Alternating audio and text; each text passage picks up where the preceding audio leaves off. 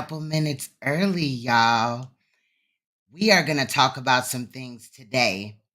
One thing that I kind of got to get, out there that I meant to cover. And recently, Brother Polight had reminded me that, I didn't cover it, not because we talked or anything, but his commentary in the last 3 videos that he has done, we're gonna have to talk about it anyway. Before we get started today, we're gonna listen to Rocky Bad, Old Rocky. Let's go.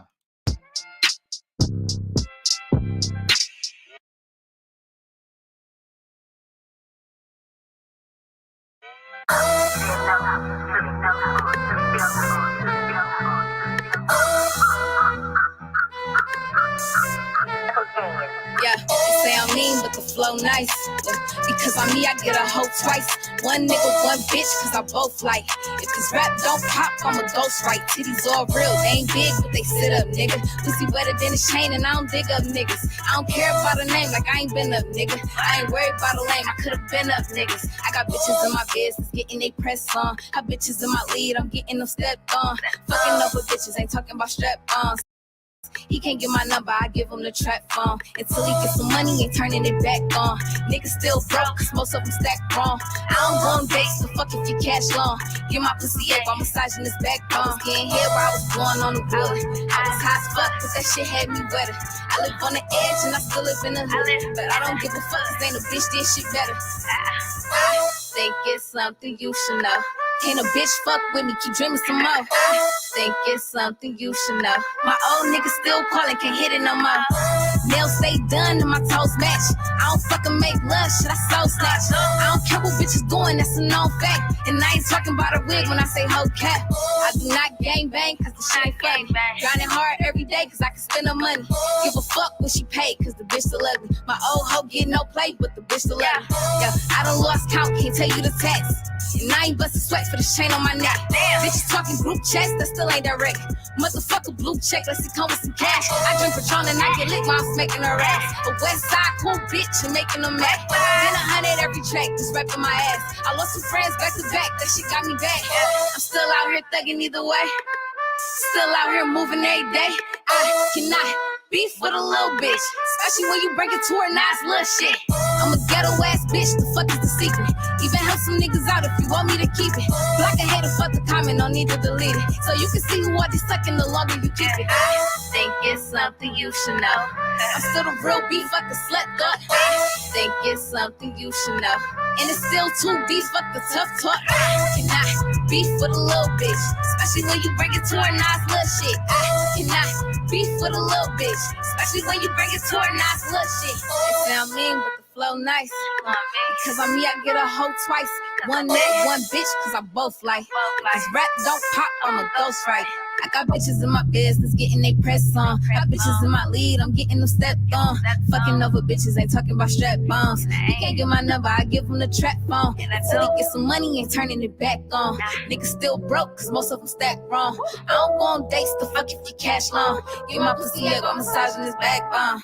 I drink Patron and I get lit while I'm smacking her ass. Bitches talking group chats that still ain't direct. I drink Patron and I get lit while I'm smacking her ass. A west side cool bitch and making them mad. What's good, Royal Family? Shout out to y'all. Hold on really quick. What's good, Emmanuel, Roll a Mile, Poetic Kales, DJ Craig B. Shout out to Godmama and Alicia. Shout out to those that are in the clouds as well, and those that will watch this after the fact. Lately I've been kind of going live randomly. When I come up here, I'm not just, re-showing you a video on YouTube. I'm actually editing it and, preparing the video for y'all. So that does take time. And then on top of that, I'm a mom, and then I also have a career. But today we're here to talk about Bob Lee, Cash App founder, who was unalived. Okay. And I really meant to talk about this. I'm late as hell on this. About 2 months ago, he was stabbed by his IT friend. He had went out with his IT friend's sister as well. You know, they were like spending some time or whatever. They were at her house at some point, and the IT brother was there as well. And well, things went bad. And I guess, Bob Lee allegedly, possibly, maybe had her using drugs and they may have did something sexual, possibly. I don't know. But the reason why I had been reminded of this is because I went back and I checked on Brother Polight. We got court next Wednesday. Well, not we, but him or whatever, and we're gonna cover it. But he has court next Wednesday for several L&L'S, delinquency, contributing to the delinquency of a minor as well. So 4 felonies and a misdemeanor. Now, I told you guys in past videos that he had titled some videos like "We're running out of time." And then he had kind of like snapped at some people, and that he was also regurgitating the fake ass testimonials of his credit repair microwave program participants, right? Because anyway, they had called him out in the chat. Now he's been rotating these same testimonials for a while, but he kind of like snapped on people in the chat. He brought up the Cash App founder, Bob Lee, being unalived and things like that. And he kind of led into it being a conspiracy, which it might be, right? But that reminded me that I did forget to cover Bob Lee and that situation. But he also made statements in there about George Soros funding people to basically defame people's characters. And since he had said it like that, it kind of had me feeling like, so you trying to say that George Soros came out here and put this case on you or whatever, you didn't do it, and basically he trying to take you down far as character wise, because you're too powerful or whatever. It rubbed me the wrong way. Shout out to Danielle Bell Gates. I see you. Something else. Salute. So we're gonna get into the Brother Polight situation, and I'm gonna kind of play this out of context because we're gonna deal with the Cash App founder first. But I do want you to remember the reason why I'm going to play this out of you know place or whatever is because I want you to remember the details of the Bob Lee Cash App founder situation being unalived and stabbed up in San Francisco. Okay, I want you to remember these facts of this case so far, and basically also this is like killing two birds with one stone because I'm able to shed light on a case that I kind of forgot about, and also, like I said, Brother Polight is going to make several statements about towards the end about Bob Lee, the founder, being unalive. Now, some of the stuff that Brother Polight is going to say, as far as the government and the world moving to a cashless society and other things like that, is facts. However, like I said, he's trying to push his credit repair program where he promises you all these things, and people have been scammed in the past from it. You're going to hear briefly also in that video from somebody that was scammed by him, some of the receipts in the case and leading up to. You're also going to hear from Sonetta, okay? But yeah, we're going to cover a lot today. But first, like I said, I want you guys to remember some of the facts from the Bob Lee Cash App founder being unalived in San Francisco. I guess Elon Musk had came out and made some type of tweet or something that he had kind of, made some accusations about this case or whatever. So I want to be careful during this part because I don't want to damage this case at all anyway, but I am going to give some type of commentary. But again, I want to start here because I want you guys to remember what has been presented as facts in the Bob Lee Cash App founder being unalived. And then when we get to that part in the Brother Polight, you could kind of match it or whatever. At this time, I just kind of feel like Brother Polight is showing me paranoia. He's showing me fear and stuff like that. And I really can't wait to get there. But again, the facts of the case over here is more important. So let's move over here. Y'all make sure y'all hit that like button so that this can get out to more people. Also, I want to play this Cash App thing so that we could kind of wait for some of the notifications to go out. So if you guys would hit that like button, I appreciate you guys so much.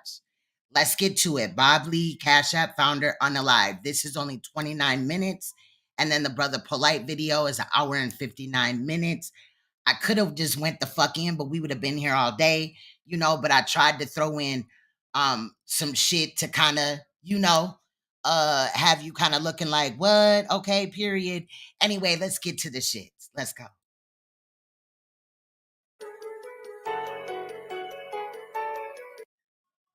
Don't start this shit, YouTube.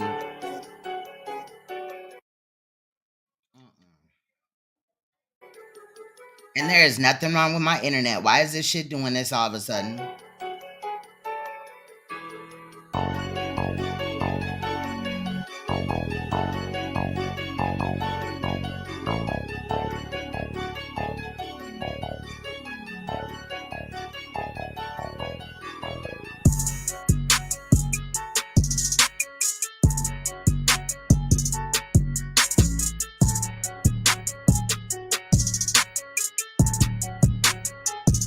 This morning, we're learning new details about the stabbing death of a tech executive in San Francisco. Cryptocurrency startup MobileCoin confirms Bob Lee was killed early Tuesday morning. Lee was the founder of Cash App and the chief product officer of MobileCoin. San Francisco police say it happened on Main Street in the city's Rincon Hill neighborhood just after 2:30 in the morning Tuesday. When officers arrived, they found Lee with stab wounds. MobileCoin CEO Joshua Goldbard sent this statement saying, quote, Bob was a force of nature. He helped to birth Android and Cash App into our world. Moby was his dream, a privacy-protecting wallet for the 21st century. I will miss him every day. San Francisco police are investigating the deadly stabbing of Cash App founder Bob Lee. Well, authorities have yet to publicly name the victim.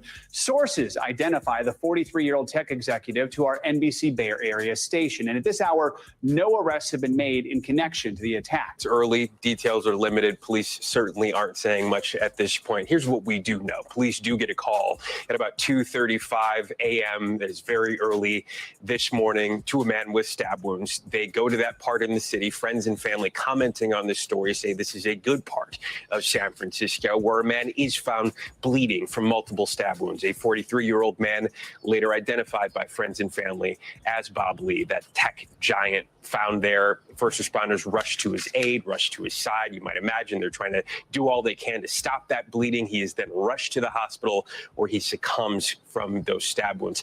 And that's all we know so far, Joe. We don't know necessarily how long he may have been bleeding out. We don't know how long or what the fatal wound may have been, or if there were other injuries or wounds to him in an attempt to take his life, just that he succumbed to those injuries. So, Steve, do investigators have any leads about a possible motive or whether there is a suspect in this case? As far as we know, Joe, no leads, no motive, no suspects, no person of interest, and certainly no arrest. In fact, we just heard recently from the San Francisco district attorney who tweeted saying that they will not stand for these horrific acts of violence, but they have not made any arrests, and they're asking the public for anybody with any information for any help. If police do have a person of interest, they're not saying anything about it so far. In fact, we've heard more, of course, from family, friends, people that knew Lee, including tech giants like Elon Musk and Jack Dorsey, all commenting on what a nice guy this was, what a giant and titan of this industry he left behind. In fact, in hearing from family who echo those same statements, but police still have a lot of work to do, and they're asking again for help for it. Now, I just want to remind you guys that this case took place 2 months ago. However, I'm going to bring you in this 30 minutes up to the current day, what's going on in the case current day. New details in the case of the San Francisco tech mogul killed in a knife attack last week. One of the defense attorneys for accused killer Nima Momeni had a scheduling conflict, so his arraignment has been pushed to April 25th. As a result, he did not enter a plea. However, court documents are out revealing that the two men had argued that night over Momeni's younger sister. He had friends and family here in support. The facts as to what occurred or did not occur will come out over time. After a very brief hearing, an attorney for Nima Momeni alluded to a not guilty plea when the 38-year-old is back in court later this month. He was seen exchanging heart signs with his sister and other relatives who are also in court. Police are not talking about a motive in the case, only confirming that the suspect and victim were acquaintances. We know they knew each other. We know that much, and we've confirmed that. Video obtained by the dailymail.com captured Lee's final moments outside an apartment building as he desperately tried to get help.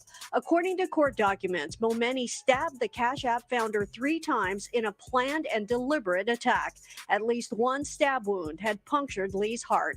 Hours earlier, Lee, Momeni, his sister, and other friends were drinking together, and Lee was heard assuring Momeni that his sister was not doing drugs or anything inappropriate. Facts will come out, but we are confident in the evidence that we have found so far. Police say the case remains under investigation. The alleged murder weapon is a 4-inch kitchen knife, which was located in a parking lot.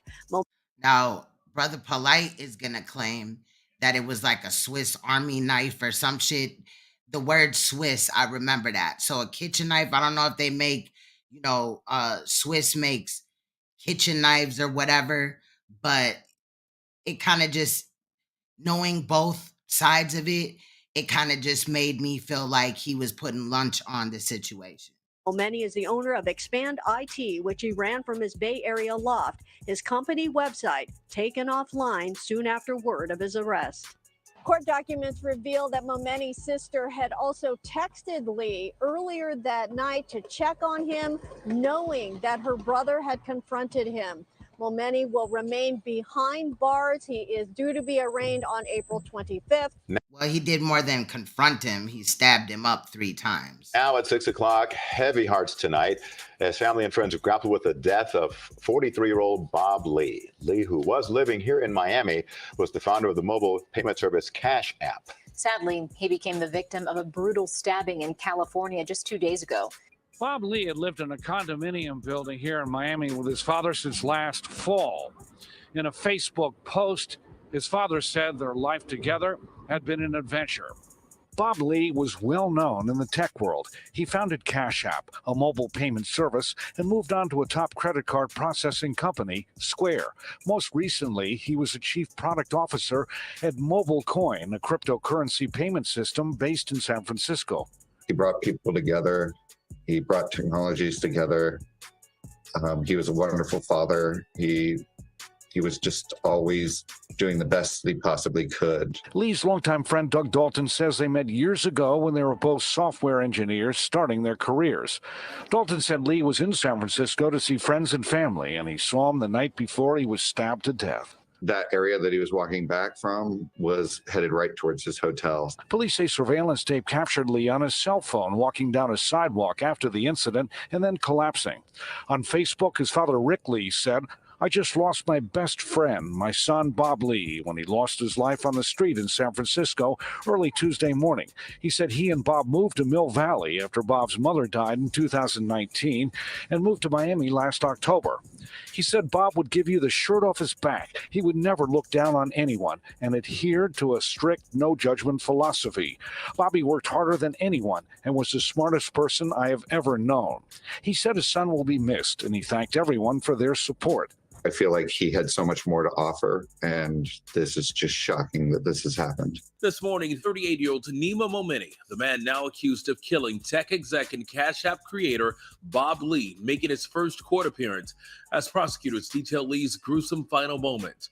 Prosecutors calling Lee's murder a planned and deliberate attack. Stabbing out of letter, responding control A1, your tech is A13, PD's around. Shortly after, Lee caught on surveillance video last week in these images obtained by the Daily Mail, stumbling in front of an apartment building before collapsing. Prosecutors say Momeni allegedly stabbed Lee 3 times, with one of the blows penetrating the heart. According to prosecutors earlier in the day, Lee, a friend, and Momenti's sisters spent the afternoon drinking hours before Lee's death. Later that night, prosecutors say Momeni allegedly confronted Lee, asking if his sister had been doing drugs or anything inappropriate. Now, I just want to let you know that the autopsy, which you will see towards the end, states that he had ketamine, cocaine, I believe. I know the ketamine part. I'm 99.9% sure the cocaine part, but I believe it was something else. Also, the suspect in the case, his first attorney, because she ended up leaving the case, states that, you know, he's innocent and basically this is a crime of passion. I think that this could happen. It could be true the way that they're stating it, not a conspiracy, as you will hear later on. Brother Polight basically say that in his mind he thinks it is, but he's also going to say that like things like this don't happen to, you know, white people, and you know, there's some nigga shit and all that. He gonna put lunch on this situation, but I do think that it could happen, and I'm interested in following the case. Lee allegedly reassuring him nothing inappropriate had happened. Police say later that night, Lee joined Momeni and his sister at the Millennium Tower, and that cameras would show the two men driving off in Momeni's BMW around 2 a.m. to a dark, secluded area. Mr. Momeni was driving. They ended up in the area of the stabbing, and that is where they exited the vehicle. And approximately 5 minutes later is when the stabbing took place. Minutes later, Lee is seen on camera walking away and injured. The BMW seen on video taking off at high speed. Police saying they found a 4-inch kitchen knife in a parking lot near the scene of Lee's murder, the blade covered in blood. So an arrest was made today in connection with the murder of Bob Lee, prominent tech executive who's formerly in the C-suite of Jack Dorsey's fintech company Block. Now, at a press conference this afternoon, authorities made it clear that Lee's April 4th fatal stabbing was not an act of random violence or robbery gone wrong. Instead, the suspect, a 38-year-old man named Nima Momeni, knew the victim. The SF police chief said... Exactly. And Emmanuel and those in the chat, I mean, as, you know, I'm not a brother, but as a sister, like, if some, you know what I'm saying, creepy girl that uses drugs or whatever, you know what I mean? Like, was creeping around my little brother, you know, and this, that, and the fifth, and possibly giving him drugs or, you know what I'm saying, something like that, and maybe, you know, having sex with him. I guess society may look at it different because in this case, you know, Nominee or whatever his name is, was taking up for his sister. And, you know, the way that I just said it with the brother thing, you know, being vice versa, maybe looked at different. But regardless, I can understand a brother being concerned about, you know, a man possibly giving, you know what I'm saying, his sister ketamine and cocaine, and maybe using it to possibly have sex with her. Maybe this is something that he did. Maybe, you know, maybe we won't hear about that. Maybe, you know, it just kind of, in my opinion, seemed like the suspect in this case that has been arrested may have known that maybe he does that to women, you know, possibly, or something like that. But just him being concerned about his sister's well-being, I can understand that. Now, to take it this far as to stab the man to death and all this and that, I don't know about that, but we don't know what happened. And again, I don't know if I said this, but I do hope that this does go to trial, because that is a way that we'll find out a lot more information than what you're probably going to find out in here. Like when the police speak, you know, they're being very tight-lipped about it and things like that. But as the case goes on, we'll find more about it. He wouldn't comment on motive in the case. We also don't know in what capacity they were connected. So at this stage, we just know that Momeni was an IT consultant. I don't know why. And Berkeley grad living across the bay from San Francisco. In terms of the criminal counts here, the district attorney says that Momeni is being charged with murder with a special allegation that he used a knife as his weapon. The arraignment is set for tomorrow, and prosecutors say they'll be filing a motion to detain him without bail. We heard from SFPD and the DA in a press conference earlier. I must point out that reckless and irresponsible statements, like those contained in Mr. Musk's tweet that assumed incorrect circumstances about Mr. Lee's death, serve to mislead Okay, I feel that, Emmanuel. the world in their perceptions of San Francisco, and also negatively impact the pursuit of justice for victims of crime. So officials there clearly taking aim at this narrative that's gained momentum in the last week that SF is a lawless city. Well, look, going after Musk, I get it, but it's kind of it was an odd thing to do. The homicide rate is up 33% from last year to this year, according to CompStat, which is the San Francisco thing. So now I don't know when this district attorney and all this and that, like, because the mayor is gonna act like they got this bomb ass team out there in San Francisco. But this man just said that the crime rate has basically escalated. So I did have to cut out some things just for time constraints or whatever. But they did boast a lot about, how they solve crimes and why they're being so tight-lipped about things. But also we're confronted by the press about some cases that they have not even gotten information on, that happened before. And so there seems to be some type of issue there where maybe the police aren't being as transparent with the people that live in San Francisco as, the prosecutor and the mayor and all that seem to think that they are. a murder is a murder. Sad. Hey, Neo. Do we know anything more about this guy, Momeni? Like, what do we know about him? Like, it was 2:30 in the morning. Oh, right. And it was welcome. At the end of a business trip for Bob Lee. He extended it by a day. We know that he's found in downtown San Francisco. A nice area. Yeah, I mean, it's, the business district. And so at this point, it really felt like that press conference was just skewing toward trying to counter the narrative over this 9-day manhunt that SF was a city of repeat violent offenders. After a tech entrepreneur was killed in San Francisco, just one block from Google's offices. Overnight, authorities confirming tech executive and investor Bob Lee was stabbed to death in this downtown San Francisco neighborhood. The father of 2 daughters and Cash App founder played an integral role in developing the Android platform, serving most recently as a top executive at cryptocurrency MobileCoin. Authorities responding to reports of a stabbing at 2:35 Tuesday morning. For a stabbing, not alert. Respond to control A1. Your tech is A13. PD's around. Surveillance video reportedly captured Lee walking across the street, holding his side after his stabbing, before collapsing 20 feet from the front door of a condo complex. He later died at the hospital. I will do everything I can to make sure whoever perpetrated this crime is brought to justice. Homicides in the city this year have increased 20% since the same period last year. We know that this has been a high-profile case, and there have been a lot of speculation and a lot of things said about our city and crime in this city. Thank you, Mayor, and good morning, everybody.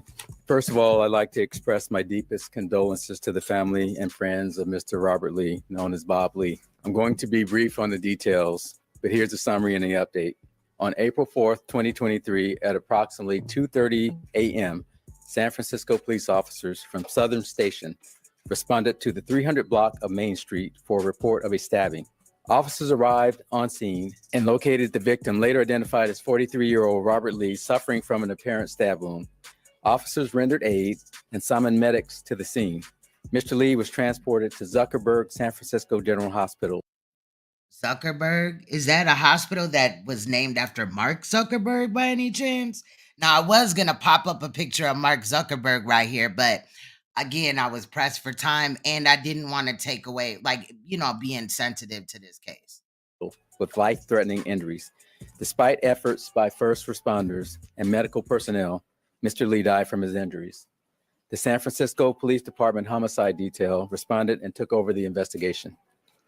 Our homicide investigators developed information that identified the suspect as 38-year-old Nima Momeni of Emeryville, California. Oh, really, Emmanuel?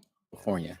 Wow. We can confirm that Mr. Lee... I could tell by just editing the press conference that there was a lot of, anger from the press. But of course, they had to keep it professional or whatever. But it just really seemed like, because they were confronting them about other cases. And again, because the Brother Polight portion is an hour and 50 or like 59 minutes or something like that, I wanted to make sure that I didn't make this one too long.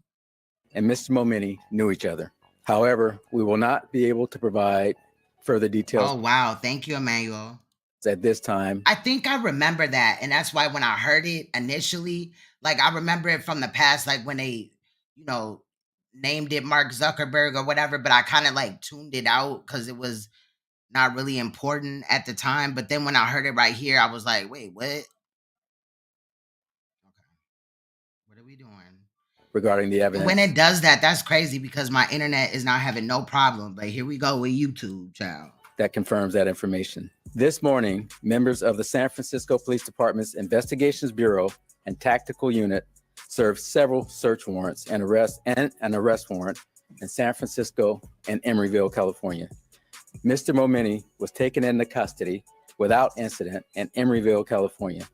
He was transported to the San Francisco County Jail and booked on one charge of murder, California Penal Code Section 187A. All right, Polight had came in making several statements, talking about time is up and this, that, and the fifth. He did make some statements about this case that we're looking at right now, Bob Lee, the Cash App founder who was found unalive. He made it seem like it was a conspiracy or only things like this happen in the hood that, multi-million-dollar, people, millionaires cannot, have situations like this kind of happen. But most importantly, he made some accusations about George Soros. Now, I feel some type of way about George Soros, but he was making statements in there like, George Soros will fund people to defame your name and slander you, and people will run with the rumors and they'll pay for bots and this and that. And that was what really caught my eye. Besides, I just want to show y'all how he's just out here, scamming his ass off so that he can come up with attorney fees to pay his lawyer. And also, how I kind of feel like he living in a hotel, off of people's money that he's scamming because he's running a credit repair microwave program for $2,000 where he'll allegedly clean your credit up and help you get all these credit cards of hundreds of thousands of dollars at your disposal, and you're not going to have to pay it back and this, that, and the fifth. But again, the statements about George Soros and that stuck out to me because we are well aware that, we can't blame George Soros for him getting 6 semen stains on that little girl. I'm just saying. So, yeah. I'd like to remind everybody that this... Yeah, it's been a long time. And if you're not aware, Brother Polight has quotations on the brother, though, and the Polight, too. But he has court next Wednesday for his pretrial in that case of that little girl, that sexual assault of that little girl, as well as on July 3rd, he will be starting his trial. The judge said there is no continuations. So myself, as somebody that covers it, I didn't really just want to come up here, all the time, just to nitpick or whatever. I just wanted to, give updates and things like that. And since we're getting close to the court date, I thought I'd go back and look, and see kind of what he's talking about. And he did speak facts about some of the things, us moving towards a cashless society, and, made some statements about eating, farm animals and things like that, but it was some of the other statements that he made that really caught my eye. Yeah, July 3rd. And he was also pressing for, since the Cash App founder is deceased, they're pushing a FedNow app program where everything will be cashless. So you won't be able to just, have paper money anymore and this, that, and the fifth. And he says that starts July 4th. So it's just kind of weird. With his court date coming up, it seems like he's trying to grab as much money as he can. I do kind of think that he may try to take off. And that is, in my concern, he may show up for pretrial or that may take place. But right before, trial, he could take off because he is out on bond. So this case is not done with yet. We've been covering it for the last 2 years almost. And we're about there. So we'll see what happens. This is still an open and ongoing investigation. and we will not be able to provide further details at this point. I want to assure everyone that our investigators have been working tirelessly to make this arrest and bring this case to justice for the Lee family and his loved ones. With that said, just a reminder, we won't be Good, Wax Dog. Shout out to everybody up in here. Bush Baby, Virtuous Woman. able to provide many details in this case today, but this is an ongoing investigation. We still have work to do in our job. Yeah, that's what he's claiming. And again, remember the dates, okay? He's got pretrial on June 21st, and he's got trial on July 3rd. And then he's saying July 4th is when we're switching to cashless, society, and everything it's hard on your ass. So hurry up and send him your $2,000 so that you can get into the program. And 90 days later, you're going to hear it. And if you guys know, right? Sometimes you guys might be just chilling, minding your business, enjoying your family or enjoying your day or stressed about your day or whatever, right? And you get a phone call and the number doesn't look familiar, but you answer it anyway. And on the other end is a fucking telemarketer talking their ear off, running a script to you that sounds very scripted. That is what you're going to hear in the Brother Polight thing. You're going to hear it over, and I intentionally, because that's what he said, right? I intentionally played that part over and over and over again because I want you to see how important it is for him to come up with his attorney fees,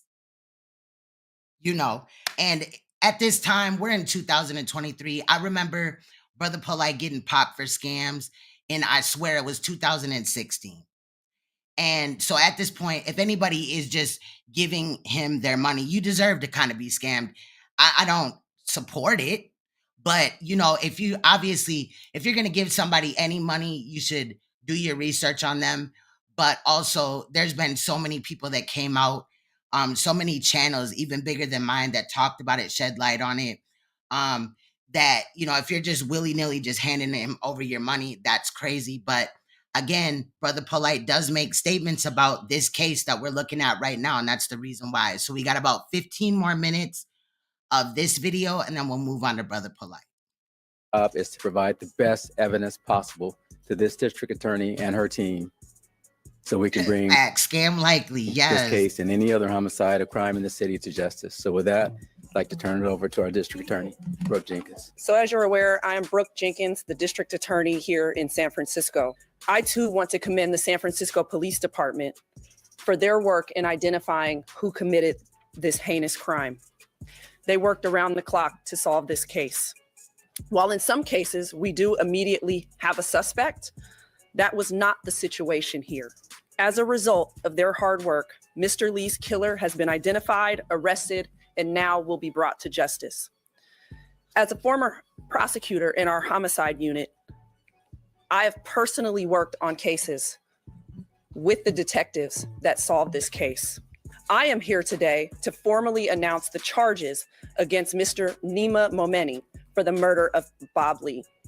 The specific charges that we are filing today include murder in violation of Penal Code Section 187, as well as a special allegation, also known as an enhancement, alleging that this murder was committed with a knife. As for next steps, as I know you all are eager to follow this case, Mr. Momeni is expected to be arraigned in Department 10 of the Hall of Justice tomorrow afternoon at 1:30 p.m. Now, I just want to interrupt really quick because there was several arraignments that were postponed. Okay, there was a lot of things that happened, and again, this case started 2 months ago, and I'm bringing you in this 30-minute video current to date on this case. My office will be filing a motion to detain Mr. Momeni without bail to ensure that he remains in custody during the pendency of this case due to the obvious and severe public safety risks that we believe that he poses to the public. As you already heard, Mr. Lee was murdered by somebody that he knew. Well, we followed the evidence, and there is a lot of evidence. And again, there's still work to be done on this case. So, and there's still evidence. Exactly. That enhancement ain't no joke, bruh. It's tight on dude ass. That's why I'm saying I really think this is going to go to trial. that we need to locate. So we are very limited in what we need to say at this point, but we have to put the case first. So we won't be able to go into details about any evidence today. Well, the evidence shows that they knew each other, and that's about as much as I can say. You know, this case started over a week ago, and we've been working around the clock since then. So the things will come out as this case proceeds, and particularly when it gets to court. But at this point, that's about as much as I can say. I will say this. We've been on this round the clock from the start. Well, can't say anything about the motive at this point. But we do know that they knew each other. The evidence has told us that.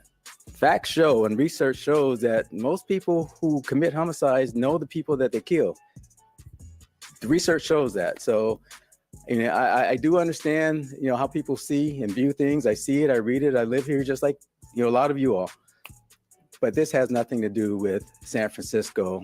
This has to do with human nature. And in terms of what Mr. Lee had on him, that will come out in, as far as the investigation, that will come out as the investigation proceeds. Well, the case is not closed yet, but at this point, we're focused on the person that we know is the suspect. So the case is not closed. Mr. Momeni is our focus and the single suspect in this case. Let me just clarify. We served 2 warrants, 2 search warrants in San Francisco, and an arrest warrant and search warrant in Emeryville. What I will say is this. We've said multiple times now that we're not going to discuss any other facts about this investigation. This is still an ongoing investigation. We are not at the end of the road. We are truly at the beginning of the road. My office has to, again, have sufficient evidence to be able to prosecute this case to a jury, which to do that, his department still has more work to do. And so at this time, we would ask that you respect that fact. We have a family who's entitled to justice here in this case. And the only Thank you for the information, Emmanuel. only way that can be delivered to them is if we protect the integrity of this ongoing investigation. I know she comes off as very like high self-esteem, which is a good thing, right? I'm just kind of wondering, like, what was the past things, and was she, you know, over everything? Was she in her position at the time that these past things did not get addressed, that were brought up in, you know, the police situation or whatever with past situation? I'm just saying, it just seemed like a lot. And again, I just had to cut something. We know they knew each other. We know that much, and we've confirmed that. And there's still some work to be done. So what I don't want to do is put out information that's going to come back and haunt us or the prosecution of this case. So I understand how this lady right here, she's the mayor. Yeah. Hard that is. I know everybody wants answers, but please be patient with us on this, because we definitely looks better than Lightfoot, child. Where we are in terms of the arrest, the filing of charges. There's still more work to be done, though. And sometimes, you know, we have evidence that we have to continue to develop. We have to continue to corroborate. But we are confident in the evidence that we have found so far. And that's really limited to what I can say now, because we do still have work to do on this case. Even though we had enough to arrest in the file, as the district attorney and I have said, we still have work to do. And so now, as you've heard, we do have some facts that we can offer, which is that the killer was a known person to Mr. Lee. But at no point have I tried to represent what happened here, because I guess I like how assertive she is with her voice. You feel what I'm saying? Until now, no one knew. I'm talking about that lady that was just talking right This there. is something apart from things that we have seen. We all understand, I live in San Francisco as well, that we have had issues. I'm just saying, Lightfoot looking scary as hell. Child, I had seen some pictures and I was like, She was finna go up on the community tab a couple of days ago. But what's good, Sexy 30 Justice? Salute to you. With crime. That is why San Francisco made a choice to want new leadership in my office. And I've been working alongside the chief and the mayor to make sure that public safety is a top priority in the city, that we move the ball forward so that San Franciscans, like I said, don't just feel safe, but in actuality are safe. Thank you again to our district attorney, Brooke Jenkins, and our police chief, Bill Scott. What the people of San Francisco have asked for time and time again as it relates to crime in our city has been accountability. And that's what you see with the two leaders joining us here today is accountability to make it clear that people who commit crimes in our city of any capacity will be brought to justice. That is our goal, to make San Francisco a better, more safer city for each and every one of us. Thank you so much. And see, that's why I'm interested in seeing how they handle this case. I really want this case to go to trial because I want to see, I want to see that courtroom. I want to see the question. I want to see everything. I want to know the details. New information in the high-profile case against the man charged in the stabbing death of Cash App founder Bob Lee. Nima Momeni was back in a courtroom today, but his attorney asked to actually postpone the proceeding. Nima Momeni walked boldly into court Tuesday at what was scheduled to be his arraignment. Instead, the entering of a formal plea of guilty or not guilty was delayed again. Paula Canny, Momeni's defense attorney, says she is waiting to enter a plea to make sure her client can operate on his time frame, not the prosecutor's. Now, what a character this is about to be, y'all. Pay attention. Of course I'm pleading not guilty. He is not guilty, okay? Child, what? She looks weird as hell, crazy as hell. She look like she got bodies in her basement, child. I don't trust it. Okay, I'm going to enter that plea, but what I can't decide about is whether or not to waive time or not waive time for the She missing an earring, child. What is going on? Was she fighting in the parking lot? preliminary hearing. And that's what I need the 2 weeks for. District Attorney Brooke Jenkins says her team was ready to proceed Tuesday, but that it's not unusual for defense teams to delay, looking for an advantage. The defense has the ability to continue this arraignment as long as they wish. Mr. Momeni is in custody, and the law views it as though it is his choice whether or not to exercise his rights to a speedy hearing or any other part of this criminal justice process. The autopsy report for Bob Lee has now been released and says Lee died after being stabbed in the chest, which resulted in injuries to his heart. The final report also reveals that the tech exec had cocaine and other drugs in his system at the time he died. Paula Canny may have provided a clue as to how she will For real, because she just like cracked off, but she do look scary. I ain't taking that back. Now, she might be a good attorney out there and all that, but yeah. defend her client, saying people on drugs sometimes act erratically. There's a lot, sometimes a lot of drugs in Bob Lee's system. I mean, Bob Lee's system is like the Walgreens of recreational drugs. Damn, that literally was low-key inappropriate, but gave off like firecracker vibes, like, ooh, they can get it or whatever, right? But she's about to resign from the case and won't say why. Like, I want the case to be done already. I want to see the trial, of course. I want to, smell the courtroom, through the TV or, the YouTubes, right?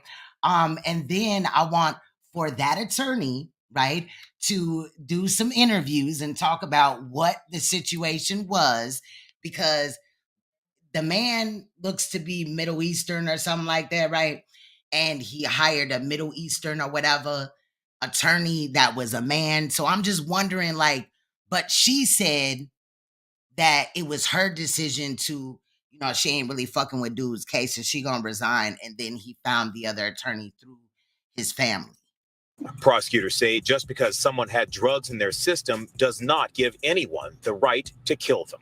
We are accustomed, retired hippie, I feel that. prosecutors to having the reputations of our victims be denigrated by the defense. That is a customary defense tactic that is normal, sadly, in the work that we do. Momeni is due back in court to enter a plea May 18th, 9 a.m. Momeni now has a new lawyer. Inside this San Francisco courtroom, the court case for Nima Momeni, the man accused of killing Cash App founder Bob Lee, took a sudden turn. High-profile attorney Paula Canny filed paperwork to remove herself. Yeah, he was arrogant to the point to where he reminded me of Brother Polight's attorney. As Momeni's attorney. I filed a motion to withdraw, so I'm not his lawyer anymore. As for why there's been a split between Canny and her client, sincere. Canny says she can't. Come on, comment beyond saying there was a conflict of interest.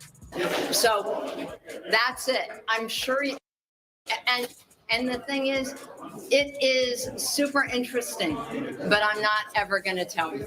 Well, Kenny, she said she not ever gonna tell us. He can't disclose the reasons behind her decision. She did say that it was her decision. I filed a motion to withdraw. If I was fired, then a new lawyer would have come in. Inside the courtroom, Momeni agreed to delay what was to be his Not in court yet because he's been continuing the case. But the case pre-trial is next Wednesday, and then trial is July 3rd. preliminary hearing to see if there's enough evidence to proceed to trial. Momeni now has a new attorney. Sam Zengana is an attorney working in Florida. It's unclear What the fuck, he's allowed to practice in California. With the change, bro, this is ridiculous, bro. There's nothing wrong. There's nothing wrong with my internet. Momeni now has a new date set for his preliminary hearing. That date is now set for June 13th. Of course, you already know. I've given updates throughout the case.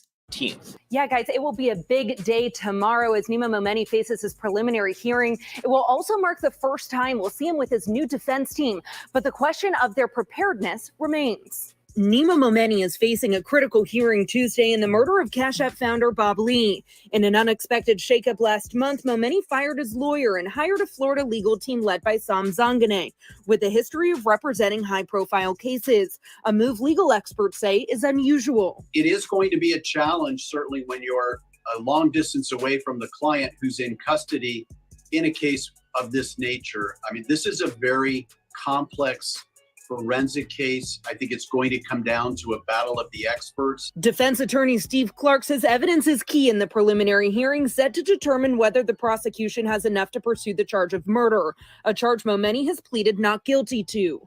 This is a monumental investigation with a lot of forensic evidence that needs to be analyzed by both sides' experts. And I think it is very difficult to conduct a preliminary hearing this quickly when you're just coming into a case because you only get one preliminary hearing. A key piece of evidence, Clark says, is testimony from Momeni's sister, Kazar, who the prosecution has suggested had a relationship with Lee prior to the fatal stabbing. She could be the wild card here in this case and explain the relationship between her brother and Mr. Lee and put a context to it. Momeni has a history of knife-related violence. According to a recent Chronicle report, Momeni allegedly stabbed two teenagers in 2005 when he was 20 years old in what's described as a violent altercation. Momeni was listed as both a suspect and a witness, but he was not charged in the incident. He turned state's evidence. But remember that when Brother Polight says what he says, because let him tell it, these type of things don't really happen to white people type of shit or rich people. Prosecutors last month revealed that the knife used to stab Lee matches the brand of cutlery found in Momeni's sister's apartment, where the three were seen hours earlier. Anyone who's capable of violently killing someone in society is a public safety risk, regardless of whether we think a murder was intentional or not. It's somebody who's capable of taking another human life. Piles of evidence are being examined as the defense comes up to date in this case, including a 911 call by Lee that Clark says could be critical. Obviously, the fact that Mr. Momeni apparently brought the knife with him is suggestive of premeditation. I think it'll also be interesting to see what Mr. Lee said on the 911 call. Did he describe the event at all, knowing that he was perhaps going to pass away? Time is not on the defense's side. Momeni has previously pushed for a speedy trial, but moving too quickly, Clark says, could put his team at a disadvantage if unprepared. Momeni faces 26 years to life in prison if convicted. For the man accused of killing tech executive Bob Lee, Nima Momeni appeared alongside his new defense team. For the first time today, we heard from Nima Momeni's new legal team, and they say that shakeup is bringing Momeni and his family more confidence in his defense. Nima Momeni's defense team is getting a fresh start after the man accused of fatally stabbing Cash App founder Bob Lee chose to shake up his defense team. Whatever happened in the past is in the past. We are fresh eyes, fresh perspectives. Through a member of his family, Momeni was led to Miami-based defense attorney Sam Zanganeh and Bradford Cohen, known for representing high-profile clients. Zanganeh wouldn't speak to his new legal strategy, but suggested difficulties obtaining complete case files from Momeni's former team led by Polight, who split over an unknown conflict of interest. Last month, she maintained her former client's not guilty plea. A cross between self-defense and accident. Neither new lawyer on. How would that be self-defense or accident? Is she saying that the victim tried to take the life of, you know what I'm saying, the suspect in this case? Or is she saying that the suspect fell into the man, 3 times because he was stabbed 3 times? On Momeni's new legal. Where's the accident at? Team is licensed to practice in California, a procedural matter that is further postponing a preliminary hearing as the team builds their defense from scratch. We're in the What's good, Derek? How you been? infancy portion of doing our due diligence. A 6-hour flight between defendant and attorney. Zanganeh has tapped several local attorneys to assist the team in navigating the San Francisco legal circuit, including former homicide prosecutor Tony Brass, who says he brings in a host of resources, having worked as a prosecutor and defense in San Francisco for decades. I know this courthouse about as well as I could. And so I think that's a real contribution to this team. I think Mr. Momeni is comforted by that. Cameras were not allowed in court Tuesday, where Momeni appeared in an orange jumpsuit.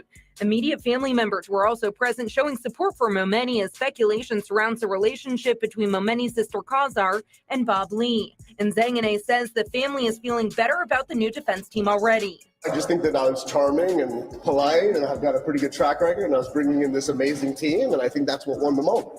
We can expect to see Momeni and his new team at the preliminary hearing, which has been set for July 31st. Involving the stabbing death of Bob Lee. The autopsy released late today reveals the Cash App founder died on the operating table after being stabbed 3 times, twice in the heart. Lee had cocaine, ketamine, and alcohol in his system at the night of his death. According to the report, doctors at Zuckerberg San Francisco General worked for nearly 4 hours to try to save his life. Prosecutors say the suspect, Nima Momeni, got into an argument with Lee over Momeni's sister. That's when they say Momeni stabbed Lee with the kitchen knife. A witness said Momeni and Lee had argued earlier in the day over whether Momeni's sister had been doing drugs in Lee's company. All right. So that is that one. I will be watching over that case to kind of see that one, though. The no commentary version will go up on True Crime TV. That is my true crime channel. But now we're going to get into the brother Polight situation. I do have to, around a certain point, I have to mute the audio because Sonetta had said a slanderous word to members of the LGBT community. So I thought I had gotten it out, but I forgot he said it twice. I was kind of rushing with this edit, but this edit right here is brother Polight making several statements about, where the world is heading, and some of it is correct, but the reason why he's giving you these truths is because he knows that people, we're in the age of information. People will look things up and stuff like that, right? And then he feels like confident that if he throws out, certain words or whatever phrases, and you can look it up on your own, then that means that you should trust in him. Give him $2,000 so that he can do the credit repair microwave program where he'll raise your credit score up and do all these things. You'll also hopefully notice that it's like a script that he has memorized, as a lot of what he says is just off of his memory, and he runs it like a script, okay? He's going to make statements about the case that we just looked at, basically say that only happens in white communities, and that it's a conspiracy. I kind of clipped out some of the more conspiracy things out because that's not really allowed on YouTube no more, child. But he did make a lot of statements that are concerning, and one being that he thinks that George Soros is out here running programs or whatever, paying people to slander people's name. Now, why? I'm not saying that George Soros doesn't do that, right? He'll say that, George Soros is paying bots and people to slander people's names and stuff like that, put rumors on people, allegations, and this, that, and the fifth. And it just led me to believe that he's trying to act like George Soros is the reason for this case. He's also going to flip out on some of the people in the chat because they're asking questions about the testimonials. They're stating how they feel that they're fake, and things like that. So that's kind of where we're headed with this video. It is 1 hour and 57 minutes on the dot. And this video will end up on Queen's Throne TV. So you can check it out there without commentary tomorrow, as well as the first one that I shown that will be on True Crime TV. Anyway, let's get into it. What did you say? Whatever happened with what? Whatever happened with what, Les?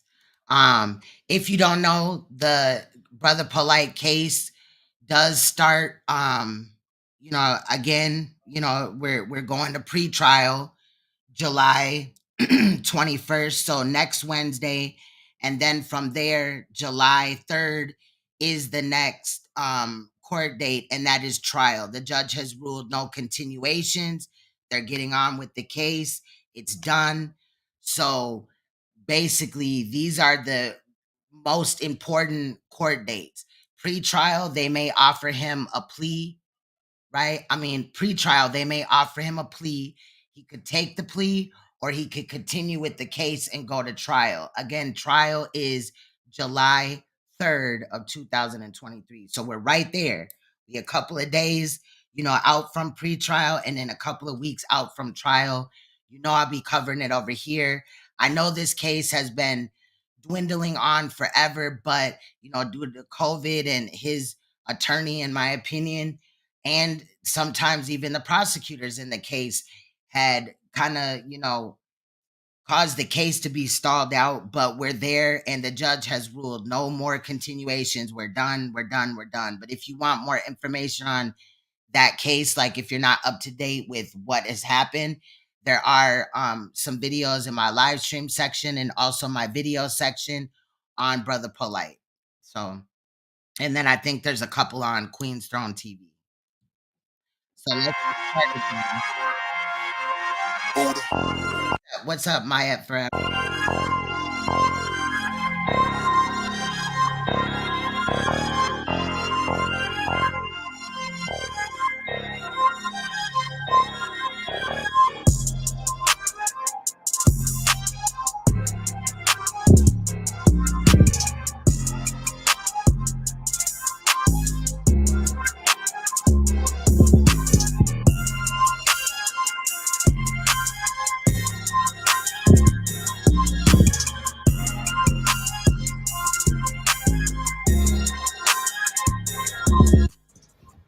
Blessings in abundance. It's Brother Polight, and I'm here to talk to you about us running out of time. We definitely running out of time, and we really need to take things to the highest level to ensure that we're safe and our family members are safe.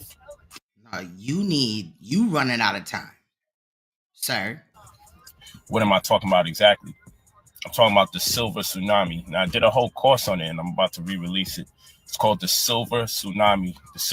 Now, again, some of the things he's going to tell you is the truth. Like, if a telemarketer calls you, they may tell you that, viruses can take over your computer and this, that, and the fifth, right? But they could be running a script on you. Whether they're a scammer or not, they're running a script on you to get you to buy into their program. And you'll see that's what he's on. Tsunami is the collapse of Social Security. We talk about people's pensions plans, their future is at stake.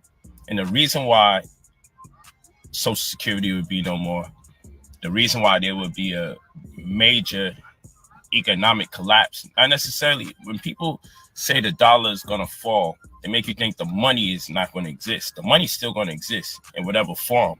But by the dollar falling, we meaning that the price of living will be so overwhelming on this side of the world that if you haven't established yourself as a investor, accredited investor, even if you haven't established yourself in the 5% of the people that have wealth, which is the ability to grow more money, then you're going to inevitably suffer. You got to look at the 500 companies that are laying people off left and right. You got to look at the new AI technology that gives reason for people to lay off human beings because they no longer need human beings. It's called the silver tsunami. The silver tsunami is when you have way too many younger people, way too many older people, and not enough people in the middle that make up the labor force, not enough people in the middle that make up the working class. Why is this important? Because the working class composes of people that's around the age of 30 to 35, even 40 years old. This is the age that most commonly buys houses for the first time. Like seriously starts buying houses and settling down, really around 35 or so. Reason why this is important is because if you have too many people that are in their 60s and the lifetime expectancy is age 72, that's when we're supposed to die, the average. Facts. Oh, we gonna dig into that during the video. You know, I kind of let him talk and run his mouth and shit. Then I bang him over the head with an edit. You know what I mean? Lifetime expectancy is age 72. Then if you have too many older people won't be alive to take care of their homes or pay their bills. You have too many younger people, they would not have gotten the opportunity to even purchase homes. Homes are very important. The reason why homes are very important is because people have to pay property taxes. And when you pay property taxes are allocated in villages to make sure that you have school lunch, lights, in general, lights on the street, lights in school, pay your school teachers, pay your fireman, pay for the fire department, pay for the policemen, policewomen, pay for legal aids, keep the roads and the highways smooth, pay for the doctors. You know, property taxes is responsible for the infrastructure of society. Pay for the doctors? Huh? Then he gonna run the pharmaceutical score, you know, because he talking about credit score. He talking about the pharmaceutical score and the social media score. Like this nigga, bruh, he just be saying words, child. Most of the money that they make from real estate is accumulated by the debt that they put people in. But if there's too much people under 30 years old, particularly in the 18-year-old and younger range, and too many people in the 50-plus-year-old range. That's a 30-year damn near age gap or some shit. And not enough people in the middle that keep this thing going, the workforce, the labor force. And what happened to the people in the middle? New homeowners. Then that's called the silver tsunami. I hope you guys are walking with me. It's called the silver tsunami. And this means that life will inevitably become extremely difficult for the likes of whom are not prepared for the silver tsunami.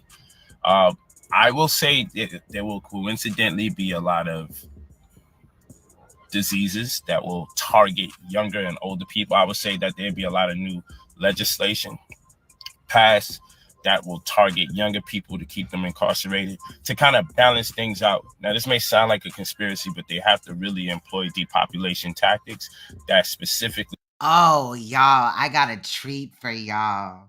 Alicia said after the rap he did when, yeah, okay, look. So remember how I said that I was going to reverse, right?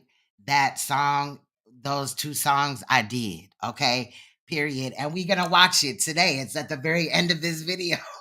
We target older people and younger people to kind of polarize themselves in this experience as far as economics is concerned, to kind of neutralize the ensuing problems that will arise when you have too many younger people and too many older people. Again, it's first of all, I wouldn't even be able to take him serious if it was just like a first glance situation, like I didn't know about him and all this and that. He looking around like you're talking about money. You're supposed to be paying attention, okay? And you want me to believe what you're saying. So eye contact is a motherfucker when people just look around, and some people do look around, you know, maybe they got ADHD or whatever. But I'm just saying, like, you up here asking for people to send you $2,000. And you over here looking around at everything else, child, like, it's what? called the silver tsunami. This means that hyperinflation is going to become more hyper. This means that food inflation is going to become more ridiculous, meaning that you're going to have food that lesser quantity of food costing more money than it used to when it was more quantity. So, and I call that stating the fucking obvious. Lesser food costing, like, we already know that food prices are high as hell. More money. That's what that means. Food inflation.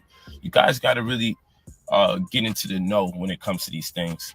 You know, that's why I got the credit restoration amongst many things set up. I'm gonna start up the classes and the courses again for you guys. Not full inflation, food inflation. Yep, of food inflation. So, you know, this is important, man. Get it together. Can't warn you guys enough.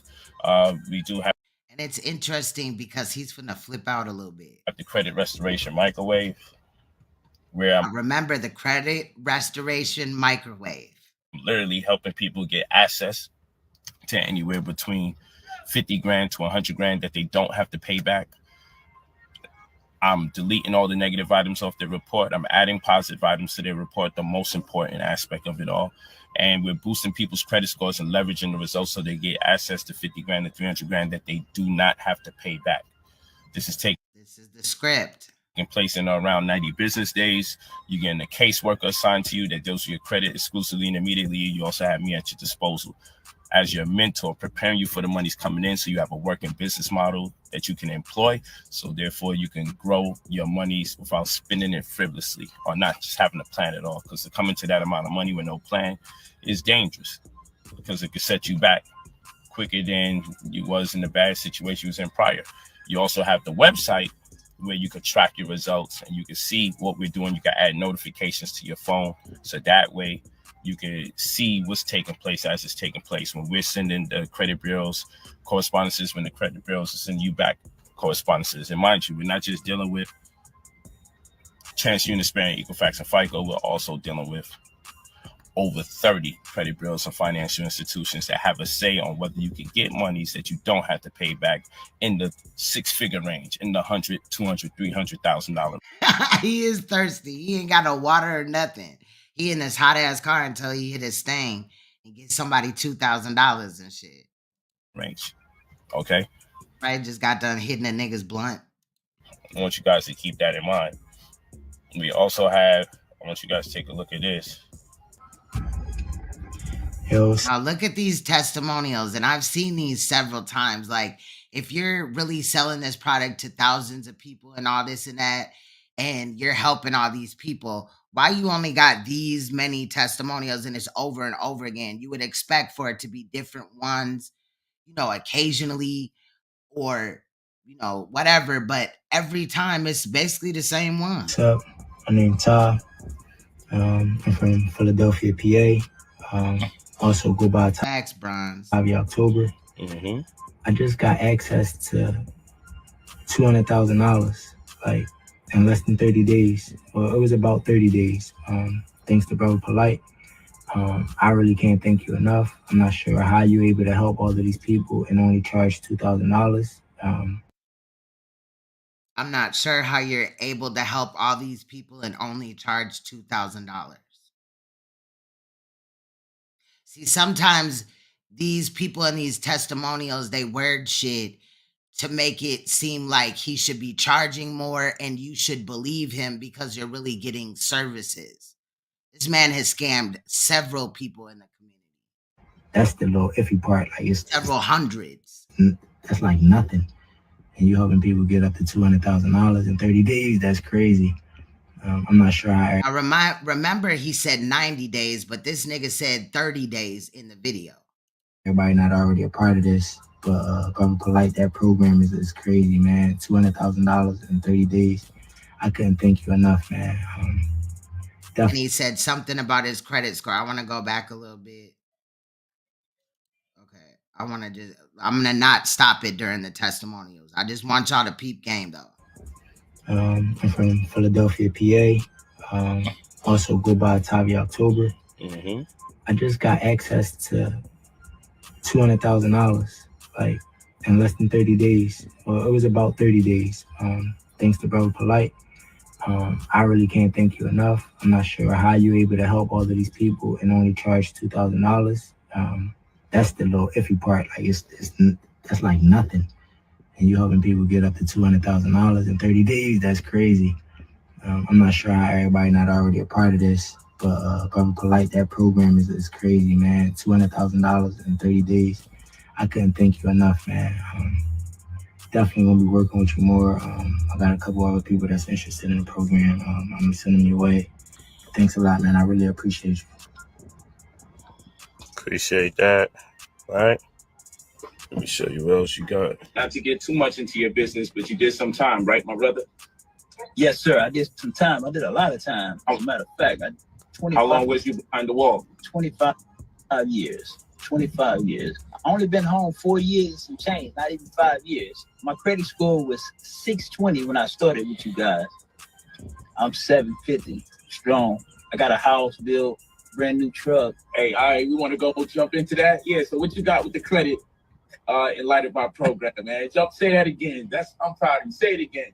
Got a house built, brand new truck. I'm in power, man. Like from the ground up. I ain't, man. You told me that picture of your house, man. That's looking big, man. So, you know what's funny? Because people be like, oh, 20,000, because they hear a large amount of money. For some reason, our people only want fucking pennies and nickels and dimes. When you start breaking down the science, you don't even realize that all these other races been using insurance and credit to their advantage to get a head start over us. That's the goofiest part. Brother Light, I got special testimony here, and I just want to make it clear, not only is student loan illegal, but we can get you a refund for it. I worked with Paul, did the whole credit thing. Thanks, Patricia. Brought my score from like 100 to 150 points, and it's still going up. He just checked and gave it with another 20 points. Go ahead. I had student loans on there. I'm thinking like, man, can't nobody get rid of these. I go to Paul, they already gone. Now watch this. I want you to come. Look at this. This is the email he got. Because not only do we get rid of student loans, we get you a refund. They say they're going to give him a refund. They got to look into it. Look at this. So this from the U.S. Department of Education. So you know this is official. And boom. This is what I'm saying. Like, hold on. I'm going to show you guys some more stuff. Hey, my name is Lloyd Johnson. I'm in Columbus, Ohio. I just want to do a short video saying Brother Polight really helped me. My score went over 100 points. And just today, I really think that Sanetta's niece, yeah, that's going to come up in about, I think like 30 minutes or whatever, because I kind of just let him talk and run his mouth for a while. And then I noticed some shit, so I do speak up in here briefly. But that's going to come up. But I think that he got a lot of this credit stuff from her because she allegedly helped Sonetta with her taxes, or he says that in the clip with him and Sonetta going back and forth. I had to run over to Concealed Ringleaders and grab that video because, man, we definitely needed that. Received an email saying that I'm gonna get a settlement from the Equifax. All I gotta say is thank Polight. You know what I'm saying? But hold on, I got some stuff for you guys. Here goes some. I had to do a video. I'm Steve from Youngstown, Ohio. My scores jumped up like crazy. With Equifax, it was about 77 points, and Experian was 99 points. Everybody, if you're watching the videos and watching Brother Polight spill his spill, he's real, man. They really work with you, and they call you. Yeah, that's the one. I just let the process go. You ain't got to keep calling them over and over again. Let them do their business, and then they'll hit you back, and they'll keep up with you. Brother Polight, I just want to thank you once again, man. And I'm with y'all for life. Let's make this happen. Let's do this. You see the brother say, they sound right, and then he this one got on sunglasses. Like, what the fuck? Suspect. Thank you. They look suspect. Somebody said in the chat, these look suspect. Polight and his team for the credit restoration program. My name is Davon Copeland. I'm from Pittsburgh, Pennsylvania. And thanks to Brother Polight and his team, it was able to help me bring my credit score from the mid 600 to the high 700s. And we are currently still working together. So thank you to you and your team. You guys' program is awesome. I think it's very helpful. Sincere, I'm dead. And I'm grateful for your program because I'm confident it's going to help me going forward. Thank you. My name is Bertram. Everyone don't know I as Blast within Atlanta, Georgia. And we give thanks because when I first joined the program, the credit score was around 618. And now it's there. Bucket of chicken and a motherfucking 2-liter of pop. 774. You hear that? That's 774. So Brother Polight, one big up on yourself. And we pray you don't feel no way, you know, come here call and blow up on your phone and things. But you know, me I just, you know, wanting things, you know, to work out and just greatly anticipating things. But we get a link from the man today. And tomorrow on my birthday, you know. So today I'm May 11th. And tomorrow I'm May 12th, which is my birthday. And we couldn't get a greater call than from Brother Polight today to make I know that everything is on track. So again, give thanks, King, for everything. We pray blessings. I continually be with the ISNT family. And again, we just anticipating things to get greater and greater. And one love, you know, King? Yes, I big up Brother Polight for everything you know I do. Yeah, you feel me? But you know, people always gonna find something wrong, no matter how much testimonials I bring to the table. Somebody always got a problem with something. Somebody always got a problem. That's what's crazy. Hey, family. Brother Polight, he's my brother. That's right, family, man. Follow his movement. Smart man. He help you invest. Help take your credit to the next level. You already know. My man, brother. Polight. My brother, Money May. So, you know, you said the people look suspect. Does Floyd Mayweather look suspect? Herb Wise? Who's silly enough to ask me if these are testimonials? What do y'all guys think? Do you think he was just watching testimonials? Like, this is why I can't deal with certain people, man. You know what I'm saying? Like, people just... it's like, why you watch?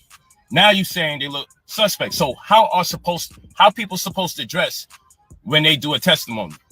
How they supposed to sound? You making fun of the brother because he's a Rasta. That's how he speak. If you ever been to fuck... And Polight look crusty. And this video was recorded in 240p.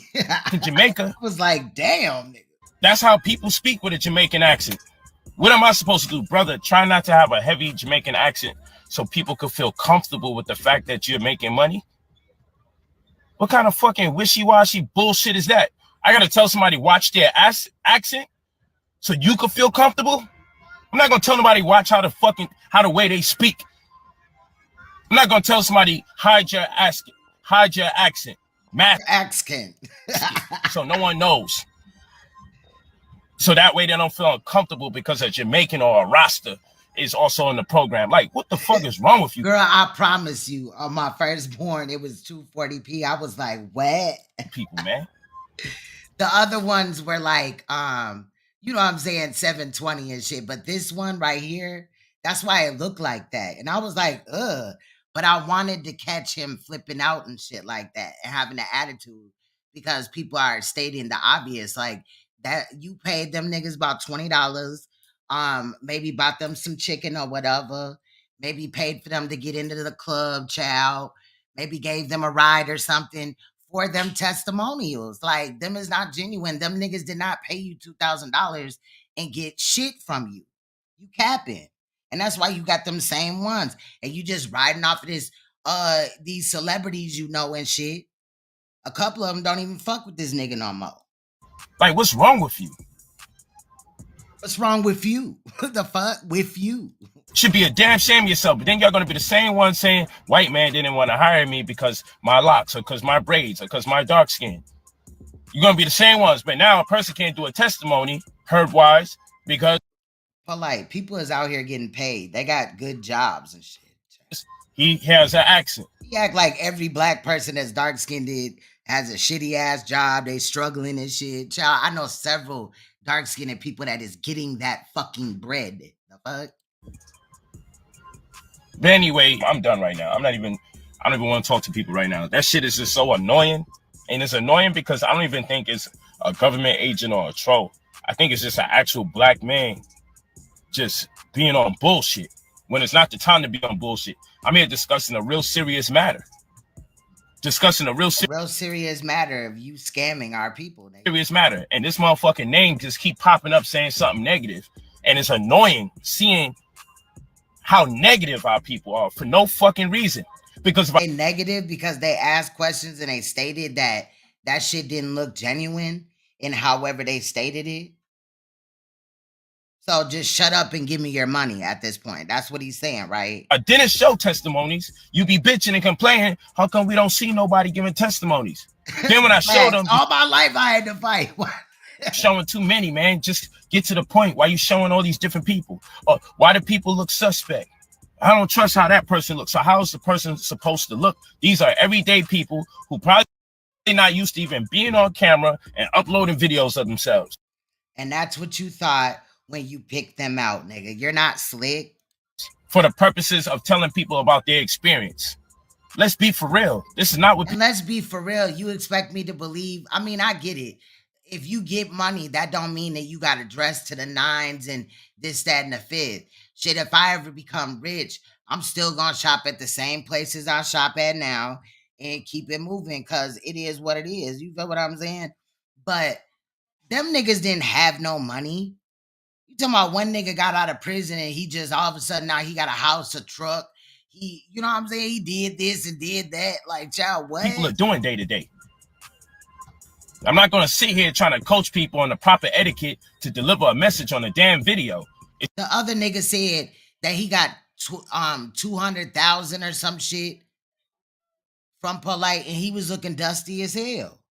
Like, then it was another dude. It looked like at least he had a fresh white tee on or something. You know what I mean? The Jamaican dude, he just was iffy, child. He was doing too much about his birthday and shit. And nobody asked him all that. It's just people who don't have to necessarily go out their way to tell people that things are going better for their life. They don't have to tell you their previous credit scores. They don't have to tell you that they got access to funding, knowing that all the wolves in their neighborhood and all their friends and family going to be on their body after they post the videos. So then why, if it worked for them, why wouldn't they tell their friends and family, hey, get $2,000 and do this program so you ain't got to rob me. You ain't got to be looking at me and envy. You will have it yourself, right? If the shit works so well. You got to think about it. That shit is like, it's crazy. Our credit restoration for $2,000 costs $2,000. We get you access to anywhere between 50 grand to 300 grand that you don't have to pay back. You get facts, Beverly. And watch this sales pitch. This is exactly what they do when the telemarketers call your phone and you pick up that shit. Get a caseworker assigned to you that's going to deal with your credit needs exclusively and immediately. You'll also have me at your disposal whereby... Yeah, because we know how well your customer service has been in the past, sir. I give you a wide range of ideas how you may want to invest the money so you could grow it into a larger amount. Being that it's a large sum of money, you might want to have some additional ideas what you may want to do with it. Okay, we also have the website. Well, don't never give a man your money or a woman your money if they say whatever you want to do with it. With it. Pronunciate, nigga. Like, this is what I'm saying. And he think that just, you know, occasionally pulling up in a Rolls Royce or having all these badass bitches or whatever, you know what I mean? Telling motherfuckers he married to him, even though that shit illegal where he live at. And in most states in America, the nigga ain't married to the first bitch, let alone the second, third, or fourth. Site where you could track your results, see the deleted items as we remove them, the positive items as we add them, and I call them bitches because they're enablers of his behavior. I again do not think that Renentech, which is Sonetta's wife's niece, allegedly, and all this and that Sonetta was saying, you gonna hear it in a little bit, where Sonetta and him go back and forth and shit. and he's gonna state that his daughter Renentech does credit. Now that was in like 2016. You can also see when your money's pending processing or is cleared. When you're willing, ready. Facts. Get off the couch. Get off your ass. You got it, motherfucker. You ain't shit. Your mama ain't shit. Your daddy ain't shit. You might as well go to college. And able to change your life. You don't have to. Everett commercials was everything. Contact us and tell us you're ready. Ask us for our personal information to send money, and then turn around and be like, I will be ready in 2 weeks or 3 weeks or 4 weeks. Stop doing that crazy shit. Because it's a high volume of people not following the information, not following the instructions. And then people who really do want to get it in, they're down the list because all these people are emailing us for no reason. No, what it is you're mad that people are hitting you up at your stupid ass email shit and asking you about the program and shit like that. You just want the $2,000 and you gonna fake do some shit on your website or whatever. Again, just because you give him $2,000 and you get notifications on your phone about them doing this, that, and the fifth, does not mean that in the long run, it's not going to end you up in trouble on some fraud type of shit, or B, end up you getting scammed some type of way. Like, this shit ain't finna work out. Like, you can change shit and all type of shit behind the scenes. Motherfuckers, these scammers that be clicking in and controlling your device, like they may call you and be like, you have a virus on your computer. I'm going to send you a link to click on or whatever, and then it will add me into your computer so I can, fight it and all this and that, right? But lo and behold, these motherfuckers is stealing money out of your bank account and going behind the scenes. I wish I had Leak here, but changing the numbers behind the scenes. So when you click on it, it looks like ain't no money been missing, or there's money that's missing and now they want you to pay like $400 to help get it back and all this and that. You know what I mean? They don't want you to call the bank and shit like that. Like, this nigga is a scammer just like that. Can't judge that. Some notifications. What the fuck is that? Let's see the long run of this happening. In Canada, doesn't matter. We got your back. Leave your full name and phone number when you're ready to make your 6 figures, change your life around, restore your credit, amass wealth. You could be a millionaire by by next year or the end of this year. You get your access to your 200-300 grand that you don't have to pay back, get access to 6 figures off of credit cards alone. And the type of credit cards we get you could turn off credit reporting and you won't get. I'm telling you, his liver going bad. I'm telling you, that's why his eyes yellow. Late fees, the type of credit cards that I'm gonna help you get. I'll teach later. I'm gone. I just got myself too upset and worked up. Just annoying. Sometimes I know it's agents out here and trolls and bots, but sometimes you just can't help but to feel it's just our people that's being so damn ignorant. You never could be happy. No testimonies, mad. Show testimonies. Why he got a Jamaican accent? Oh, why you show the same testimonies 400 fucking times, nigga? Like, it should be people bam, bam, bam, excited as hell and telling their family and everybody else, not looking like they gonna be a target and shit. Not worried about it necessarily. There may be some ignorant motherfuckers that want to come out here and rob somebody that got their shit together, but there's gonna be a group of people that are gonna be like, hey, how did you do it? You know what I'm saying? And he could send them to Brother Polight if that was the case. I wouldn't trust this nigga with shit. Not a motherfucking paper plate in this bitch, period. And you call these are testimonials? Like, what am I supposed to do? What am I supposed to tell people change their accent to make you feel comfortable? And I know it's a black person saying that dumb shit. It sounds like something a white person would say, but I'm sure it's a black person saying that stupid. So remember that he's blaming it on the black people right here. Shit. Lessons in abundance. Lessons in abundance. In my opinion, this area that he is recording this in is a hotel. Why? These drapes right here, right? And I don't have a comparison. I didn't go looking yet, but since I put it out there on a live stream, I might do, and it's probably gonna take a lot of searching because we don't know where he's at right now, Royal Family. Okay, but I'm almost betting that this is a hotel type of setting. He's at a little like type of round table type of thing.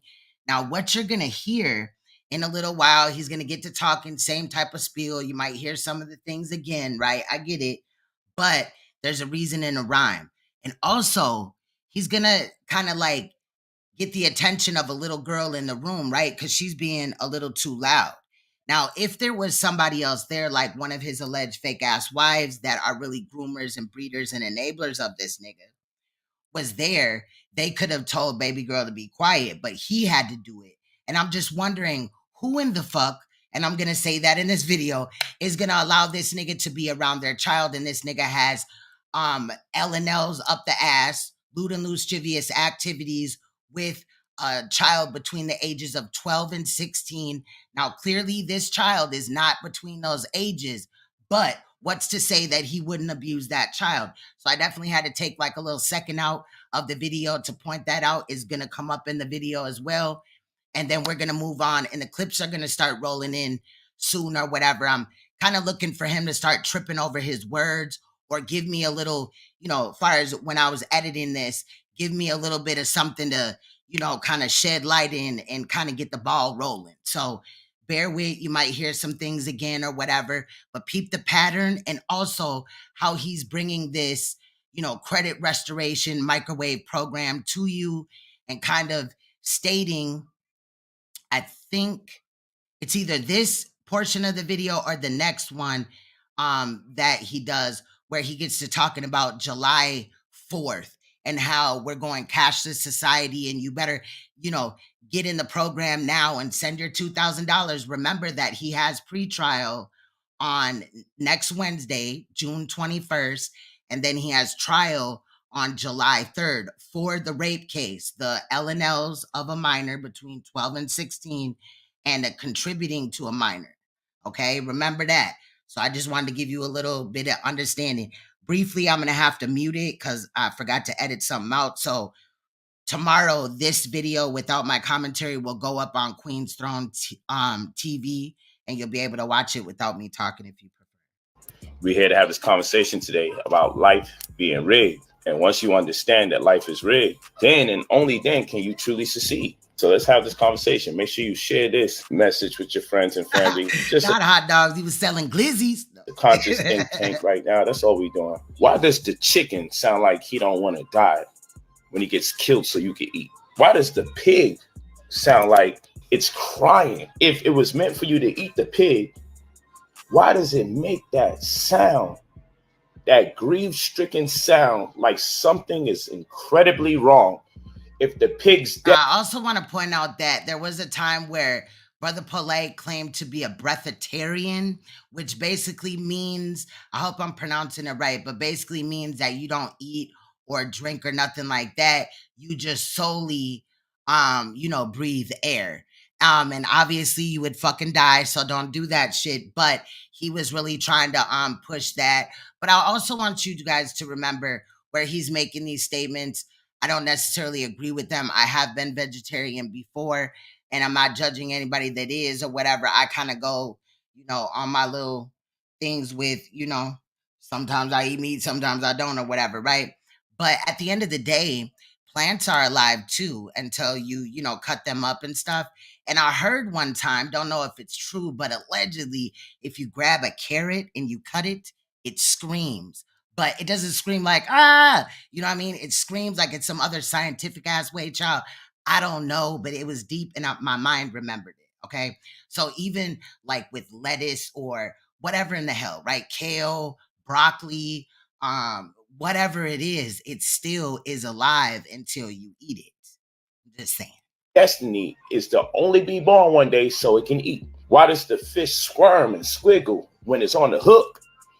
If it's destiny, it's to eat. Because you see, pre-encoded DNA would stipulate or suggest that when a child is born, unless something is wrong, without being educated, it knows to be weaned by its mother. It knows to go to the teats or the mammary glands of the mother and to suckle as young. I'm a weeditarian too, child. From the mother. Yes, it just knows to do it.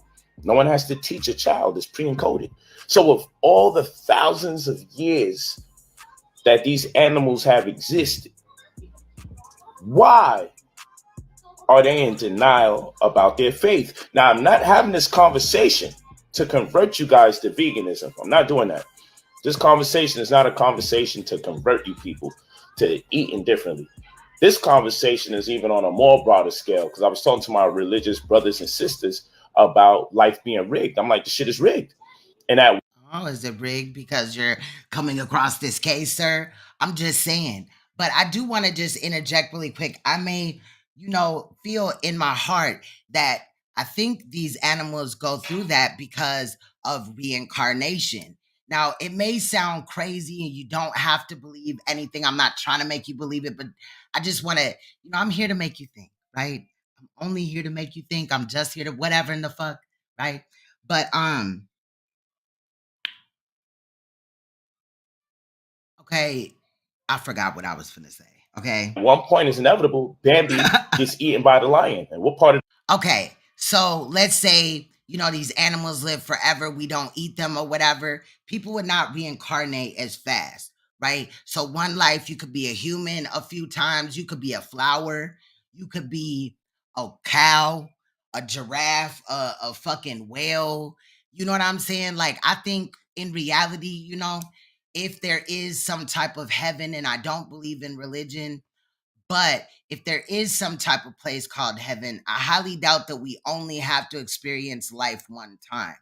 Meaning that, maybe before we go there, we have to like experience life as, several different beings or whatever before we go to that place so that there's no chaos up there, maybe, right? Or whatever. Because we've all been, that hoe on the street, right? Right? That motherfucker that done killed somebody. Hopefully I'm never a pedophile, but you know what I'm saying? But this nigga is in this lifetime. Brother Polight is, okay? I'm just saying, I believe in reincarnation. I'm just saying, it was kind of pointless. And then the way that he's gonna try to redirect this whole like vegan statements and shit that he's making into the credit repair program, it's just really scriptish. I'm just gonna say. the system is that? Hey, this Citizen Man The system TV. is flawed based on what you're selling me about religion. And so I'm telling my good brothers and sisters, I was talking to them about economics, and this was my analogy. If you don't understand that the game is rigged, you can never win. You're playing in a system. You're playing a game that was designed to befuddle you. What does that mean? This is not no game, sir. You are really about to be a sexual predator in, the court's eye. Playing a dangerous game here. And I don't want you guys focused too much on the food. I'm saying if you're supposed to be able to eat these animals by God's decree, and even in the scriptures, he even says, man, you can sacrifice this animal. These are the ones you can eat, but don't eat these animals. But nonetheless, name me an animal that you guys love eating that doesn't resist being murdered before you eat it. Why, if the intention of those animals is to eventually be eaten by you, why do they have to cry? Why do they make sounds that confirm they're grief-stricken at the... How many years do you guys think it takes before Brother Polight bends over and, yeah. this reality that they're being brutally slain so you can eat? Why must, in order for you to be fed, something has to be murdered? Is there no other way to survive? Is there no other way to live other than the animals having to cry? And again, I'm not converting you guys to food. This is an economics class. But you see, you're going to see in a minute, there's a little girl, at least one little girl in that house with him that's not his daughter. Yeah. By kicking in economics, you'll understand it better. But when we talk about religion, you start looking to make excuses and concessions onto a God that has never confirmed any of the beliefs that you guys have been given that was made up by other human beings. Because we'll always find inconsistencies in religion because it was presented to us by way of other organisms, other humans, other sentient beings. Did God create? Exactly. I believe it. I definitely believe it, Citizen Man. Man, or did man create God? I posit that man created God because of all the idiosyncrasies and the inconsistencies. I would posit that man created God. Come on. And that's why it never makes sense. because man didn't think the shit through before he gave us the doctrine. And then those who did think it through and perfected the doctrine, they perfected the doctrine for the purposes of mass manipulation and mind control. Let's see who's willing to believe in this goofy shit. And that's why most of your so-called leaders or woke professionals, bloggers and the likes, they don't deal with me because I don't deal with that. Because we don't deal with you. Most of us don't deal with you because you are a scammer, you're a liar, you are a manipulator, and you have charges this time for what you've done for a child, which you're going to go to court for in the next couple of weeks and next week. But you also have done this before, Polight. They'll say something that makes sense, and then they'll try to pull you back in with all the weirdo religions. I can work with anybody on planet Earth if we have a common cause, but religious people can't. They'll always hold something against you for not surrendering your brain and leaving it at the door so you can come in the room and then work with them. If it was meant for you to eat food. I mean, he's not thinking about the people that he's trying to scam, how many of them believe in God and maybe he's offending right now. I'm glad that he's fucking his money up. Y'all look at these blinds over here, though. Hold on, let me remove this. This shit gives me hotel vibes. And then there's, like I said, there's this little round desk, like not desk, but table, like a dinner table. You know how like if you get a suite at a hotel, there'll be a table there sometimes or whatever, like a little round one or something. You know, it could be big or small or whatever. But this one seems to be fairly kind of small and round. Flesh. I don't know who would buy these type of curtains just on their own. Like, what's going on there? If this was the design, why do the animals cry instead of willingly say, this is my glorious day where someone could eat my tongue? 6 stains. And I could taste them as they taste me. Or they could eat my feet and eat my tail and eat my stomach. Eat the buttocks. Yeah. Yeah, like I said, he's got court next week on Wednesday, and then July 3rd is the trial. That sweet ham is a pork's ass. And you sugarcoat it, you glaze it, you put pineapple on that ass, you eat the groceries. You call it ham steak. You guys think it was the design for you to eat some animal's ass and put candy on it first and cook it. This is what you guys tell me. This is God's design. For you to eat an animal's ass and it cried before you did it. I don't make these things up. I can't believe things like this even exist, but this is what's going on. You eating the groceries. You feel me? You guys are eating cow tongue. You guys are eating pig feet and pigtail and oxtail. And, you know, hey, I just want to know why the animals cry. Why don't they willingly surrender? Why do they even have to surrender? Why aren't they happy that they're fulfilling their purpose to be your food on a dinner table? If this is true. And again, I'm not looking to convert you guys. Because, I mean, shit, in the Bible, it ordains the murder of animals that cry before you eat them. And we know these are God's books and scriptures. So shit, he ain't wrong. So since God isn't wrong, and since these scriptures come from God, not man, it's safe to say that the game is rigged. Whoever created that we're supposed to follow, the shit is rigged because animals shouldn't be crying if we're going to eat them. Now, when it comes to making your money, when it comes to succeeding on planet Earth, the game is rigged. It's always rigged. In order for you to succeed on planet Earth, in order for you to really... That's a kind. The last video, he had a cotton mouth. Eat. Yeah, cotton mouth. You got to understand, in order for you to eat, the shit is rigged. It's always set up for you to fail. So I'm telling you, you got to look out for the booby traps from this point forward. You got to look out for the booby traps from this point forward. Fish don't cry. Oh, yeah, because they don't have the faculties to cry. Do they willingly get caught in the sea, or do they squiggle and squirm when they're on the hook? You tell me. See, this is what we got to deal with people. But hey, fish don't cry. So let's eat them. But since we're going to go there, I haven't seen no fish happily on the hook. I haven't seen no crabs looking like they're happy to be boiled alive. It looks rather painful. I think it's safe to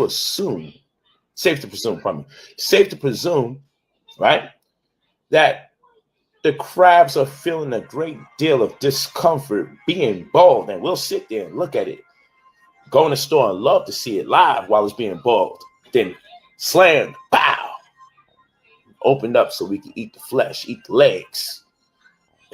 Hey, listen, to each his own. You guys eat what you want to eat, no matter what death process it went through. Just remember, you're consuming that same trauma. But eat what you want to eat. This is an economic class, and the point that I'm making today, right, is that life is rigged. And the sooner you understand that this shit is rigged, you know how to move. Some of the greatest mistakes made by Black men and just people in general, women, Black women, is not understanding where the game is rigged. We all fall for it. Some of us may not be able to come back from it after we fall for the tricks and the traps. I give you Who's he talking to? an example. There was a time one of my brothers was arguing with a female. Now listen to this. Listen to what he just said, right? But listen to this story. He's trying to get away from her. He's doing his best to get away from her. She's grabbing his shirt, grabbing his hoodie, pulling him. He's walking away. He's like, look, I don't want this to get violent. I don't want it to get negative. I'm walking away from you. I need my space. She's like, no, bitch, you're going to come here. You're going to come here. She keeps pulling him, keeps pulling him, keeps pulling him. He's insisting that he needs to separate before he loses his cool. He takes her hand off of him, rips her hand off his shirt. Part of his shirt rips. She's dragging him by the hoodie. He's like, please leave me alone. I don't want to get in no trouble. Let's stop. Let's think about it. Then we could talk even later. She's like, no, we're going to deal with me now. You're not going to leave me now. You're not going to. He wants you to believe that he eating fufu and shit. I don't know. Jackfruit shit. Leave me. She chases him down the block. He's speed walking. Let her have our space. She grabs him again, pulls him by the hoodie again. He's upset. He takes her hand. Facts, K Jersey. Removes it one more time from his clothing. Says, this has to effing stop.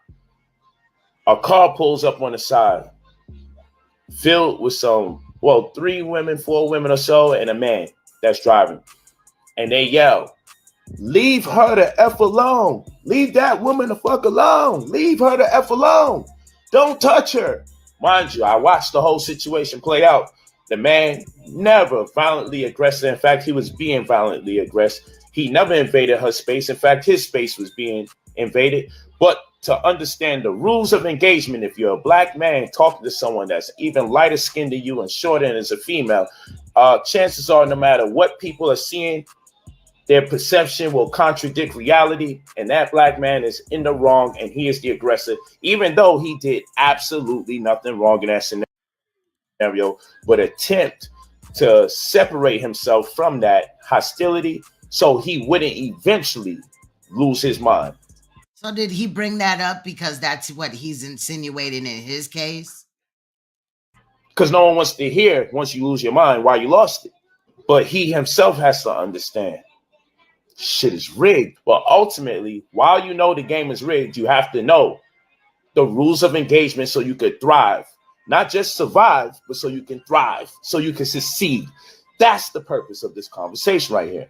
Always know the rules of engagement. See, like when I'm on this live stream, I have to understand the rules of engagement, that there's going to be trolls, there's going to be bots, there's going to be people that despite whatever I'm talking about, they will always disagree, even if they're actually living out this reality as I speak. Well, we just saw you cuss out some alleged trolls and shit. But obviously anybody that doesn't agree with him, he's going to call them a troll. But like that whole story and statement that he made about women and all that, I do think that he speaks in his videos like to maybe the victim's mother if she's watching, trying to send little messages or whatever. I do also think that behind the scenes he tried to pay her off or something. Or get her not to testify. So that little part was interesting to me, not trying to blow it out of proportion, but it did stand out. I have to always make sure, don't get distracted, don't deviate, because this is mental warfare and the game is rigged. No matter what you're doing, no matter how positive you speak, no matter how great your intention, someone will always find something wrong. Someone will always find something wrong. Hey, baby girl. Take it easy. Hey, take it easy though. Don't be so loud. Okay? Thank you, baby. I just wanted to pop in for a sec because I wanted to know who in their right mind would let quote unquote Brother Polight, Michael E. NOAK, watch their daughter or even son, and he's fighting all of these lewd and lascivious charges on a minor between 12 and 16 years old. As y'all know, next week, next Wednesday, June 21st, he has court for his pretrial. Who is letting him around their child? Anyway, I digress. Let's get back into it. Someone will always find something wrong, okay? Someone will always find something wrong. And so this is where we come to in this conversation. So when I'm talking to you about monies, isn't it funny how we are geniuses of doubt and masters ABPR of ignorance? What does that mean? Tell somebody that I swear. And I'm just wondering who, because if she was being loud, which she was, why wasn't there a woman there to tell her to be quiet or whatever? Like, and then why is he just around her, period? Because you know there's moments where he may be around that child by himself. that you're going to buy a new TV. Man, okay, I still appreciate you, BPR. Salute. Good for you. Tell somebody you're about to go on a vacation you can't afford. They don't have to know you. Hold on, it's acting funny. The internet. Hold on. Well, not the internet. The little thing for StreamYards or whatever. Okay, it's going back up. Your budget. They don't have to know your finances. What they do know is, damn, you going there? Wow, you must have saved up. The fact you had to save up to go there means you don't have the money. Okay. Tell someone, I'm buying these nice gifts for Christmas. I'm buying this for someone's baby christening. I'm buying this for the baby shower. I'm buying this for New Year's. Black Friday's here. I'm doing some shopping. Time to hook up the house, get some new furnishings. Nobody will say, do you want to second guess that? Now tell them you're about to invest in yourself and watch all the skepticism. Watch the cynical monologue that comes your way. I've heard a lot of people talking to their friends and family or social media, you know, subscribers, followers, supporters, whatever, about ways to make money and things like that. But I think when it comes to him, people already know that he's a scammer. Watch the pessimism. Watch how people will give you every excuse in the world why you should be afraid to invest money in yourself with the intention to get a return on your investment. But if you was buying sneakers, exactly, Beverly, facts, I agree. In a coat, buying a big ass TV, how much resistance would your friends and family give you if you told them you was about to spend $1,000 on a big TV? No, don't buy the liquor for New Year's. How many percent? Oh no, don't buy gifts for 12 people for Christmas. How many people say, chill, you know you still living in the hood? Hold on, you know you still living check to check and you save that money up all for this one moment so you can start all over again? How many of your friends and family actually stop you when it comes to spending your money frivolously? But tell them, I'm about to invest in Brother Polight's credit restoration program. He's helping us get anywhere between 100 grand and 300 grand inside of 90 business days and boosting up our credit scores. Hold on, you sure you want to do that? I don't know. How come everybody doesn't know that? I didn't learn that in school before. Did you ever learn that in school? I've never seen nothing like that on TV. They don't advocate or promote anything like that on TV. All of a sudden, everyone's a freaking genius when it comes to not investing in yourself. Why do you think that is so? Because the game is rigged. It's part of the matrix we live in. It's part of the matrix. That's why I say I'm too smart to be broken and it costs way too much to be poor. It is part of the matrix, people. Think about all the unnecessary things you spend your money on. The strip club, you tell your man, let's go to the strip club tonight. Let's throw some money in the air, right? That will be swept off the floor, not even given in total to the very women that's dancing for it. And people will be like, hey, let's go. Great idea. That's why I love you. Hostess. Look how she came in here. Hold on. Let's do that. Turn around, baby. Look at that. Yeah, keep on rotation. There we go. Look at that. Stop playing around. She's bad as fuck. Oh, this shit real. Yo, we got you. Hey. Showcase. This shit is still like that. Oh, look. Get that music on. We all at? We need some help. Send some enforcement.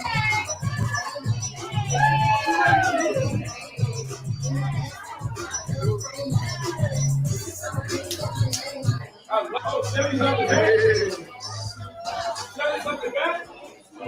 Let's see what's going on. I need you real bad.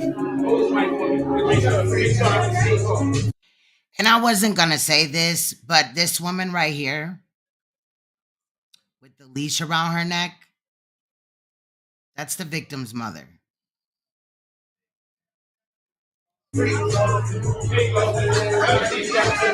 This was before, obviously, the events that he's in court for now happened.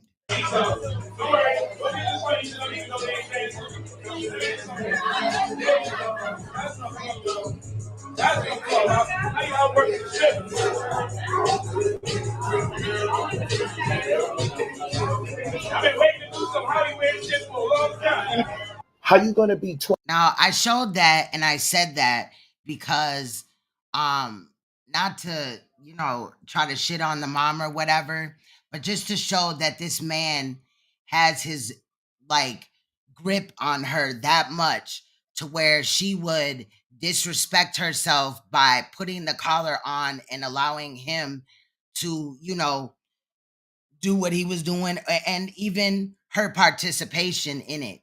I'm pretty sure he showed up these are strippers or entertainment or whatever, and manipulated her. She probably got paid off of it, right? But this is the type of manipulation that leash to me, in my mind, and then the charges added on top of it kind of just showed that he's dominant over her regardless, even though he was, Polight, in my opinion, is socially awkward, right? But it still, in my opinion, showed that in his mind, he does view her in that same type of way, just like all the other girls, but even worse with her. Why is she the one that had the leash on? I'm just saying, maybe I'm doing too much, but I'm just saying. 20, 30, 40, 50 years old and don't have no money out there that you waiting to return to you in a larger amount. How can you be so old and not have that going on? That makes absolutely no sense. But it's normalized to live check by check.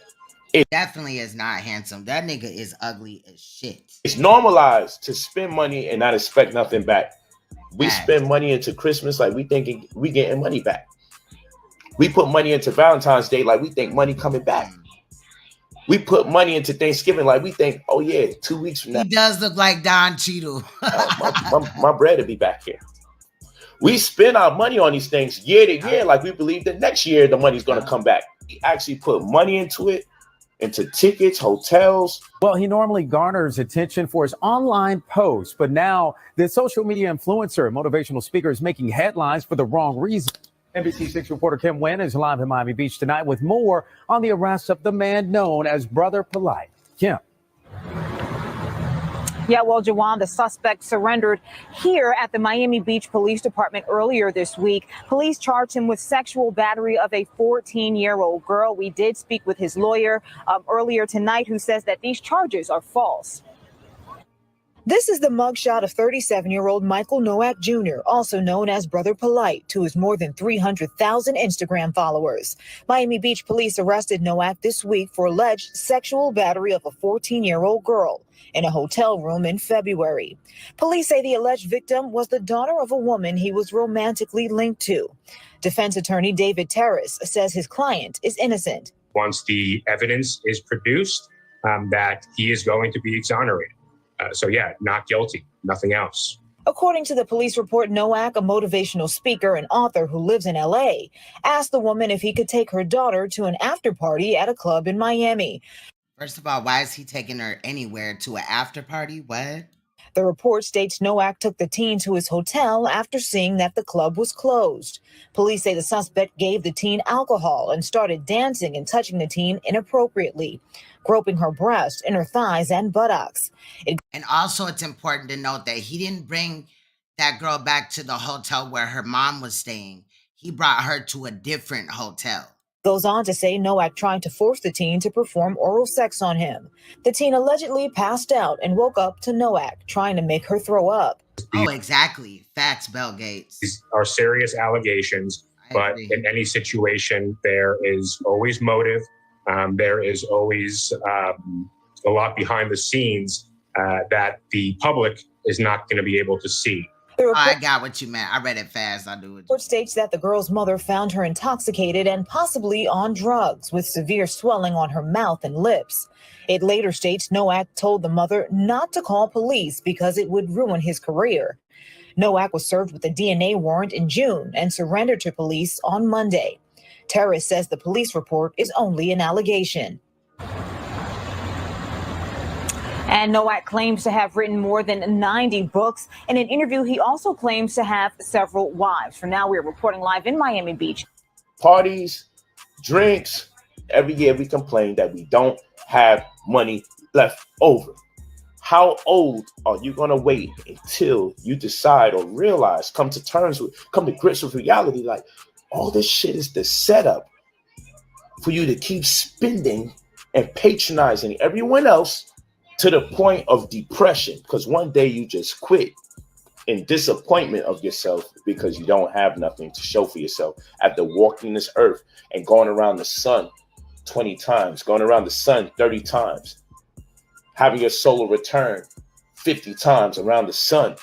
What do you really have, Polight, besides scamming the people that believe in your bullshit, the gullible people, the people that are too young to know better, and the older people that might, have forgot, the people in between, child? Like, what? You don't have nothing. You recently got evicted a couple of years ago and was living in an apartment, but you were riding around in another nigga's Rolls Royce, driving it and shit, pulling up to events, which you're gonna talk about in this video. There's a reason and a rhyme. This nigga rambling his ass off, but we gonna be here. Need to sit here and say, shit, I still don't have no money in particular that I'm expecting to get back. But then people want to complain when I charge $2,000 proudly. Why do I charge $2,000? Because I remove negative items off your credit report. It's the script. I add positive items to your credit report. Most important, boost your. How are you adding these positive items? Is it fraudulently adding them, sir? Credit scores and leverage the results so that you meet the criteria to be approved for anywhere between 100 grand to 300 grand that you don't have to pay back. Get you credit cards with larger limits. That's in the six figures. That credit cards that don't give you late fees, and credit cards where you can turn off the credit reporting. What does this mean? You could use your credit cards as investment vehicles if they don't have late fees, and you could turn credit reporting off. Then you have another investment vehicle right there. You could swipe a credit card into a new business and pay it all off by way of the business you invested in. So I charge $2,000 to get you access to anywhere between 100 grand to 300 grand, boost your credit scores, give you way better credit cards. And he claims to do this all in 90 days. Higher limits, less implications, get you a caseworker that deals with your credit exclusively and immediately. You have me at your disposal as your mentor, whereby I give you a wide range of ideas, how you may want to invest the money that you have coming in. And if anybody knows about the products and services that he offered before and how janky they were and how people couldn't get in touch with them and they got scammed out of all this money, then he came live and he told people some cockamamie ass lie and had some chick, one of the chicks he calls his wife, co-sign for him and shit like that. But we had all called him out. You know what I'm saying? The nigga's a scammer. And then you also have our website where you could track your results, See the deleted items as we remove them. See the positive items as we add them. Who does that? Full transparency. Give you a website where you could track your results, and you can assign notifications to your phone for any time we send something out and anytime something comes back in. You get notifications to your phone. Get a caseworker dealing with your credit exclusively immediately. I wonder if that's Renente, the caseworker. And then you're going to get him, and you can't get in contact with him if you need him. Once you pay that money. It's your mentor, so the money you come into, you know how to properly dispose of it and invest it. In addition to making sure I debrief you on the many things you need to know about credit as it relates to the 30 plus different bureaus, not just. Oh, facts. They, it take them a while. They want to build up cases and shit and all that. He always running around talking about, well, if I did all these things, why ain't in jail yet? These are federal accusations and shit like that. You know what I'm saying? Because in here, he's going to talk about some insurance money or whatever, like an alleged troll came in there and brought up the insurance situation where he tricked that dude out of his inheritance or whatever. I couldn't find him, but I remember that I had him in one of my videos. But anyway, I found another dude that's talking about the same program that he's talking about now. So the credit restoration microwave program. TransUnion, Experian, and Equifax. And also, importantly, we make sure that you're getting funds. Damn, it's doing it again.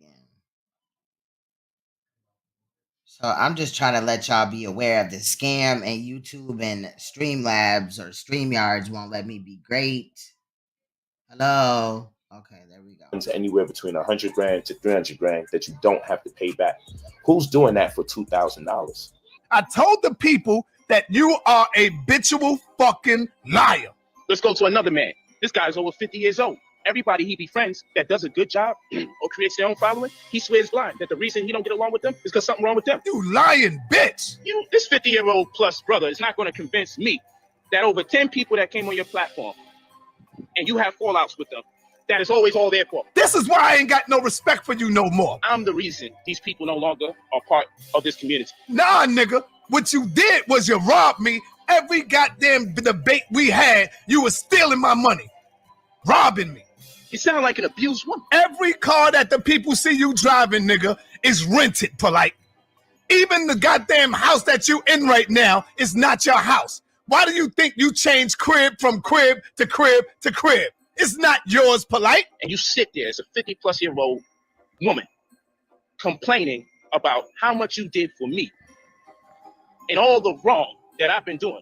Well, you know what we say to those women? Couldn't have been that wrong the whole time he was with you. Now you ain't got nothing good to say. Now he's without you. You talking to somebody who know you, nigga. You're sick. And believe me, I got data on you. You can't keep a friend. But the shit I got on you is real shit, Polight. Let me tell you about this man. This 50-year-old man. Let me tell you about this 50-year-old man. This 50-plus-year-old man who has a platform where he cannot keep a friend. This 50-year-old man, where anybody who looks like they start getting any clout or any potential to have their own audience, he, for some reason, winds up having a beef with them and then tells everybody that person's too egotistical. Keep no company with him. The only company he can keep is people that suck. Polight, you's a lying bitch. That's all I got to say about you. I told the people, you can talk good. You good with the talking. You can scam the panties. They miss me. Off of a nigga. Brother Polight. Fuck is wrong with you? Trying to come back at me. Wrong. I was the closest to you, King. You get up in here and tell all these fucking lies, and then you try to threaten me like I'm scared of you, bitch. How you think you could betray me 3, 4, 5 times and not think on the 3rd and the 4th and the 5th time? You can scare of a faggot. No, you. I was trying to mute that part, y'all, but we don't stand for that over here. But he did say it. Don't forget that. Let me collect my data. Family, do y'all hear that shit? But it's so corny. I don't want to do it because you're so slow. You don't realize how it destroys the community. When you can't even buy your own fucking house. Why you think Meta World Peace don't fuck with you no more, nigga? For me to come at you. Everybody know you a hothead, and all you do is bang. Everybody know you do this every month. Everybody know you do this every year. You say you ain't gonna do it no more. You tell people this story. I'm gonna change my life. Kumbaya. Next thing you know, you back at it again another 20, 30 days. Another lie, because you scammed him. Why you ain't fucking with Meta World Peace no more? Think I didn't know that, huh? Huh? Okay. You do it every time you got a reunion or awards. Speaking of which, the only thing this community can ever do again is a reunion or awards, because they can't do election, they can't do debates. Boy. All your teachers that's in this conscious community doing lectures and debates, it's a dub. They can't get to the debate because it's always about to be a fight. Whether it was about the metal nature, it was destroyed because money and because it became violent. Another lie, y'all. But guess what? When Brother Polight was around, boy. Now tell me this: if someone's bread and butter is lectures and debates, and one of these brothers say, "Hey, the cash cow says I ain't messing with you no more. We made a lot of bread this last one. Congratulations. We made over 5 figures each." That is another damn lie. I still got my checks.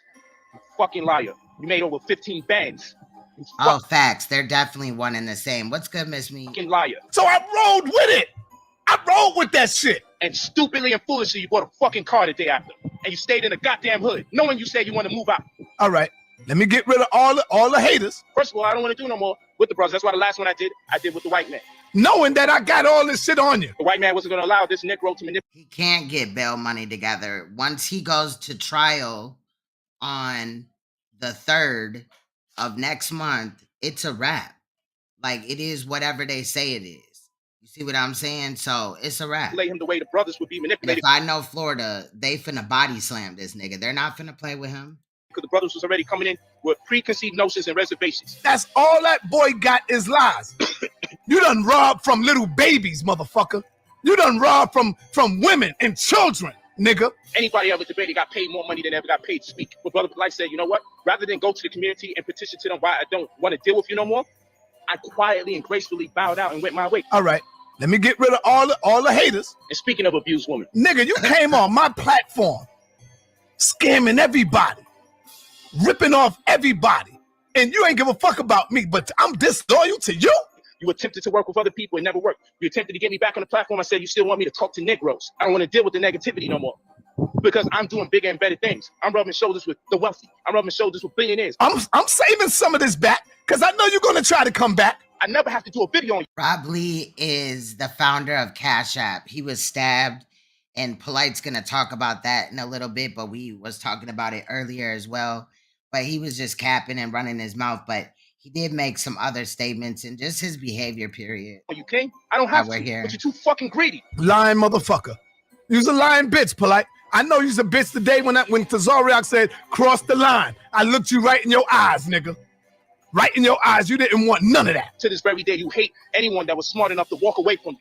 Everybody else, you hold the platform over their head because you know at the end of the day, they will sell their soul to you just so they can get some views. Then Tazariak told the other girl, keep your mouth shut right in front of you, nigga. You ain't say a damn thing, nigga. So shut your bitch ass up. So they will stay there and let you undermine them, circumvent their intelligence and disrespect them. Because you know at the end of the day, they just want to get in front of that camera again. I will bust your motherfucking head wide open to the white meat, nigga. And that's why it's a becoming thing. Every time you get a chance, you talk about the same people over and over. You just take turns. Fuck is wrong with this nigga? You can't do no damn lectures. You can't do no debates because you're too niggerish. Nigga? You're too niggerish.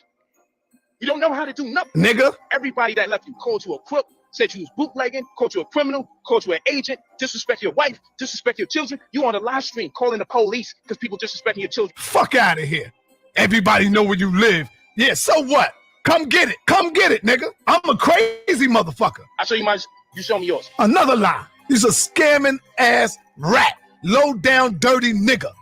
And now that you done scammed the people and scammed the public out of their money, now you talking shit about the conscious community. Now you talking shit about the conscious community. I wonder if the conscious community expired. I got the proof too. So I dare you to lie. Hasn't pulled the evidence out yet. I know y'all like this shit. I know y'all like it. I know y'all like it. You can't believe a word this dude say. Everything we did it together. How? We went 50-50 on everything we did. Clown. It's a damn clown. And a liar. So after you betrayed Brother Polight X amount of times, you still came to me for help. To let them know, nigga, you ain't shit but a piece of shit, nigga. Ain't no calm down, sir. Yeah, let me calm down. You right. But you came to me, the man that you betrayed. I was talking about your daughters. Someone shared it to me and showed me he was homeless during that time. All right, now listen, because they're going to start talking about taxes or something like that in Renentech.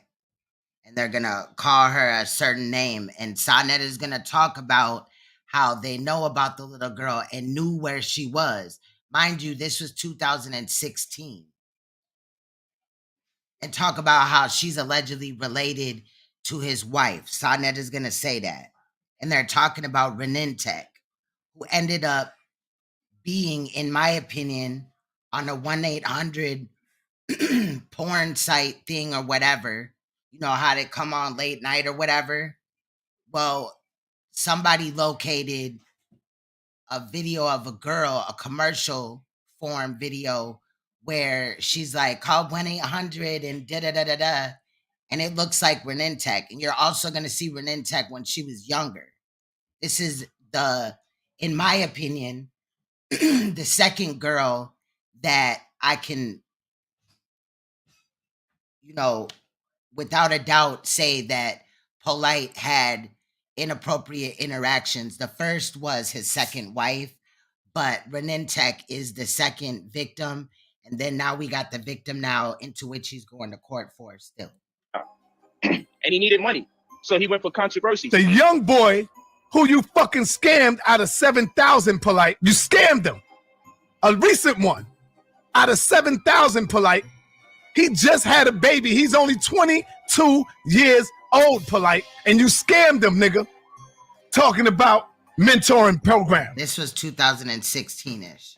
That's what you did. You scammed him. Talking about mentoring program. He should have quit while he was ahead, rebranded, and do what he does. Let me see what's up with that dude. Let me see if he home. All right. Yeah, he want to deal with it off the air. He don't want to deal with it right now. So anyway, family.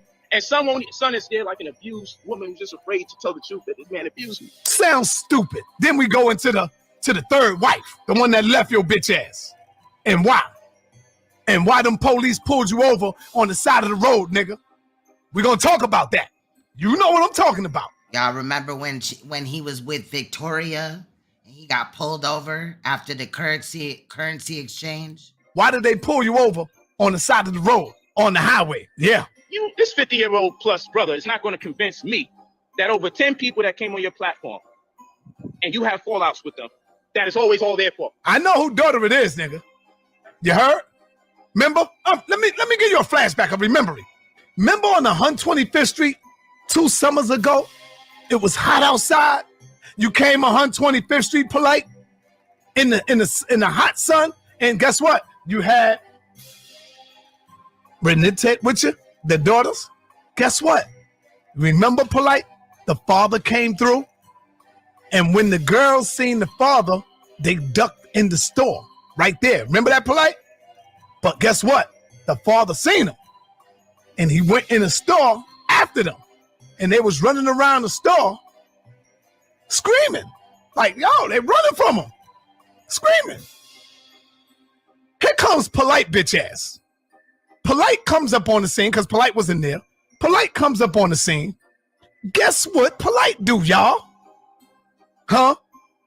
Breaks down, shaking, trembling. You know how people get mad. They shaking, trembling, and the nigga started fucking crying. Out there on the street. Say I'm lying. You was crying like a bitch. But the dude was gone, and the police is asking, what happened? What happened? What happened? And you standing there crying like a bitch, telling the police what happened. So save that shit. I'm the reason these people no longer are part of this community. Boy,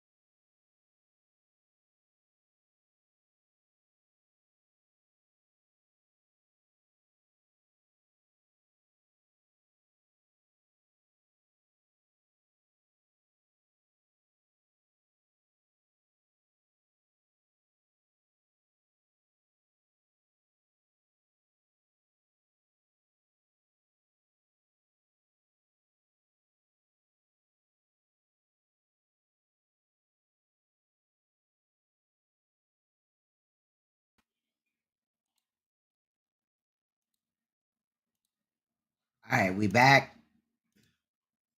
Let me know. It's what happened. Let me know if we're back. So save that shit. I'm the reason these people no longer are part of this community. Boy. Nah. I'm saving this shit. I want you to come back and respond. I got something for you, boy, that's gonna really make you cry. Trust me, that's gonna really make you cry. And this shit will go viral. It will go viral. I just don't want to let it out yet. You know why? Let me tell you why. Do you realize the rage that people leave this man with? Don't make me do it, little Dr. York. My bad, y'all. You know how when your computer just reboot out of nowhere, child. Don't make me do it, Dr. York. Baby Dr. York. So in 2016, he already knew he was on that. And it took for him to get mad, and then they made up and they was friends. You ain't getting no come-ups on that shit, nigga. Everybody know you's a scumbag. Everybody know, nigga, that you a snake and a conniver. And ain't no way back in the community. Who co-signed everything I did, showed me love and support, and I could do no wrong. But the second we had a fallout and I parted my ways with you peacefully, like an abused woman. Don't make me talk about why them police pulled your bitch ass over on the side of the road that night, nigga. Don't make me talk about why the wife really left your ass, nigga. Don't make me tell you. You sat there and you said it ain't fair. Yeah, you think them niggas love you because they was in the chat room? Nah, nigga. That's not real. Trust and believe that. I got facts. I got video evidence. I got proof. Now he's everybody's friend. This is what this guy does. This guy befriends people who talks nasty about his wife. Yeah, you think them niggas love you because they was in the chat room? Nah, nigga. That's not real. This is a man who can't keep no company with him. Go about your scamming ass fucking life, nigga. You got a nerve to call somebody grimy. You got a nerve, nigga, to talk shit when your whole foundation is fucked up. You supposed to know me better than that, Polight. You slipping, nigga. You supposed to know me better than that. The only company he can keep is people that suck. You should call my daughter so you can confirm if she actually cried because you was talking about her.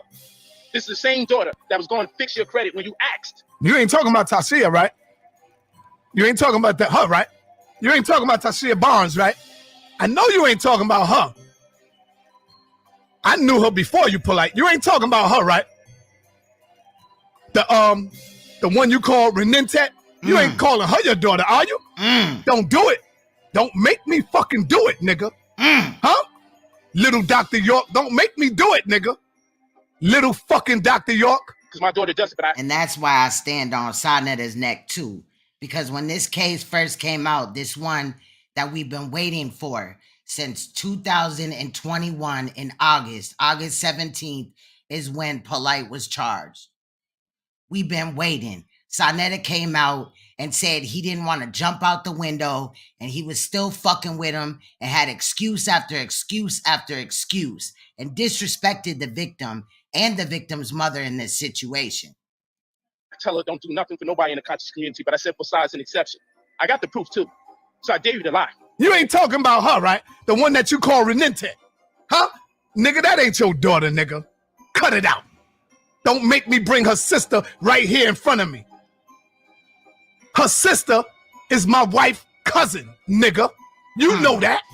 Play yourself. You know that. Play your motherfucking self. Huh? I dare you to lie. I dare you to lie and say you ain't beseech my daughter to get your credit score fixed. And then you... Now, later on, Sanetta comes out and says that it's his, she's related, Renentet is related to his wife through marriage. But in here, he visibly said that's his wife's family. And he knew that that girl was gone with him and all these things that he was speaking about. And he didn't tell the mother or anything. The one you call Renentet? You ain't calling her your daughter, are you? The credit part is about to come up. Listen. Don't do it. Don't make me fucking do it, nigga. Huh? Little Dr. York, don't make me do it, nigga. Little fucking Dr. York. Because my daughter does it, but I tell her don't do nothing for nobody in the conscious community, but I said besides an exception. I got the proof too, so I dare you to lie. You ain't talking about her, right? The one that you call Renentet. Huh? Nigga, that ain't your daughter, nigga. Cut it out. Don't make me bring her sister right here in front of me. Now, Sanetta already said that Polight seen the girl's father, and if I'm not mistaken, he was talking about Renentek and her sister's father, and he ran and was crying and all shook up in the store. We already know that that's not, his daughter or whatever. And they went on to make polygamy type of content and other type of inappropriate content, but putting it out as conscious knowledge. This man is a groomer. That's why the victim in this case, the mother, and how we seen her earlier, I didn't put that up there to embarrass her. Clearly, she has low self-esteem, and this man manipulated her. But no disrespect to her, because these type of men are calculated. They're evil as fuck. They don't give a fuck about shit but what they can get out of the situation. So she could have been at a weak point. That doesn't mean that she will always remain weak or can't come up off of this situation. But one thing, not off of this, like come up, rise up in reality, in life. Because notice, she's not suing him for money. She brought her daughter to the hospital ASAP and did everything this far that she was supposed to do to help her daughter in this situation and get justice for her daughter. So, you know what I'm saying? I do respect her for that. But I can understand to where I've never been in that type of situation, but where the manipulation that he was putting her through and the grooming and shit, and then he has these other bitches around. And that's why I'm saying, like, they're groomers, breeders, manipulators, enablers too. They also can be, you know what I'm saying, predators as well. A female can be a predator. So they're aiding and abetting his shit. And it, like, at some point in time, more can come out of this as far as more charges and shit. You know what I'm saying? Even on the wives and shit. So he better tread lightly. Her sister is his fake wives, but anyway. Wife, cousin, nigga. You know that. Play yourself. You know that. Play your motherfucking self. Huh? I did a lie. I did a lie and say, you ain't beseech my daughter to get your credit score fixed. And then you turn around and you get at that young sister because you mad at me?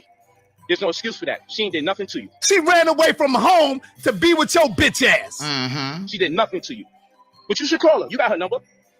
Yeah, I know you got a number. She left her own mother. Well, Sonetta's grown ass has this little girl's number at the time. In 2016, she was a little girl. To be with your bitch ass. And Brother Polight said, okay, go to my daughter. She does that? Yeah, that's what she does. Why you ain't tell me? You want to hear it back? Nigga, fuck you talking about? Why you think her mother and them can't even find her? They can't find her, but you know where she was at. Right, Sonetta? You wanna play with me, nigga? I told you it'd be better for you to fuck with Kev Gills. Huh? I know you ain't talking about that girl, huh? The one that ran away from home? Who snuck out the room and left her mother because her mother left you? You want me to tell the people why she left you, bitch? Another case and situation where he was fucking with the mother and then he started fucking with the daughter. And now the case that he's in court for is the same type of situation. He could have brought that little girl back to his mom. Why is he even bringing her to an after party anyway? And a lot of these things, I hope they come up at trial. Hopefully when they interview the witness, not the witness, the victim, they're not showing her face or whatever. I don't know how they finna get down, child, but yeah. Like, at the end of the day, this nigga is a fucking manipulator. He looks for women that are, like, kind of alone, separated, vulnerable, you know what I'm saying? Have children, obviously, because he's a fucking predator. There's probably more victims out there. Because I'm not slow. Because after you betrayed me X amount of times, I ain't miss a heartbeat, dog. I hope you never did betray me again, but I ain't miss a heartbeat. So tell the people why you won't even invest. Max, he is another R. Kelly. And your brother that you're putting on the platform. What's good, Max? To sell his product to everyone else but you. But you came to me, the man that you betrayed. Let me tell you how deep it gets, people. This is just talk. This is just a warning. Because none of what I'm saying got anything to do with how I can hit this man. Pause. I'm not scared of getting beat the fuck down.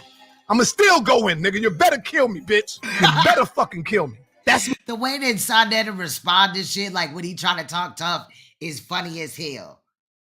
Cause he just be talking out his ass. This old nigga ain't finna do shit. My wife, cousin, motherfucker. Fuck is wrong? And she know the deal. She know what's going on. So you told thousands of people on a live stream that you know where a little girl that ran away with this nigga, Polight, has been at, but her own mother doesn't know. And recently, like about, I don't know, when I say recently, I mean during this case. So about a year ago, Sonetta came out and he said, well, the mother and them knew, but you just heard out of his mouth, he said verbatim, the mother, the parents didn't even know. I don't know exactly how he fucking said the shit, paraphrasing a little bit, but that's what the fuck he just said. You think she don't? I'm holding that though. I'm not the only one that know it. Little baby Dr. York ass nigga.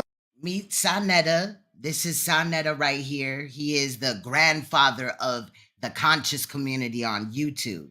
Who's doing that in the name of fixing credit? And this is Brother Polight. And Brother Polight has this going on in the next weeks to come for several L&L'S on a child between the ages of 12 and 16, and also contributing to a minor. So he's about to be a sex offender and go to prison for what he's done. Just to catch you up. Say they're repairing credit. And he's gonna blame George Soros in a little while or whatever in the video, child, for the reason why he's going through what he's going through. Basically, you know how they kind of just throw shit out there and, this is happening because of this, and and then they don't tell you about getting any monies. How is that possible? How did the two run concurrent? So in my mentorship program, we restore credit. But let's never get it twisted. Girl, what? Dr. York is Cam Blood uncle. Woo, child. Stop. The purposes for my program is to educate you, to share information. Thank you for that information, child. About the world of finance to empower you in the future. I didn't say TransUnion, Sparing, Equifax, and FICO, but I just said some of the main companies. He going more than to jail. He going to prison, but he going to sit in jail for a little bit or whatever. Because I can imagine, when the jury comes back that it's guilty, the plea, the verdict is guilty, that, they will arrest him at that time. And then a couple of weeks later, mainly about 2, they'll come back for sentencing. So basically, we got to remember next Wednesday, he's got pretrial. Then July 3rd, he has trial.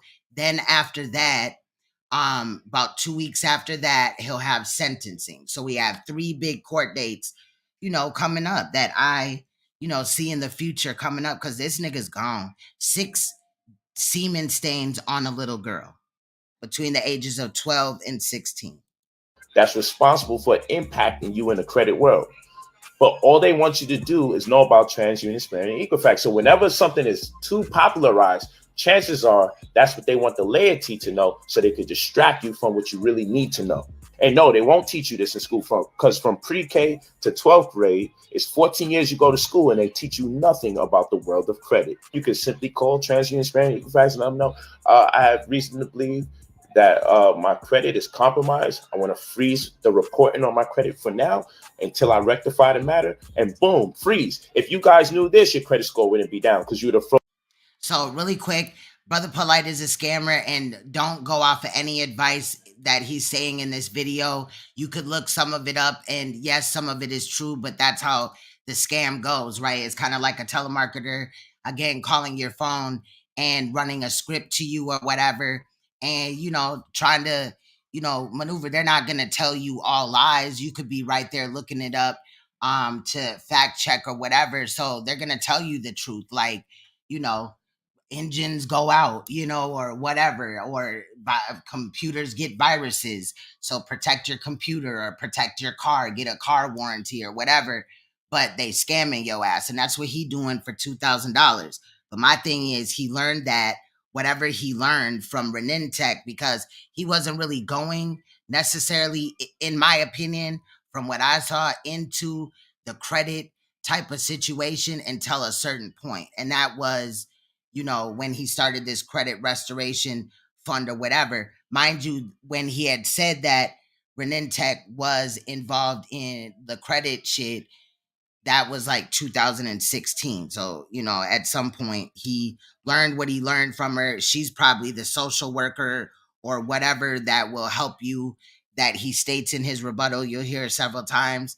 And then he claims that you can also connect with him and they'll do all this to your credit and get your points up and get you hundreds of thousands of dollars, $300,000, $200,000 that you don't have to pay back, and all these credit cards that you could just fuck off and, you know, use to start all this shit that you're probably not gonna follow through with, child. I feel like the Everest commercial. But anyway, he's totally capping. So don't go off of anything that he say, you know. I'm just saying. Froze your credit report before the ensuing debt would have came in and been reported. It won't even be able to be reported if you freeze the reporting. You feel what I'm saying? But when you know the game is rigged, when you know, oh, they're using your address against you, they're using the amount of money that you keep in your bank account from 1 month to the next against you, then you say, I need that to be disavowed. Check system, CHEX, LexisNexis. You'll find out that they're using how much money you keep in your bank account or have left over from 1 month to the next against you. How many of you knew that? And you no, I don't think she means you mean Cam talk too much? Need to tell them that may be advantageous to somebody who's able to keep over 66.6% of yeah, she just said it right there. I read it. Their earnings at the end of the month. But for most of you, you're living probably check to check. You maybe make a decent amount of money, but then when you deal with your expenses, you probably have less than 30% of the money that you put into the bank overall. And that is used against you when it comes time to be approved of funds that you don't necessarily have to pay back. Like, you guys are banking with like the craziest people. But yeah, black people be banking with Hong Kong, Bangkok, Singapore, China. Oh man. Ready to spend your $2,000. You allegedly buy foreign cars, even though we know they're not yours. So you're just giving another country hella fucking money. I'm just saying. Change your life. Hey, you're a hell of a scammer. Leave your full name and your phone number when you're ready. Only contact us when you are ready to change. Max, you be having the craziest profile pictures. That should be killing me. Change your life. When you are ready to change your life. When you're ready to finally start investing in yourself, when you're ready to be a grown man and grown woman and actually start having investments out there, sitting here, putting money out there, waiting for it to be returned. And people be like, but you know, just scared, just nervous, brother. So that kind of gives you a basis right there, because he said when you're ready to start, you know, when are you ready to start saving money or whatever in the fuck he just said, right? That would lead you to believe that he's talking to a group of people that haven't even thought about, you know, quote unquote, investing in themselves and doing these things or whatever. So I'm just saying, where's the people that, you know, are down with him that know about these things?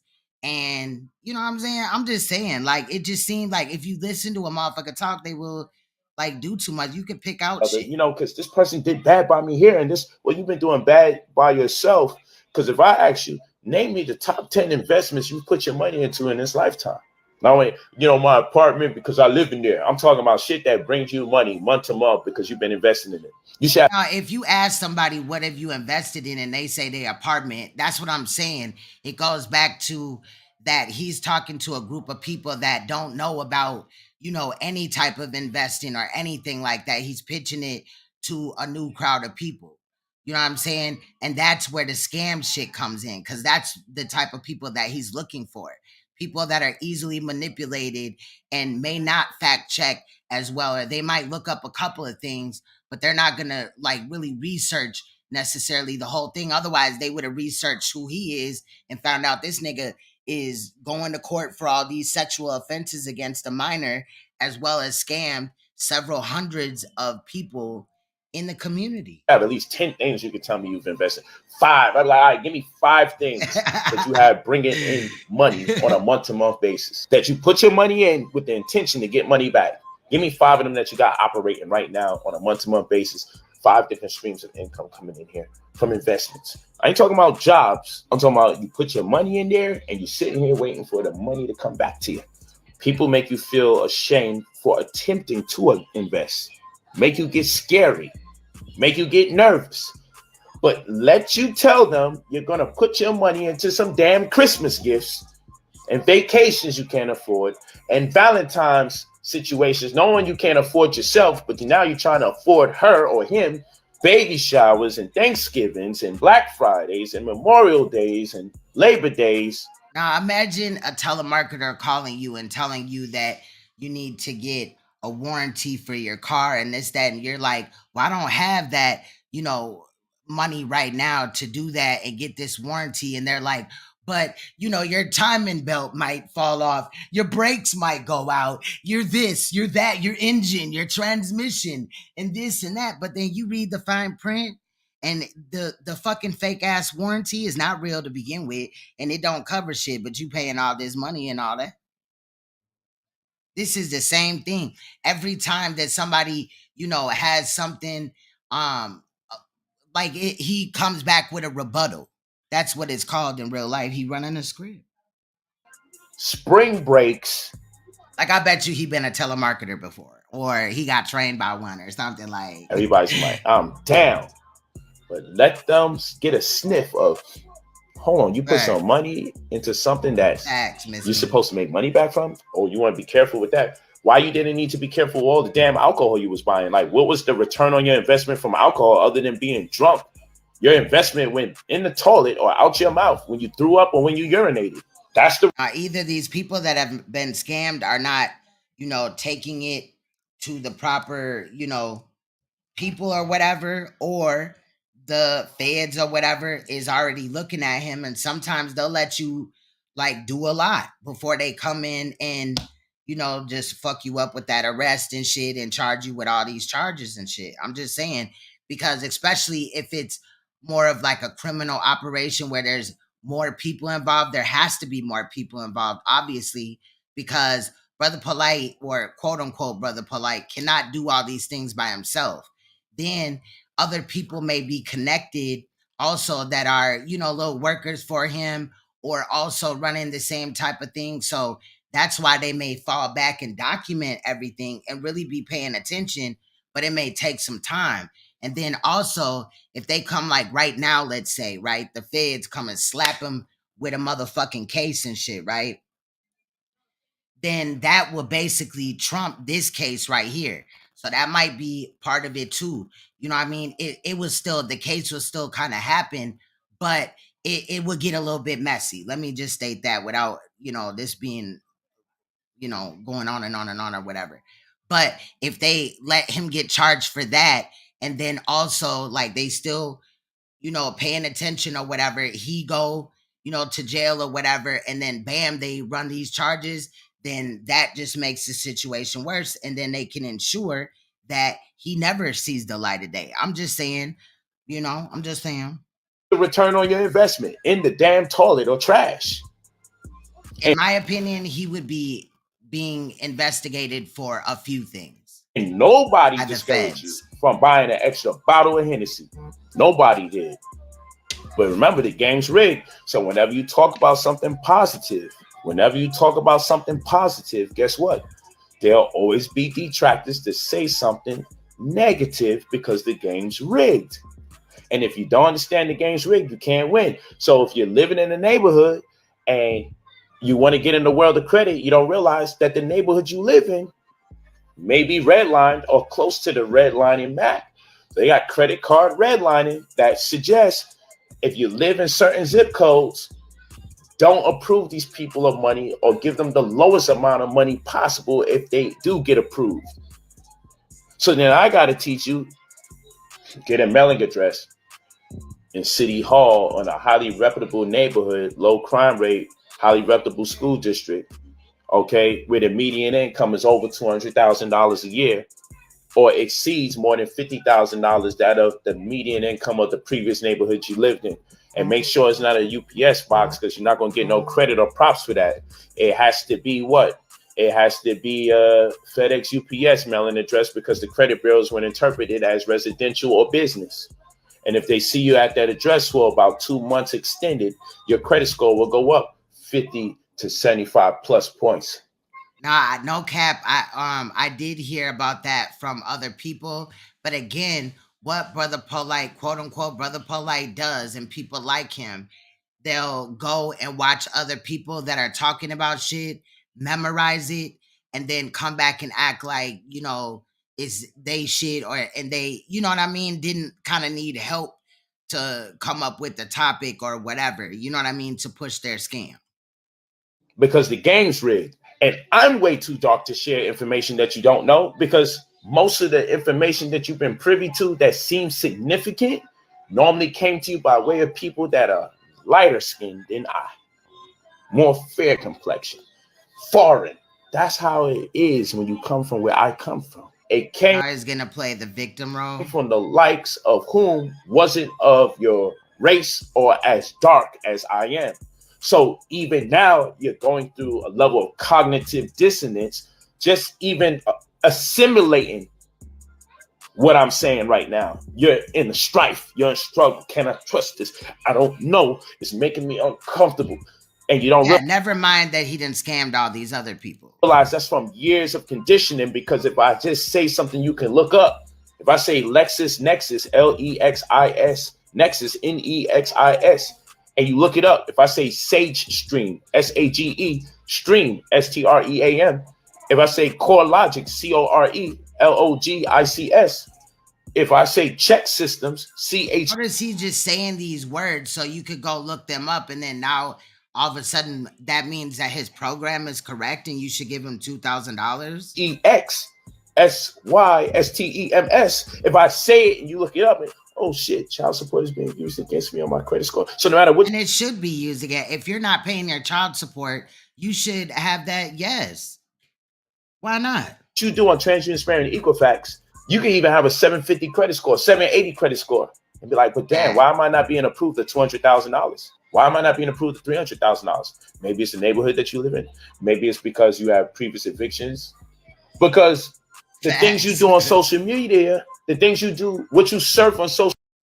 Yes, the Cargominium scam. Yes, he scammed them people. He acted like he was, building a Cargominium, community and all this and that, and they were building basically homes out of the cargo containers, and Polight acted like it was his shit and all this. Child, they popped his motherfucking ass. Let me tell you, I think I got it in a couple of my videos, and I know Concealed does as well. Shout out to Concealed. We used her clip earlier with the Sonetta and Brother Polight, quote unquote, going back and forth earlier, the tax or the credit type of situation and talking about Renintech. But yeah, this nigga, girl. Social media, you have a social media score. And now listen to this, a social media score, y'all. Things they see you surfing the web with on social media puts you in a category where you shouldn't be trusted. Because people that look up Jordan sneakers most of the time and goofy ass scenarios and bum fights and people that's getting smacked shit out of all the time, these people can't be trusted when you lend them money, because they consume how much hours at a time. Because your phone will tell you, you've been listening to this music for way too long, so it's probably going to impact you to the point of a detriment. When you got your, I would say that ain't no telling what you done put as an account name or whatever. I guess they could track it maybe off of, because your service provider, and that's how they're tracking you or whatever. But I'm just saying, like, a social media score, bro. Apple Beats on. You're going to say a pharmaceutical score too. Now, I called him out for that before, but just showing you that he's regurgitating the same shit over and over and over again in every video. Most of the videos are the same. The only thing that's different may be a couple of things, and the clothes that he's wearing is different. Instagram will tell you how much hours you're on IG per week. Facebook could tell you how much hours you're on Facebook per week, and so forth and so on. This data gets turned over to consumer data aggregates, and they say, how much can we trust a person that's on Instagram for over an hour and a half at a time? Well, the data shows that people that stay on IG for over 3 hours a day and stay on social media in general for over 3 hours a day when combined, these are the people that tend to not be able to handle their debt 60% of the times. People that return the clothes quite often, buy it to return, we see that they have a tendency to not maintain their debt scenarios 40% of the time. Or maybe they just didn't want the shit that they bought. What about drugs that get abused? So this woman goes get her breast done. She gets her breast. Look how he just looking everywhere but the camera. But when he asks you for that $2,000, better believe his big ass eyeballs is all up in the damn lens. Breast done because you have pharmaceutical scores. So a woman gets her breast done, but they gave her Percocets, a muscle relaxer, so she doesn't get these sharp pains and acute pains from because he would know what that feels like. Her newly found surgery to get bigger boobs. But because she's using Percocets or volume, these are facts. Oh, the shoes. Yeah, them shoes was ugly as hell. And the plagiarized books. Facts. There's no way in hell this man wrote 90 books. He was copying and pasting off of Google and other shit and plagiarized them books. Drugs that are more commonly abused. So because these drugs get abused a lot, her pharmaceutical score goes down. Because now she's in a category where the percentage shows most people who use drugs. What is he talking about? So he just gave you a scenario that a woman went and got her breast done, right? And then, oops, next thing you know, her pharmaceutical score went down because they gave her prescription for Percocets, and now she's allegedly a fucking drug addict and shit because she just had this surgery done and her tits hurt. That are abused have a tendency because they're abusing. Who said she abused them though? Like the pain of breast, I have never got it done, but I can imagine that it doesn't last forever.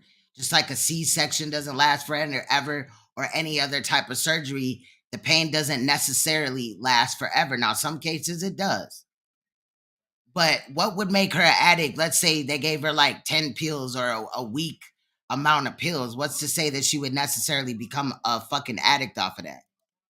The drugs, they're misappropriating their funds. They have a tendency to not pay their debts off. So you might have a low pharmaceutical score, a low social media score, but a good transgender sparing Equifax score, and not realize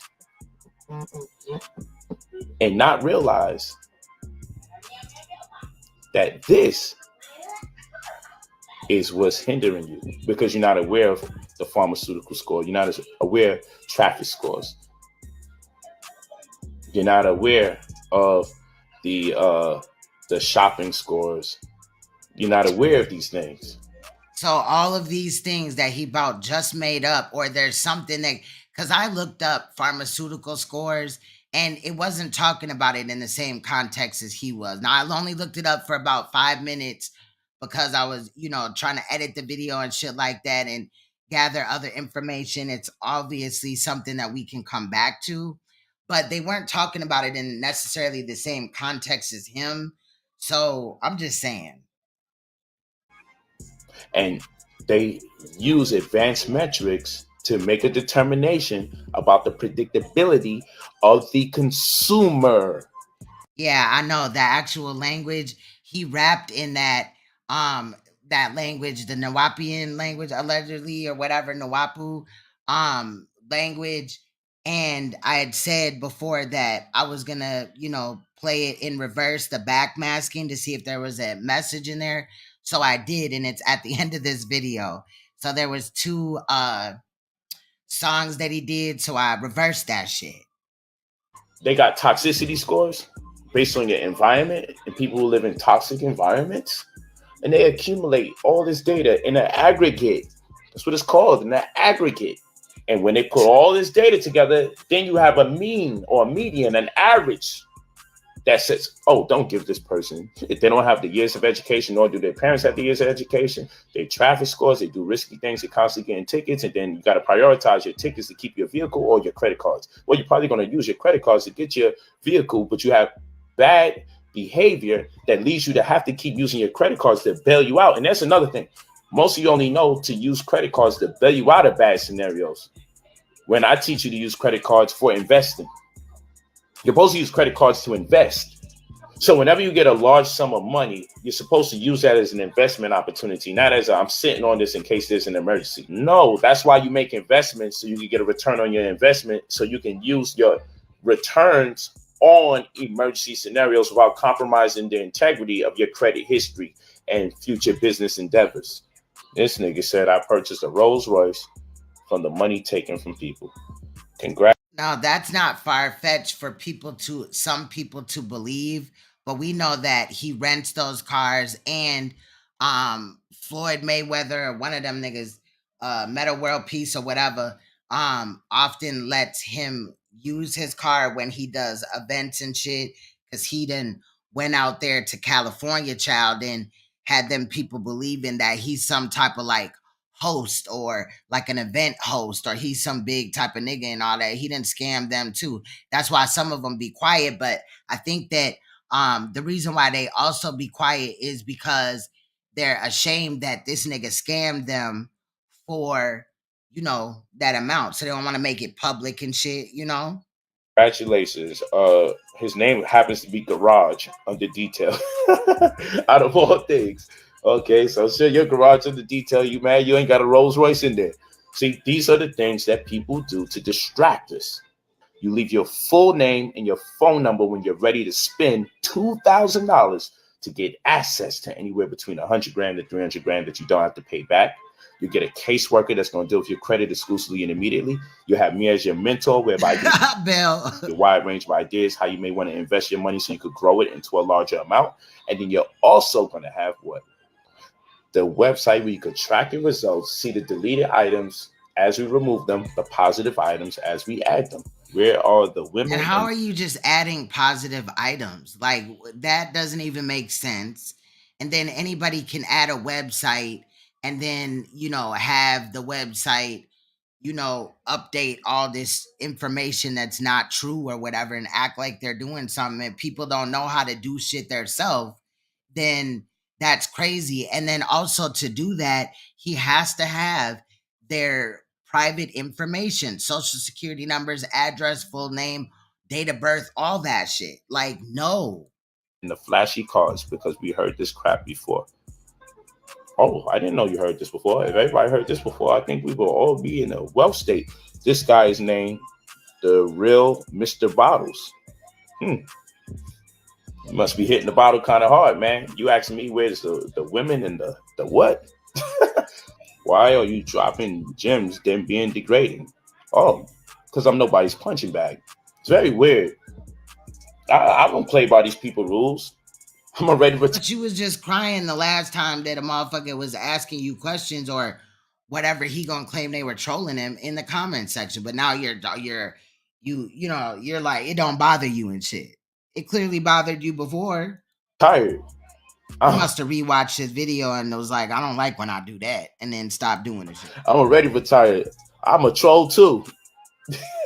We know. I'm a scammer too. A troll too. But what we're not going to do, because this shit is rigged, is designed to put people in there in the chat to distract us from giving out free information that you could check out. 100,000s, 200,000s, 300,000s, even 500 grand. Ain't no free information. In order to get any work done, you got to give him $2,000 just on a whim and hope he gets back to you. And sometimes people claim, you know, even in the testimonials, it took weeks for them to hear anything. Imagine just giving somebody $2,000 and you didn't even have it like that, but you're trying to do better with your life and look out for your future. And then this nigga, whether he comes to or not, doesn't even communicate with you on a normal basis. I put a cap on how much money can be made available to you. I hear you, Divinity Infinity. People will click on a live just to listen to someone and hate on them. Don't attempt the freedom fight over here. You'd do better if you was teaching with all the things you claim to know. Every time I go on these people's pages, I'm like, oh, they don't teach nothing. Oh, she's popping. Oh, okay, that's what they do over there. Okay. Don't act like you don't fuck with bitches that pop pussy, nigga. We already seen that earlier in the video. That's what they do. So why you over here messing with me? You popping pee over there. Don't you hang with bitches that pop pee?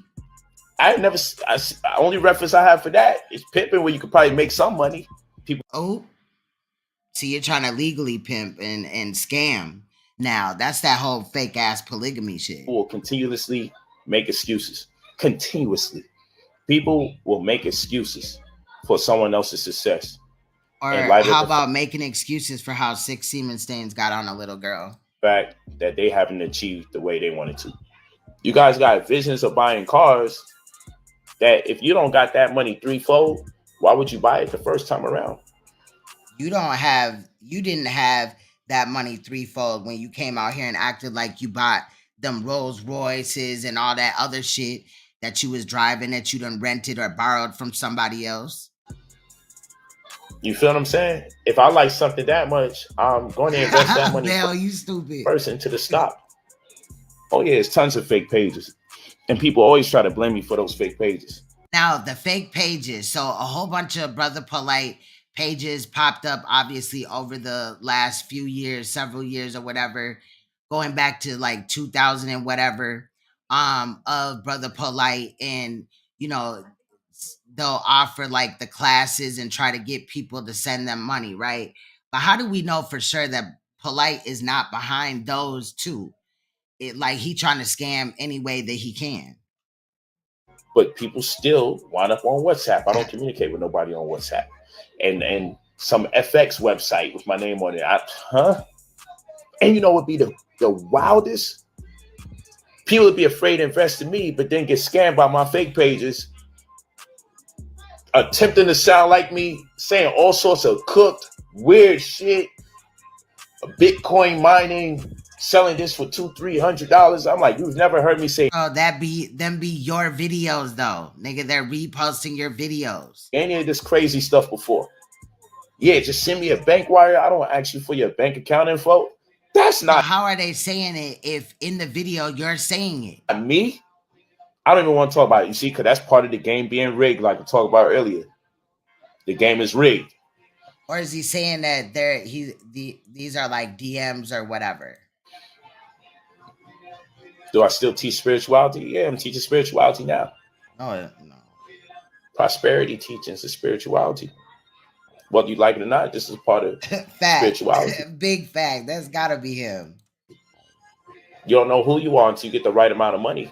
Remember when he got busted for all them people that have bought videotape, like lectures and movies or whatever and books and shit from him, and he didn't even come through? There's hella people that got like thousands of dollars and gave it to this nigga and he played them.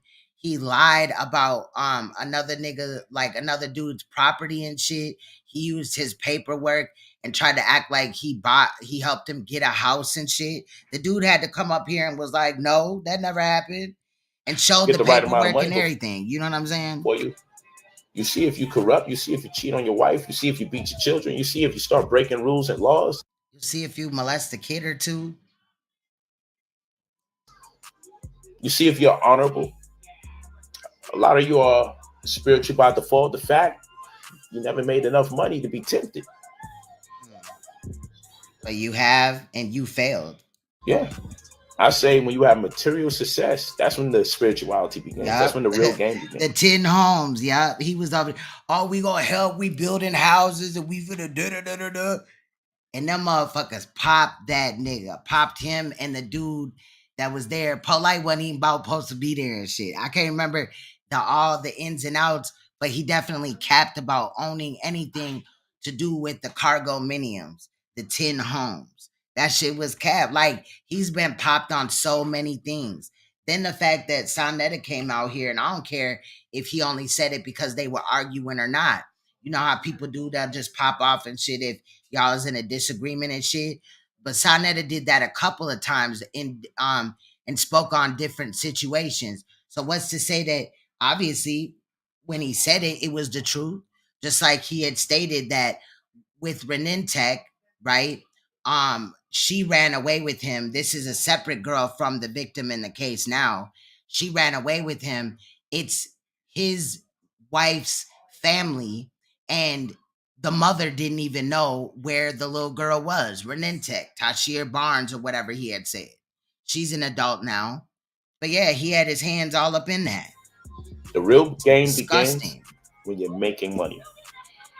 That's when. And when he groomed his second wife, his fake second wife, She was working at a bookstore in New York. She was 16. He went in and basically courted her for 2 allegedly years. He claims that, well, they claim that there was no sexual contact until she was legal. But what's to say that that's even fucking true? Find out who you really are. Your full name and your phone number when you're ready to spend $2,000. Yeah, had on house shoes. Yes. dollars to get access to anywhere between $100,000 to $300,000. You know, they like went to the site after it was closed down and shit and started filming and shit. And Polight was capping. And then the dude was in there like, yeah, you know what I'm saying? I'm just saying, I'm going to look that clip up and I'll probably make an edit of it or something. I don't know. I need to find that shit. I haven't seen that shit in like at least like a year and a half. Around 90 business days. I'm giving you a mentorship that is all inclusive of credit restoration. Boy, bye. Just dumb shit. Took someone's life insurance. How the freak do I take someone's life insurance? Don't you? That's a federal offense. Like, nigga. See, this is how you know you're talking to either dumb people or the byproduct of dumb people. Right. That'd be life insurance fraud. I don't even sell insurance, goofy. I never. She spoke on insurance earlier. I digress though. Taking any of them serious exams. This is how I know people be agents. This is how you know. Shit is rigged. You can't talk about nothing that makes sense while someone saying, Okay, let's be real. So over the years, Brother Polight has scammed several people. Several people have come forward and stated that money that they gave Polight, money that they had in their bank account, or money that they got from an inheritance of somebody in their family dying, which could also be insurance money, right? He has scammed them out of that money. Now, I'm not saying that the next dude that I'm going to play is that dude. However, there are several people. Nobody's lying on this man, okay? But this man that I'm going to put on for you next is somebody that went through Brother Polight's credit restoration microwave program. And if you heard Brother Polight speak recently, he does refer to the credit restoration microwave program and how he's going to rerun it. So this is why I think that people should be aware, if not already. I mean, we're in 2023, and I've known of Polight scamming since like 2016 or whatever. And let's hear from him as he talks about his experience with Brother Polight, and let's see how it worked for him. Let's go.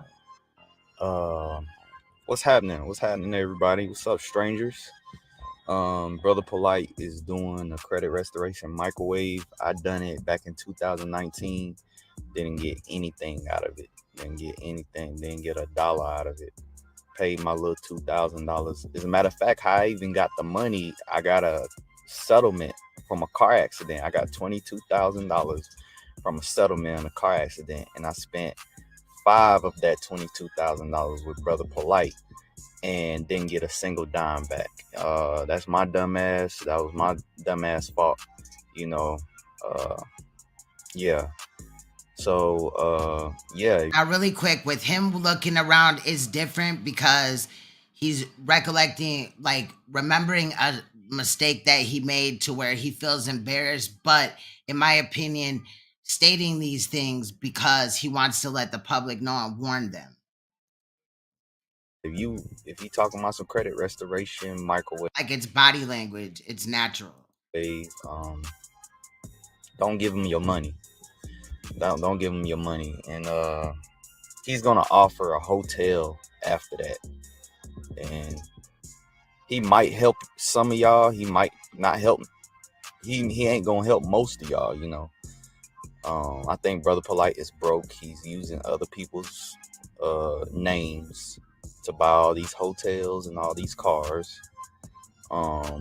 He's doing everything off everybody else's name, everybody else's credit, everybody else's. He's not using his own stuff to get all the stuff you see on his Instagram.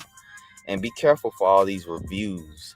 How these scammers get us with these reviews is, oh man, this is the best class ever, and dude, they don't show a piece of paper with a that's signed by a judge or signed by the Better Business Bureau, whatever. If you don't see legitimately like what's going on paper, stop believing that somebody made $1 million or made $100,000 off X, Y, and Z. Anybody can say that. Anybody can write a review and said this thing helped me and I suggest it. Okay, what does that prove? Like what physical evidence? So my people gotta stop being so. Well, I'm gonna be honest, y'all ain't my people. Just because you black don't mean you my people. I'm gonna get that out the way. And because like all black, because the people that Brother Polight is taking advantage of is people that are ignorant. I was ignorant at one particular time. I'm not. Hindsight is 2020 though. Not ignorant no more. You know, so good thing it was only 5,000 and not like a higher amount like some of the other people. Yeah, he's lying. For those who are just innocent and just, you know, about to make that mistake, don't make that mistake. It's just like when I was like sometimes life lessons hurt, you know what I mean? But maybe, you know, it detoured him from ever doing it again, and now he knows what to look up or what to look at next time. You know what I'm saying? Another day, my wife was like, "Yo," I was telling the two of my wives, and it was what Dr. Sebi's laptop. I ain't never heard about that hit and run. like, Salute to why you. do you Though. hate driving so much? The only time I drive is when I'm showing off. Rolls Royce Diaries. But anybody that really knows me knows I hate to drive. Why? Because people are parked. Listen to this though. And randomly open their door while I'm driving in traffic. Oh be careful for that. Like you're from New York. You're not used to that? People, oh, there's a red light. Let me rush and beat the other guy to the red light and almost kill him and his family in the car. So I got to worry about the people that rush to the red light. Got to worry about the people who open up the door in the middle of traffic while I'm driving. Got to worry about the people who just got to beat the light when I got the right of way. Got to worry about the cooked ass people who got their headphones on, looking in the opposite direction of traffic while they walk and the light is not in their favor while I'm driving, turn around and get mad at me because I almost hit them. Got to worry about the drunk drivers. All the defensive driving is mentally perplexing. By the time I get out the car, I'm freaking drained. I got to do everything in my power to not get into another accident. I've been in an accident where I flew completely out the window. Bow, was unconscious. Now, okay. The fact that he flew out the window, I want to find more about that. But the driving part, you know, people do go through that or whatever, but it's not that. It's listen to what he's going to say next about the cars. For 45 seconds. Glass all in my head. Been in one recently where a car flipped the freak over. So the stigma of all of that energy, and still I drive, still I thrive. But if I could avoid it, I choose not to. That's why I have personal drivers to drive me everywhere I need to go. What? Only drive them showing off, and it's just picture worthy and video ready. Other than that, he only drives them for showing off and picture worthy and ready. So obviously, if he's just borrowing a nigga's car, renting a car for the night, then you know he can stunt like that. It's all cap. I'll jump in my black or white caddy and have my people drive me. I'm good just like that. What year is them, and what do they look like, and who really owns them? It got to be an event. I'm hired to go to a club of some sort. Then I'll come out with the Rolls Royce, you know, or the Ferrari or the Lambo Pole Energy, Ferrari Pole, Lambo Pole. That's when I come out and I do that. Boom, park it back up, rent it out, mind my business, because I hate driving, because it's mentally exhausting. Because this man doesn't even have a home. So he wants you to believe that he got Rolls Royces, Lambos, and all this other shit. But he don't even have a home. He recently, about 2 years ago, got evicted from a fucking apartment while he was scamming still all of our people. I'm doing everything in my power to think about everything going on in and around me. And I know I'm just super. Nothing came about that because he was in the wrong. And I think it was some like prostitution shit. That story, I'm not buying that shit when he was talking about, oh, they just threw us up against the car and all that. It sounded like some prostitution shit. And thinking about it, we might look at that as well. The cargominium shit. as well as the police brutality video. I gotta find that shit. Exhausted is wear and tear on my mind when I'm driving. In retrospect to the Illuminati, as many of you would like to refer to it, Cash App. I don't think he has a driver's license either. Fed now. And what does this mean? He said Fed now, not fentanyl, right? But he's going to talk about fentanyl in here, so I wanted to just point that out as well. Now, if you guys have been... This is the video where he basically makes it seem like, you know, possibly George Soros is paying money to have his name and his character lied on, slandered, and, you know, kind of leads you to believe, if you didn't know better, that, you know, all these accusations of him being a sexual predator and having a court date, or even the mention of his arrest and the charges to begin with, whether people think or know that, you know, he's about to wrap this case up, it's mandatory. The judge said no more continuations. But I'm sure that in his comments, there's comments about him and this case and things like that, and other things that he doesn't want to come up. So I think that's why he threw that out there. But it was interesting for him to make those type of accusations. Been keeping in tune with my courses, which I tell you, I do get a lot of flack from covert forces for disseminating certain information about the new society to come. I'm not a doomsday giver. I don't make videos to give you doomsday energies or vibes, but the fact of the matter is the world is quickly changing. And I've been forewarning you about these things, especially last year and the year before that. Those things that I discussed have come to pass. Now, so were several other people on YouTube or other social media sites. Again, he regurgitated other people's information, or information that he just looks up and then he memorizes it and then he regurgitates it like a script. So yeah, they're getting rid of cash. That's an absolute fact. Facts, hit and run. And he also states the obvious. We known for years that they're getting rid of cash. They once got rid of the coins, like before really the paper money. I'm talking about the other coins or whatever, and other changes in life have happened. The fact that we're going cashless isn't necessarily a bad thing. Now, it might cause people to have to maneuver around how they buy or sell weed or whatever, right? If it's on a street level. But I'm just saying, I don't really think that's necessarily a bad thing, because money, carrying around cash, you could be robbed, right? Now, I'm sure that other scams are going to come through with this cashless society, obviously, but I'm just saying. It's a process, but they're getting rid of cash. Okay. No, but I will. Okay. You think it's a coincidence that on April 4th, the creator of Cash App got stabbed up randomly, like he's in hood affairs. Then they say they found fentanyl and cocaine and alcohol in his system when he got... They say his net worth is $5 million. Got stabbed up. And who did he get stabbed up by? He wasn't mugged by nobody in the street, no hoodlum. He was purportedly stabbed up by an IT entrepreneur. Now, this portion of the video, he did put some TikTok video that he had seen or whatever, and they were talking about how, like, you know, we're going towards a cashless society, and gift cards even won't be redeemable and all this and that. I cut that out because I don't really know them people in order to give them credit as well. But the humming is in this video because his phone is right by his computer, but it does correct itself after a while. Another nerd.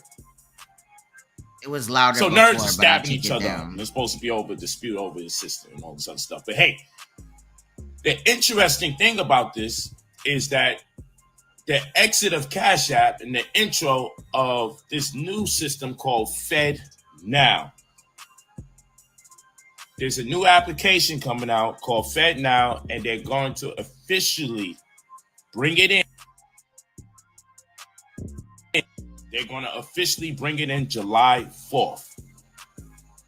Just like that. Ooh, the day after he has trial. So you better hurry up and get his $2,000 plan or whatever, right? Because he needs that money to either go on the run or to pay his attorney before he goes to prison.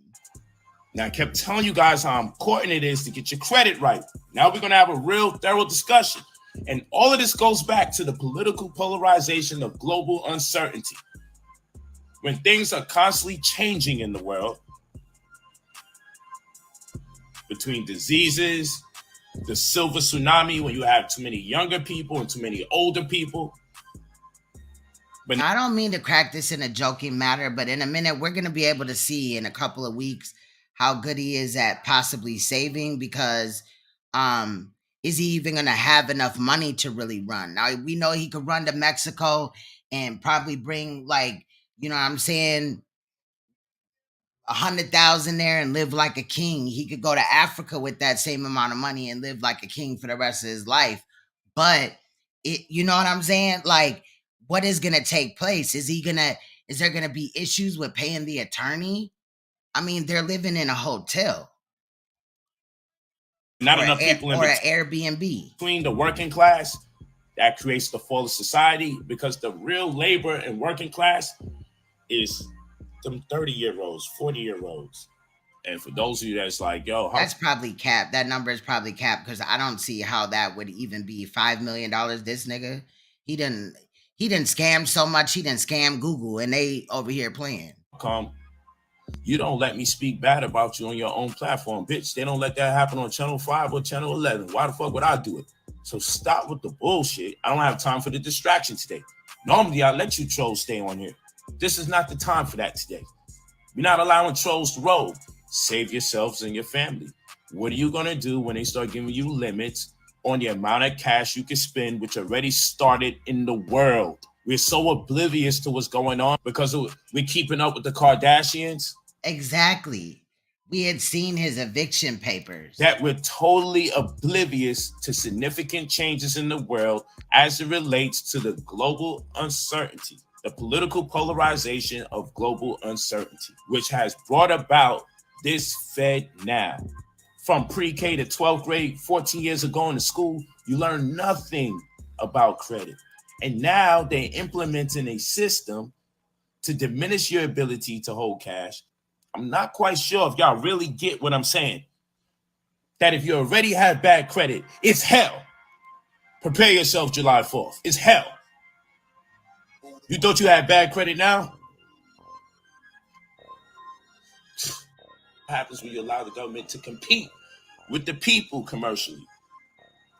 They're going to push out Cash App, push out Zelle, push out Venmo. They're all out of here. Why?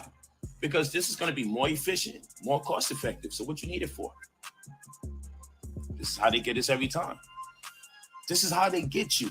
I'm not going to go into all of that in detail. Crisis actors. Y'all will just tell me I'm full of conspiracy theories. But now listen. I've seen my websites completely shut down from courses that I've been teaching to help people make bread. Completely shut down, just disappearing. No, it's not that, you know, him and the designer of that of the website, you know, I think if I remember correctly, he didn't pay the creator of the platform, or the dude that was running it, the server or whatever, and dude shut down the platform. No, that's got to be the government, right? Polight. From me talking about the silver tsunami, put up that class, next thing you know, glitches in the matrix. I'm putting up the courses again. That's a fact. So is he dissing them and shit? But I take my time and I catch a breather, because if you're too aggressive, they get more aggressive. And our people don't believe Emmanuel, I'm dead. Any rumors or speculations about you that's put out there. Okay, hold on. We got to go back because I was laughing. Hold on. This is going to be more efficient, more cost effective. So what you need it for?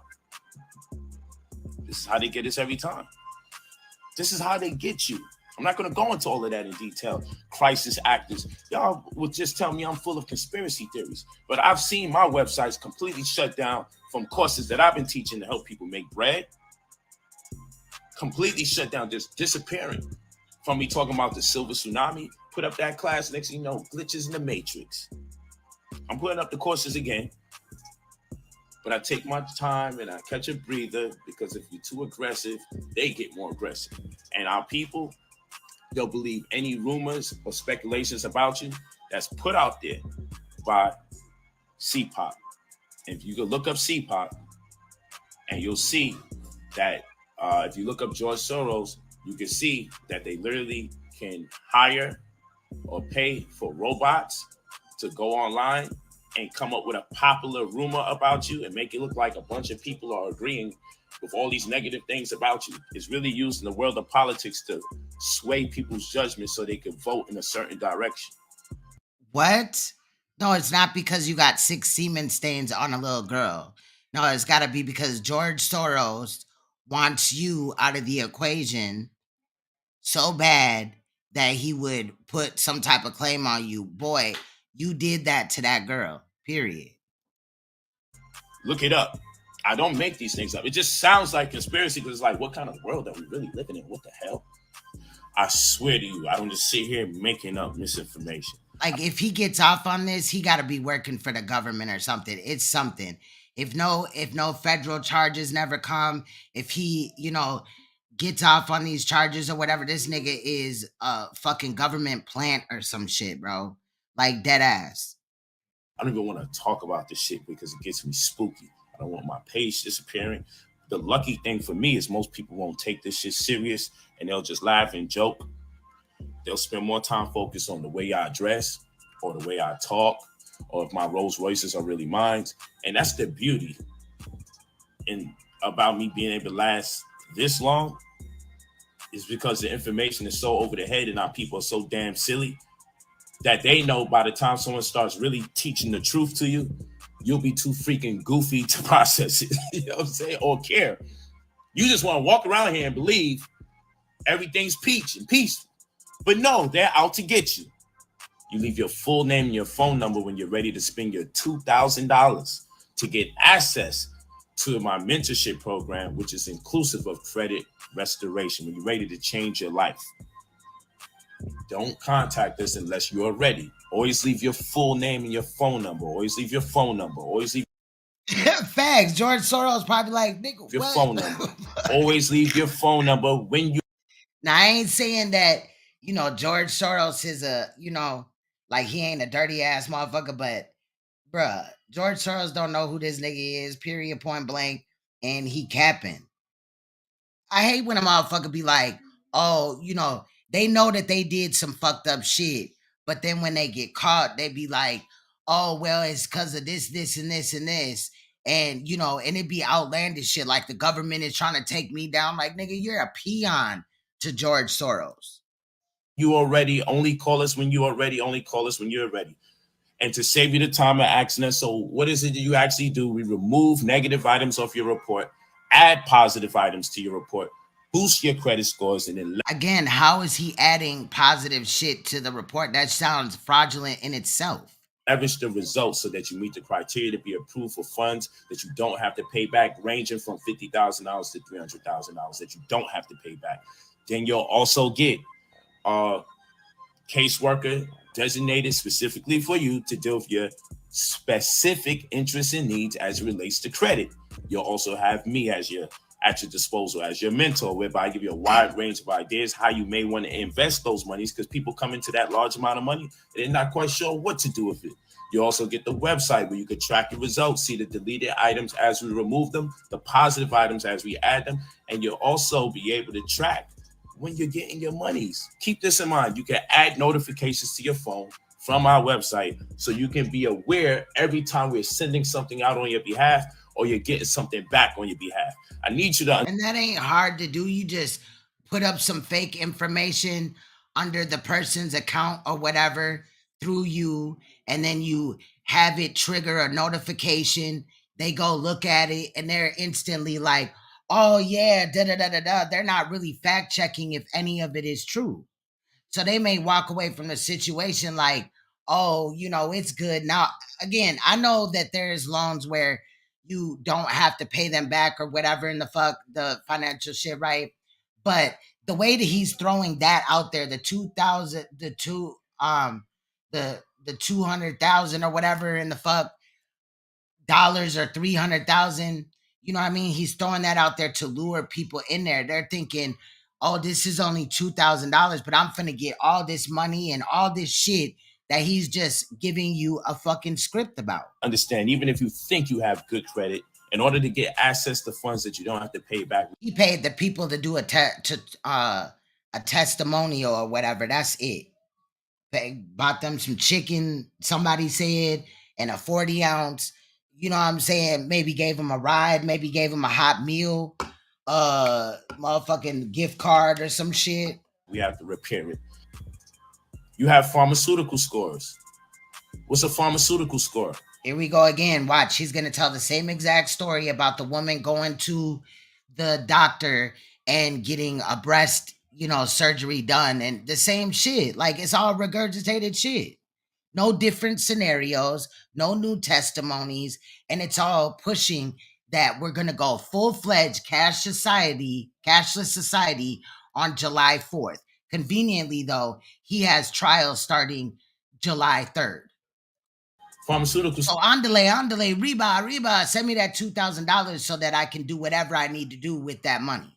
Because you're probably not. And if he goes to prison, you definitely ain't getting that money back. So let's say a woman gets her breast done and she needs a muscle relaxer. And now they administer to her Percocets. Same story, same drug and everything. Because Percocets is a commonly abused drug, your pharmaceutical score goes down lower. You are now more of a liability if you apply for credit in the future because your pharmaceutical score has a say. Why? Because people who tend to use drugs that get abused, what is the ratio of those people versus other people that use other types of drugs or pharmaceuticals? People who tend to use drugs that get abused, use those drugs for recreational purposes, and people that use drugs for recreational purposes have a hard time managing their bills or their debt because they misappropriate their funds because they're abusing drugs, therefore they're buying drugs, and it's taken away from their responsibilities. So it's a higher probability you will not pay your debt back because you have a lower pharmaceutical score, which intimates that you're using drugs that are used for recreation, and you yourself might get hooked on it. Doesn't mean. And all the videos are like this recently. You know what I'm saying? These are the last 3. Mean that you will. This means that you might. That he did. Or you have already.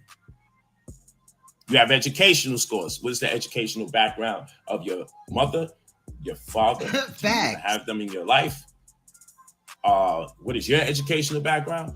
And do you live in a highly reputable school district and have you gone to a highly reputable school in a highly reputable school district? See, there's an educational score. You think I'm making these things up? There's a social media score.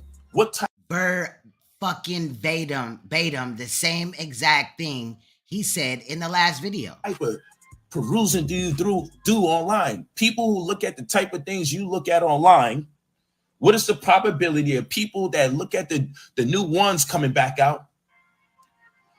Look at all the bum fights and people smacking the hell out of each other. And how much hours do you use on social media collectively? Because he don't want to talk about that or the 6 semen stains. Oh, you can go into your social media and they'll tell you how much hours. Or even why he was trying to bring a child to the club in the first place. Or even why he brought after the club was allegedly closed, why he brought the child to a different hotel than where the mother was. You use in a week, or thus far today, or average a month. Well, guess what? This data is sent over by way of CDAs, consumer data aggregates. This is held in an aggregate. It's called aggregation. And they accumulate all this data and they turn it over. And then they say, okay, for people who spend this much time on social media on average, how many of them have managed their debt properly? And what is the amount of time that people use on social media that puts us in a threshold where people are the least risky? So these are called, it's scores predicated upon the predictability of consumerism. They want to understand the predictability of the person spending so they can understand the risk and the likelihood of them getting a return. You have all sorts of that hat is equally hideous. It doesn't even match the same green as the collar in the shirt. Like, it's just scores out here. I don't want to go into the politics of it, but George Soros, SOROS, look it up and see pop, and you can see that they literally have funding. If they want to destroy someone's personality, if they want to destroy someone's identity, they literally have the ability to put bots out there in the internet world to make it look like human beings are actually against you. So I'm a bot. Everybody that don't like Polight for what he did is a bot. I guess the victim and her mother are bots. The prosecutor, the judge are bots. The bailiff, the people that are going to testify, they're bots. And George Soros is so worried about Polight that, or Michael E. NOAK, that he would, spend the money to do this. And somehow, even though they're attacking him, they allowed this man to somehow get a bail on this case when he wasn't supposed to get one at all. And he's been out for the last 2 years, and they allowed continuations, on his attorney's side and a couple of times from the prosecutor. But, they want him locked up so bad because they're trying to slander his name. Again, we're all bots. So that's what he claims. Not that these 6 semen stains and what he did with this child is inappropriate and he should go to prison for the rest of his life for it. He damaged her way of thinking of men. She'll never look at men the same. And it'd be so overwhelming. I'm not saying that she's going to jump out the window and be LGBT, or that, even switching sides like that is jumping out the window. But like, she's just not. It's that same feeling. Like, it's just always going to be there. She going to wonder, is he going to try to abuse me too? You know what I mean? Then the mother has to think about this for years or the rest of her life, that, a man that she entangled herself with ended up bringing her daughter somewhere and violating her and getting her drunk. What if she would have drunk and on drugs? What if she would have died OD'd in that hotel room, right? We don't know what he gave her really yet, exactly, to my recollection, but alcohol was involved, and he did contribute to a minor because that's what he's being charged with. So that's what the state assumes at this time. Plus the L&L'S, the lewd and lascivious. He has like 3 of them, and that other charge, the misdemeanor. The lewd and lascivious are felonies. Like, this nigga is looking at spending a substantial amount of time in prison. The amount of people that it appears to be against you, that you can use that bot system to manipulate votes by swaying people's judgment against one personality for another. And if you think they don't use it against black people and they're only using it in the world of politics, you're bugging. But I'm giving you a point of reference. You can look it up. CPAC, CPOP, George Soros. Look it up and you'll say, oh, shit. Now, you can look it up. And there is information out there that doesn't look good or whatever. But again, who the fuck is Polight? So when it looks like a bunch of people are against a certain person on the internet, it's because we are. Those people may not even be true.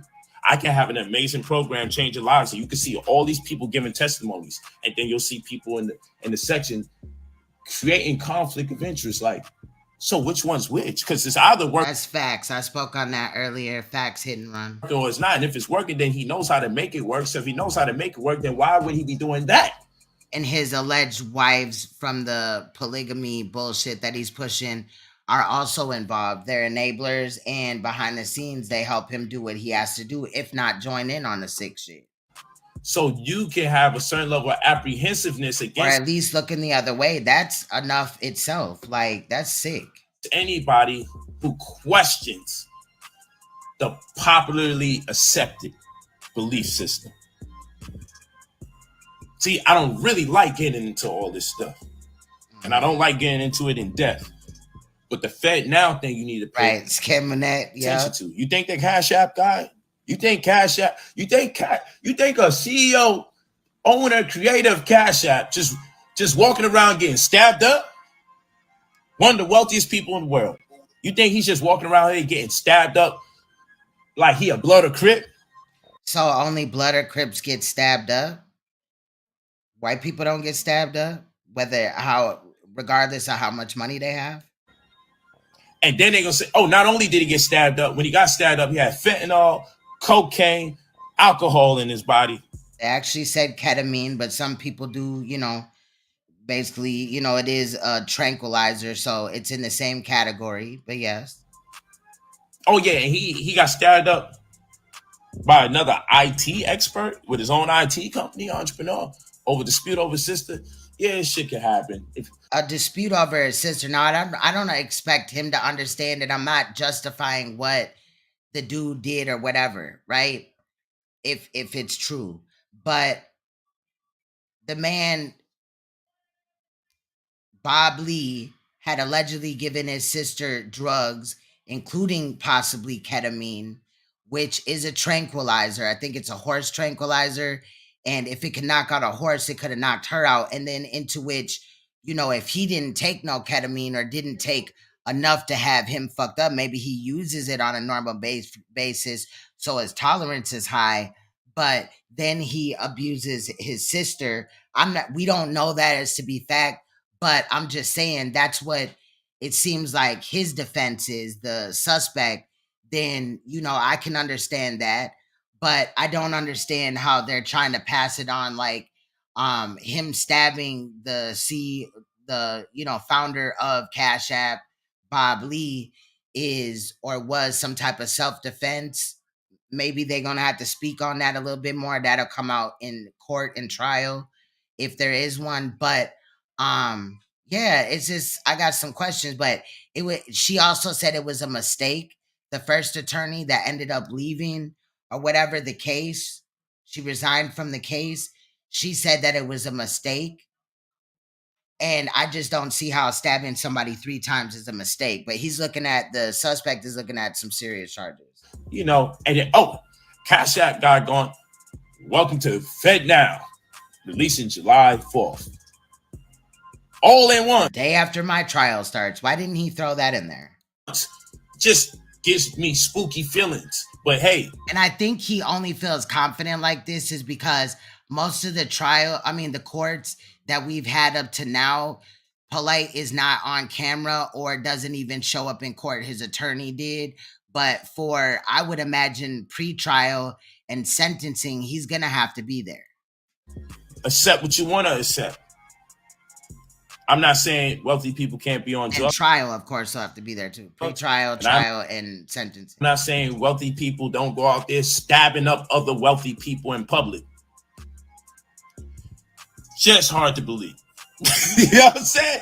Just hard to believe. If you maybe because you would never maybe take up, and I'm not taking up for the dude that stabbed the other dude, allegedly the Cash App founder or whatever. I'm just saying maybe because you would never really stand up in any way for a woman, Polight. I want to believe another wealthy IT entrepreneur was willing to go in public and stab up somebody that's the owner of Cash App, another wealthy entrepreneur in public. And the man had a history of stabbings before. So obviously this isn't, white people get stabbed all the time and he seems to be like, Saudi Arabian or something like that. So, they go to jail too. You know what I'm saying? For stabbings and shit. And when the dude got stabbed up, he was high for cocaine and fentanyl and alcohol. And he's just walking around here lit like that by himself with all the money he makes. Shit. Now, we don't know how long ketamine sits in your system, but I know that cocaine sits in your system or even crack for about 3 days, depending on how much you use. But I don't know about ketamine. So it doesn't mean that he was high on ketamine at the time. I don't know the levels exactly either. I don't even go out without my security. But Cash App gone, and then an app that comes in usurping. Cash App is still up and alive. Cash App. I don't know the mechanics and nuances behind everything. I just get down or lay down vibes. You know, when you're from the hood, one thing that being from the hood has blessed me with is the ability to discern the scam and bullshit. So is he trying to liken what happened to Bob Lee, the Cash App founder, to what he's going through in court one way or another? If they don't like you, they'll get you the fuck out of here. When you're from the hood, yeah, oh, someone just got juked up, someone stabbed them, and they from the hood, like, I know them stabbing scenarios. You know, like when Un got stabbed and they was like, it was Jay-Z or was it Jay-Z's man that did? Like, you know, we know nigga shit when we hear it.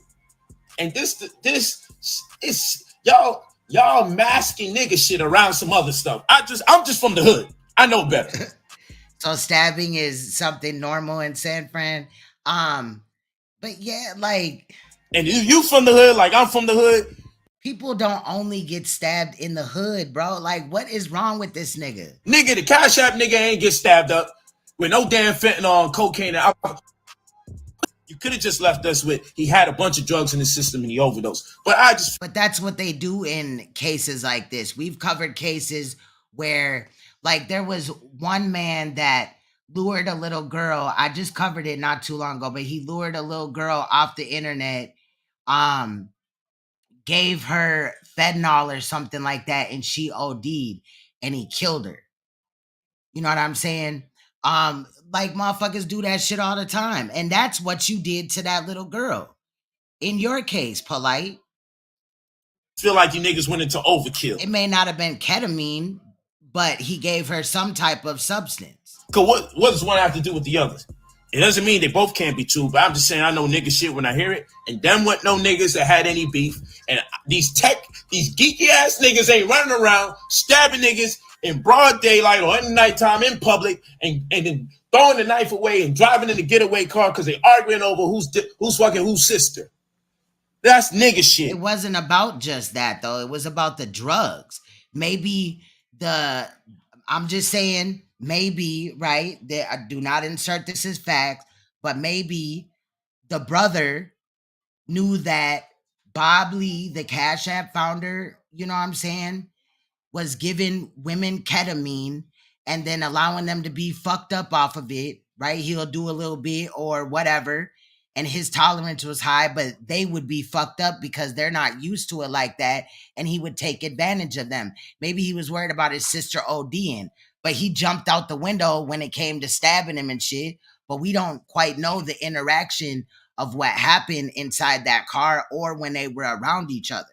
But I'm just saying, again, I'm not on the dude that allegedly stabbed Bob Lee side. I'm curious about the case at this time. We definitely covering this. And that was no niggas. And I don't agree with it. And I ain't saying that white folks ain't capable of nigga shit, because they certainly are. They gave birth to the nigga, them the original niggas. That's another conversation. Oh, damn. For real, Emmanuel? Another time. But no, nigga, I'm not about to accept this Cash App bullshit. And then Fate Now comes in, just like Cash App. Like, no, we're not believing in that. We're not believing in that. Now, I haven't done no research on Fed Now, but it seems the way he's presenting it, like it's an app and we're moving to a cashless society. He claims that it's going to happen July 4th. Again, conveniently, his trial starts the day before. So again, he's ramping up to ask for money. That's the reason why. And the urgency, because it's not just going to happen just like that automatically. We have been moving in that direction for years, but it's not just going to happen just on July 4th. Bam, it's over and shit. And you ain't going to trick me into it, because I come from a place where people get stabbed up, and they stabbed up over a quarter pound of weed. He stabbed up over a nickel bag of weed. So what's to say that man didn't get stabbed up for whatever dude claimed about his sister? Whether he was an IT tech or how much money he had don't mean shit.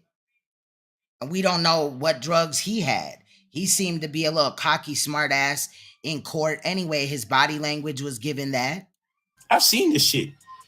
But you know, once a nigga start having credit cards, he start thinking about changing his life and being more peaceful. These are people that got more than just credit cards. I'm just telling you real shit about black people. You get your first legitimate credit card, you like, man, and it's over $10,000. Bitch, I'm gonna stay out of trouble for a little bit. $10,000 isn't even a lot of money. I'm stay out of trouble for a little bit. And then got a credit card now. Not for a credit card. A motherfucker will go burn that shit up in about a couple of weeks, a couple of days even. 10 stacks on it. I might be back in trouble in a week or two. But nigga, that first time that shit hit, you swipe, oh shit, $10 went through.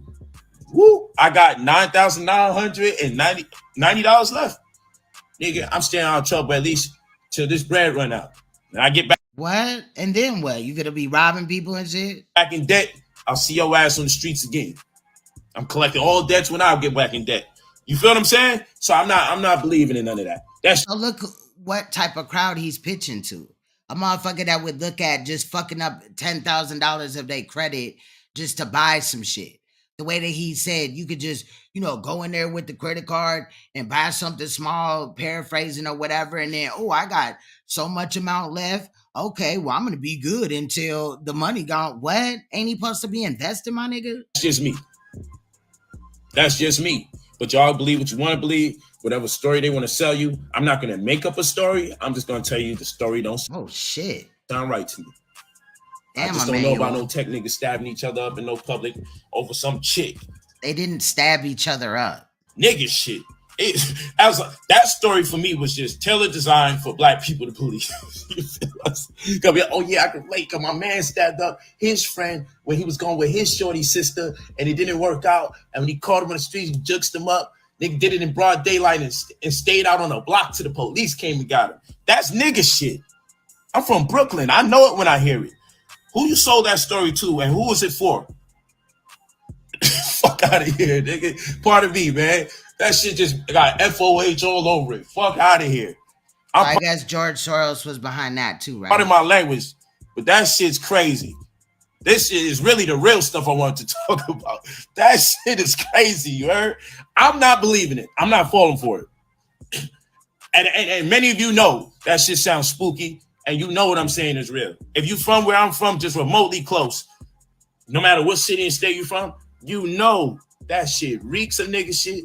You know this is some reality TV show. Ain't no billionaires stabbing each other up like that. No 100 millionaires and billionaires. It's not happening. And then the dude that they accused says, they charge him for illegal possession of a Swiss knife or some shit. Illegal possession of a Swiss knife. No, what they said that they were basically, I forgot the exact words that were used, but he's getting like a different charge because he used a knife. And it wasn't a Swiss knife that I know of. It was a kitchen knife. And I forgot the wording. It started with an E. I'm getting tired, y'all. But we're almost done too. We don't have that long to go, about 20 minutes. But it escalated. Basically, the severity of the charge escalated because a knife was used to stab him. He was stabbed twice in the heart and once someplace else. I really sat here and read this shit. But he said, nah, he ain't stabbed nobody, man. So Son saying he ain't even stabbed nobody. Duh, that's what everybody says when they go to court and there's arraignment. You don't plead guilty right there. Did you plead guilty right there? I don't believe it. And they said they got him on camera. It's just really blurry and pixelated. Poor guy, man. Now he know. This happened in San Francisco. I'm pretty sure they have street cameras. They're probably going to track his whole whereabouts to prove that it was him and prove that it was the same clothes that he was wearing and all of that type of shit. I feel to be black, man, because they probably setting him up, man. He probably ain't stabbed that guy, man. And if he did, he was probably a Manchurian candidate, if you remember that. But we talk about a different time. I don't make this. Excuses for the next man. Earlier, he told you about a situation where a man was allegedly getting beat up by a woman. I'm not saying that doesn't happen, but the wording that he used around that situation, in my opinion, led me to believe that he was trying to give the understanding that the accusations that are put out about him are not true. Like he's leaving segue stuff up. One thing I from debating, I used to say things that sounded ridiculous on purpose so people could jump out the window. Once the disrespect comes, then I'll start sharing the information. It's always a setup. I always set people up when it comes to information. But anyway. And when it comes to scamming them for money. You ready to get access to anywhere between 50 grand to 300 grand script that you again, don't have to y'all. pay back. Caseworker that's going to deal with your credit exclusively and immediately. Myself as your mentor to help you get a wide range of ideas how you may want to invest the money so you could grow it into a larger amount. The mentorship is the most important part of the mentorship, obviously. And then the website where you can track your results, see the deleted items as we remove them, the positive items as we add them, and then also you can add notifications to your phone, so that way you can be aware anytime we send something out on your behalf and when we gain things back in return. Leave your full name and your phone number. I don't know how much more proof you need. July 4th, they're bringing it in. What are they on? I feel you. I never have an engagement with another sister. All right, shout out to Kenya the Craft for this. I want to remind you of some of these things, so I'm going to show this. This is about 10 minutes. Without beseeching. And then after that is where I flipped his music to see, you know, we're going to listen to it in reverse to see if there's any messages. The address. And then we're done. Of my counsel, being my wives, and also my children. Who are you talking about? Huh? You ain't talking about Tasia, right? My family is fully aware of my position and my role in society, and they're extremely supportive of it. You ain't talking about Tasia Barnes, right? I know you ain't talking about her. Should they be comfortable and in conformity with my agenda, then I get the green light and I go do what I do. So the one you call Renentet, you ain't calling her your daughter, are you? Don't do it. Don't make me fucking do it, nigga. Huh? The truth be told, our black women have been abused. Ask Renentet, who is Shakira? That's my wife, cousin, motherfucker. Yo, I gotta try to hit her with the black woman is God. This is the mugshot of 37-year-old Michael NOAK Jr., also known as Brother Polight, to his more than 300,000 Instagram followers. They have been scorned, they have been lied to, they've been deceived. Police say the alleged victim was the daughter of a woman he was romantically linked to. I'm talking about the people guilty of child molestation. They've been the subjects of domestic violence, they've been the subject of molestation. Domestic violence. Miami Beach police arrested NOAK this week for alleged sexual battery of a 14-year-old girl in a hotel room in February. We have to learn how to listen to these women. They're telling me things like, been molested. Yo, I gotta try to hit her with the black woman is God. Little Dr. York, don't make me do it, nigga. Little fucking Dr. York. I can turn a woman to a god by having her access a certain level of potential, perpetually just through what I do with them sexually. And then you're gonna catch me contradicting that one day. It goes on to say NOAK tried to force the teen to perform oral sex on him. The teen allegedly passed out and woke up to NOAK trying to make her throw up. Family, do y'all hear that shit? The black man who's molesting his child. You entrust him to be the babysitter. You entrust him by himself with his own child, and he's molesting his child. If we was a people in our right state of mind, I don't give a damn if I didn't know that person or not. That's my cousin. That's my wife's cousin, nigga. Nigga, you're not gonna disrespect that child. Her sister is my wife's cousin, nigga. I'm for the youth. It's all about the youth movement, and we for the children. I just don't want to let it out yet. You know why? Let me tell you why. I tell you why I can't let it all out. I'm being easy because, like I said, Renentet is the cousin of my wife's cousin. But then you sit back and watch a nigga. Y'all can give me a name for the black man that's molesting his children. The black man who's entrusted with people's babies. Y'all can give him a name. I won't say it. Y'all can give him a name. Some people might say, well, Sarnetta, how come you ain't come out and you ain't get at this? I just told you, man. That's family. But what do we do as black people? Sometimes you gotta hold that shit. That's family. The family of my wife is family to me. That's family. Understand that. But then you sit back and watch a nigga. That's my wife's cousin. We family. To do what I do would be hurting her. That shit would destroy and it hurt her. Sometimes you gotta hold that shit.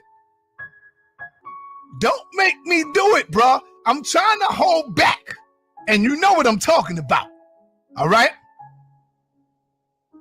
Nigga. And you're not gonna disrespect that baby. Somebody said, son, now that you've been knowing all this the entire time. You damn right I've been knowing it all the entire time. Automatically, people would say, oh shit, son, that is it, Bob. But it's for a reason why I can't really say too much. Because you just heard the sister on the phone. That's my heart. That's my wife. You know who cousin that is, right? Yeah, it's my cousin. Say that again, son. That's my son. You know who cousin, you know who Renente's cousin is, right? My cousin. Oh, okay. Look. Oh shit, son, that is it, Bob. Let me just kill that. I don't want to do it, nigga. Don't make me do it, nigga. That's what I'm trying to tell you, bro. According to the police report, NOAK, a motivational speaker and author who lives in LA, asked the woman if he could take her daughter to an after party at a club in Miami. That your children are being raised by these celebrities, your children are being raised by these personalities. The report states NOAK took the teen to his hotel after seeing that the club was closed. Police say the suspect gave the teen alcohol and started dancing and touching the teen inappropriately. What would you call that, Nepal? Ho! Is that sexual harassment, or would you call it? It's very illegal. Would you call it pedophilia? Bitch. Would you call it demon? It's like sexual rape or something like that. What would you call that? Slut. Your children are being raised by the menages of the world and everything. And you can't get your children back. Because my views were not. Now, this is Renente right here. I can show her face now because she's grown. The daughter that's over here, that's his daughter. She's been on camera several times. But I want you to remember this face because there's going to be a 1-800 commercial, like 1-800-SEXY. I think that's what it is, actually. And I want you to remember and notice that it looks like the same girl. Now, I'm not the one that came out with that. That was somebody else when this whole case started breaking off or whatever. But pay attention. Not for the whole community. My views were for child molesters. Groping her breast, inner thighs, and buttocks. You know what I'm saying? Because you don't have payola enough to get your message spun on the radio 24/7. All right? It's all fun and dandy until it happens to your child. She ran away from home to be with your bitch ass. It's like y'all niggas don't see evil when you see it. She left her own mother to be with your bitch ass, nigga. She's right there, too. Hugged up with Brother Polight. At this age, she was a teen, like around the same age as the victim in the case that he's fighting now. 14, 15. These brothers got a chance to be around me under different terms and circumstances. He'll tell you.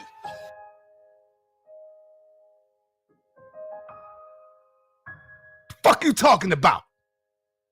Why you think her mother and them can't even find her? You wanna play with me, nigga? I'm knee deep in pussy. I'm overwhelmed by the amount of pussy thrown at me day to day. The girl's mother found her intoxicated and possibly on drugs with severe swelling on her mouth and lips. I'm good. Trust me when I say that. NOAK was served with a DNA warrant in June and surrendered to police on Monday. I'm good. You know what I'm saying? I'm okay. You know what I'm saying? There's no pussy shortage going on in my life. What do you call the child molester? You actually have a problem with me calling the pedophile an animal? Miami Beach police arrested NOAK this week for alleged sexual battery of a 14-year-old girl. That dick appropriation. And it'd be a matter of time before you come into your being. Every man can't do it, but I certainly must be one of them. You know what I'm saying? Little baby Dr. York ass nigga. Yo, I gotta try to hit it with the black woman is God. We have to learn how to listen to these women. They're telling me things like, been molested. And then you're gonna catch me contradicting that one day. Police charged him with sexual battery of a 14-year-old girl. You know that. Play yourself. You know that. Play your motherfucking self. You heard? Don't make me do it, little Dr. York. 1-800-PHONE-SEX. Call 1-800-PHONE-SEX. Don't that look like the same person? Sexy to talk to the hottest women around. You might never hang up, but don't worry. Don't make me do it, Dr. York. Baby Dr. York. But my daughter can't turn around and say, oh, for this job, let me just put this little thing on my head, do what I gotta do. I'm an actress and I'm also a model, and I get styled a lot. But it's all right. They don't gotta understand it. You know what they're saying? Huh? That's a whole different conversation. Now, I don't want to say you have to be dick down to become a goddess. But I'm saying it plays a significant role too. Might never hang up, but don't worry. Your first 5 minutes are free. You ain't talking about her, right? So obviously, she was an adult right there, I would hope. But they ran that as a commercial on TV. The one that you call Renente. Huh? Nigga, that ain't your daughter, nigga. Cut it out. Every woman watching this video right now, they probably falling in love with you right now, brother Polight. Oh, thank you. Yo, I gotta try to hit it with the black woman is God. It later states NOAK told the mother not to call police because it would ruin his career. What I'm saying is we have to learn how to listen to these women. They're telling me things like, been molested. But the shit I got on you is real shit, Polight. For real, man. Every sister out there. But I still gotta come hard at you, brother. Little baby Dr. York ass nigga. The black woman has been molested. And believe me, I got data on you. I'm riding with the black woman. Yo, I gotta try to hit it with the black woman is God. The people looking at you as a clown, nigga, they know you lying. They know you a liar. Huh? What the hell you got to say about that, brother? You have no right to tell the teacher what his dream should really be. Because my views were not for the whole community. My views were for child molesters. What the fuck? Speak your speech, nigga. I was abused by poverty. I was denied access to childhood. Peace. We love you before we say something incriminating.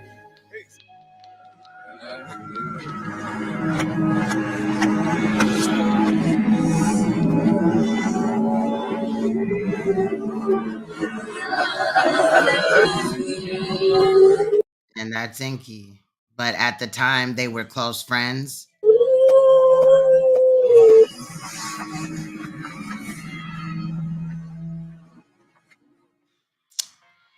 Now, as I promised, last live stream and before, I had also forgot, but I had said that I was going to reverse the 2 songs that Brother Polight had done in this language that he claims is his own.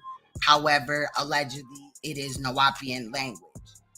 So, if you don't know about backmasking is something that the industry does to put secret messages in songs, and sometimes it can brainwash people. Now, I'm not saying that there's any of those messages in here. Remember that this music that we're about to listen to, quote unquote, is allegedly Brother Polight's made up language, which we now know is Nawapian. However, as I stated that I would do, I would play it in reverse, which is the backmasking, and we'll listen to it. So here's what I got, y'all. Y'all tell me how y'all feel. Let's go.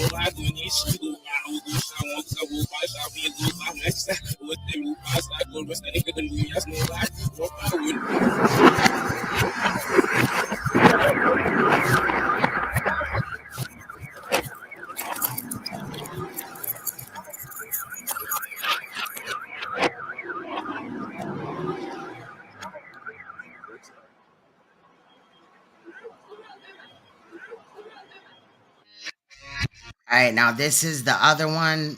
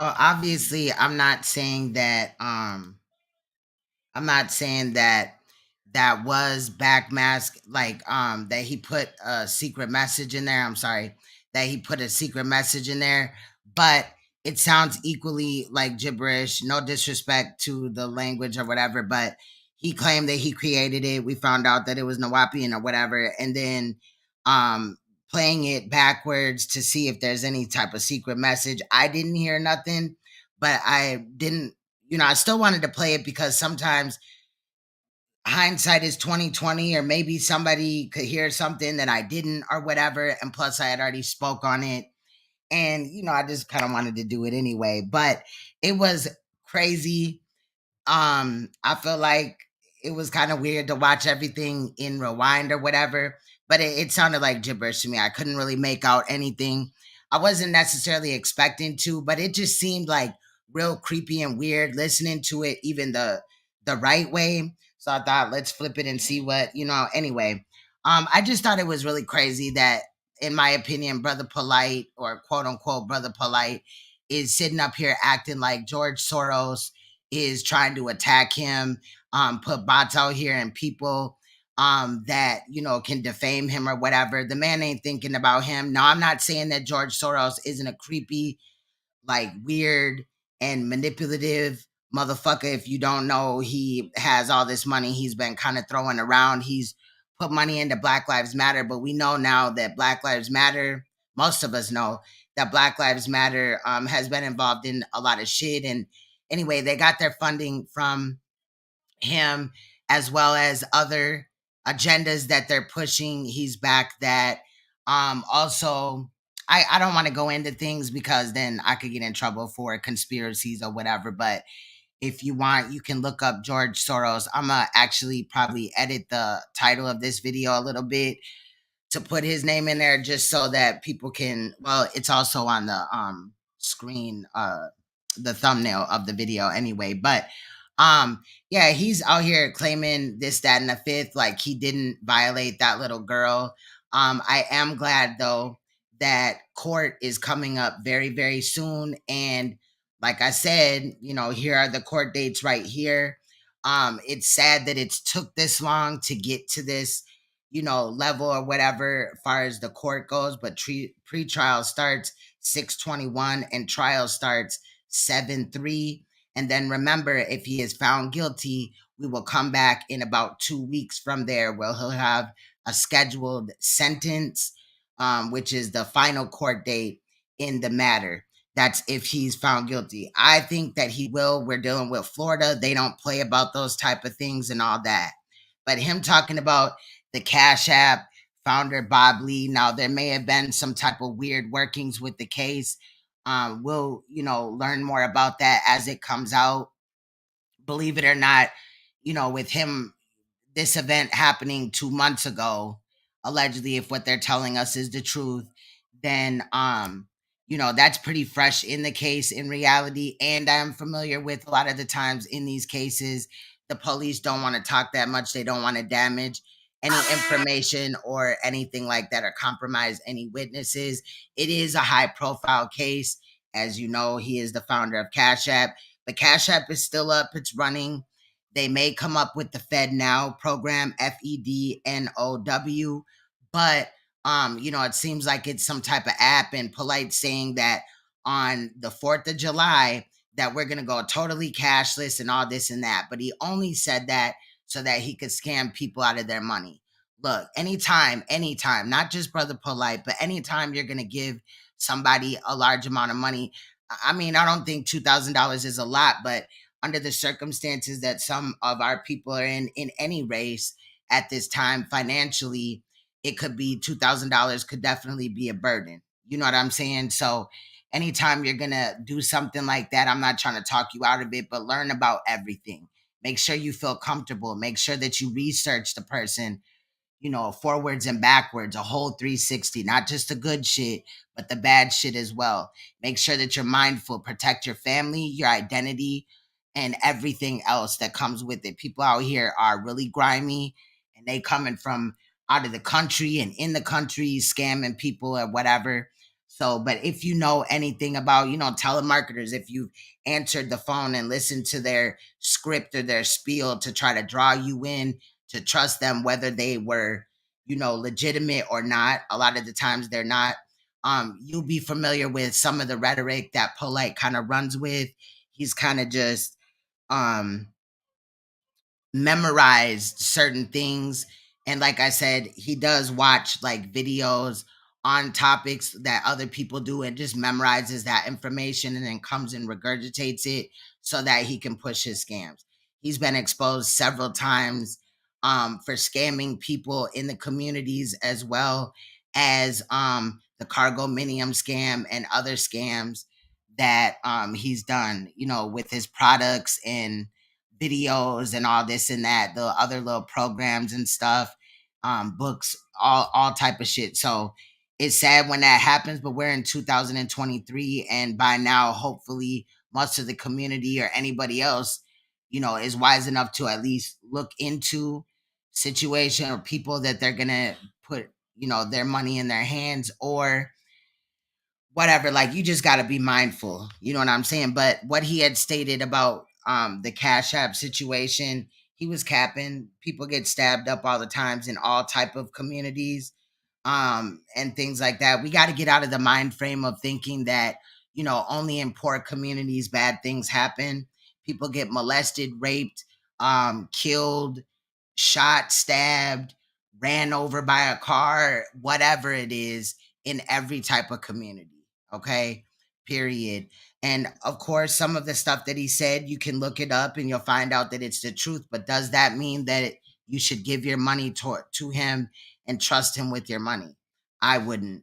And I'm telling you that myself. That's why I left his contact information out.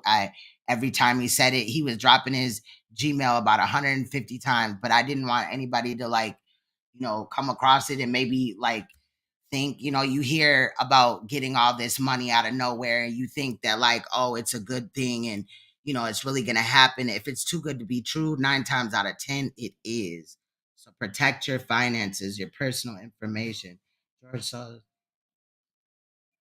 yes. I don't trust him. Like, look at him. He looks crazy as hell on the little profile picture. Not the profile picture, child. The thumbnail that I put up there and the one. So that video that we just watched without me talking at all will be uploaded on Queen's Throne Live. I do got to go in there because Sonetta kept saying the F word or whatever, disrespect the LGBT. We can't really talk about things like that or whatever, but I don't support like attacking people because of their sexual preference either though. You know what I'm saying? So I want to take it out of the one that is uploading. I kind of spoke over or spoke to it being in this video. I thought that he only said it once, but after a while I became restless and I was crunched for time because this video is a day late. So and I do apologize about that. But anyway, that's my take on it. Like I said, I'll keep my eye on the Cash App guy's situation. It seems crazy, but I do believe that it could happen. Now, it might be some crazy shit behind it, and we'll find out because shit won't add up. But for him to just Polight to just come in here and minimize what happened in that situation and act like it can't be true, like there's no way, like that's cap. But like I said, he got court coming up. I'll be back Monday, but I'll probably be uploading videos this weekend. If I can edit any new videos, I will.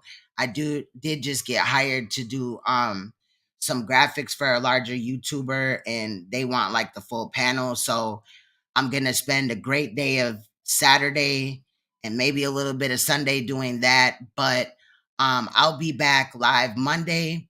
And then of course Wednesday I'll be here, maybe Tuesday, but Wednesday I'll definitely be here or be uploading a video about Brother Polight's quote unquote Brother Polight's court date for Wednesday, June 21st.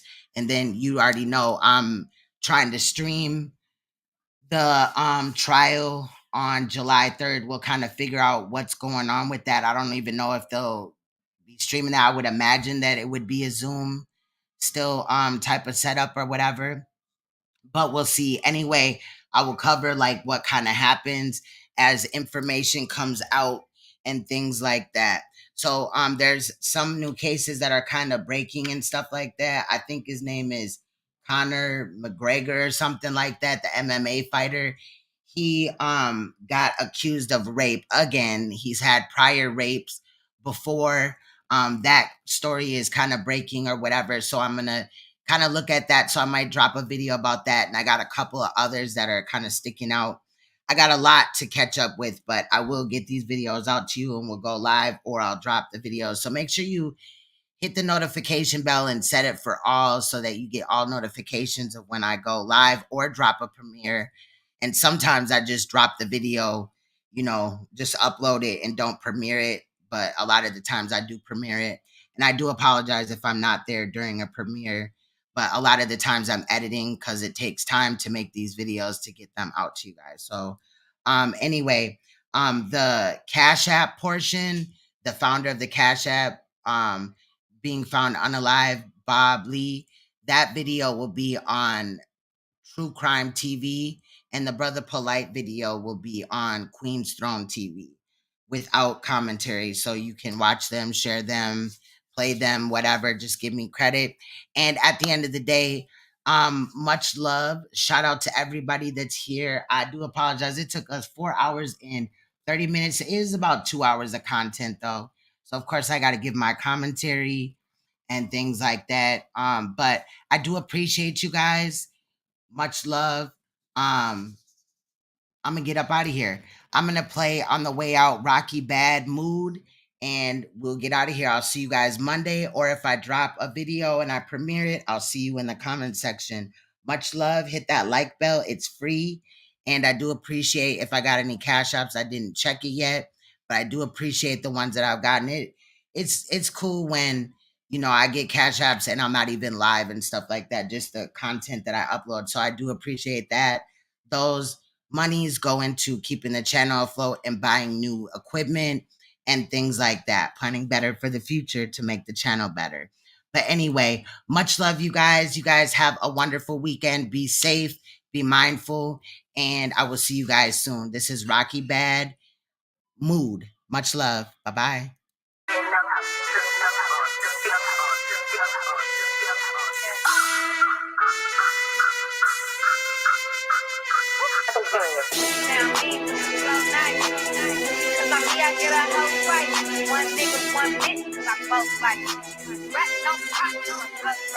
I'm a mood bitch. I make hating bitches get on cool shit. Mood bitch. I'm not the same girl you went to school with. I'm a mood bitch. I make hating bitches get on cool shit. Mood bitch. I'm not They playing. the same girl you went to school with. I got a message to the ops. Where the fuck y'all? Here we go again. Some niggas that flew y'all out, you can bring y'all back. Type of shit y'all not about.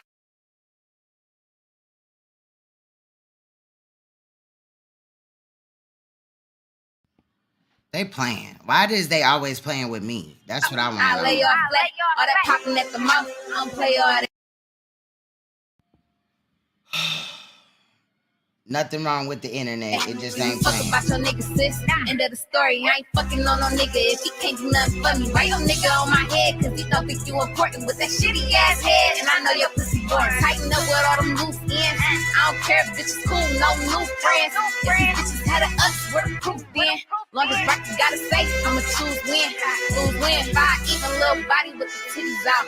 Niggas fake, I don't care to bring my city out. They full of hate when I'm up, bitch, I'm really out. They in the way, and my nigga bring the city out. I'm a real bitch, I never needed a yes man. Tell them tap in, I never need to impress them. Rather press them, I never needed to sweat them. Don't give a fuck where I'm going, I bring the strap in. Patron sipper, I'm fucking my own nigga. Really y'all my shit, so they asking what's wrong with her. Really learn my lesson from trusting the wrong niggas. If it ain't no crack, what the fuck is you on, nigga? Ruthless and really a rude bitch. If I can't use my hands to touch my you spit. If it ain't no bands you touching, you useless. If you ain't my mans, ain't fucking with you, bitch. Cut bitches off and let them be. That shit is mine, as long as bitches don't speak on the beat. Then never mind them, I got bitches that's in love with me. And never like me, got designer on my feet and shit, I barely even like them. I'm a pretty ass bitch, ain't no way a nigga leave.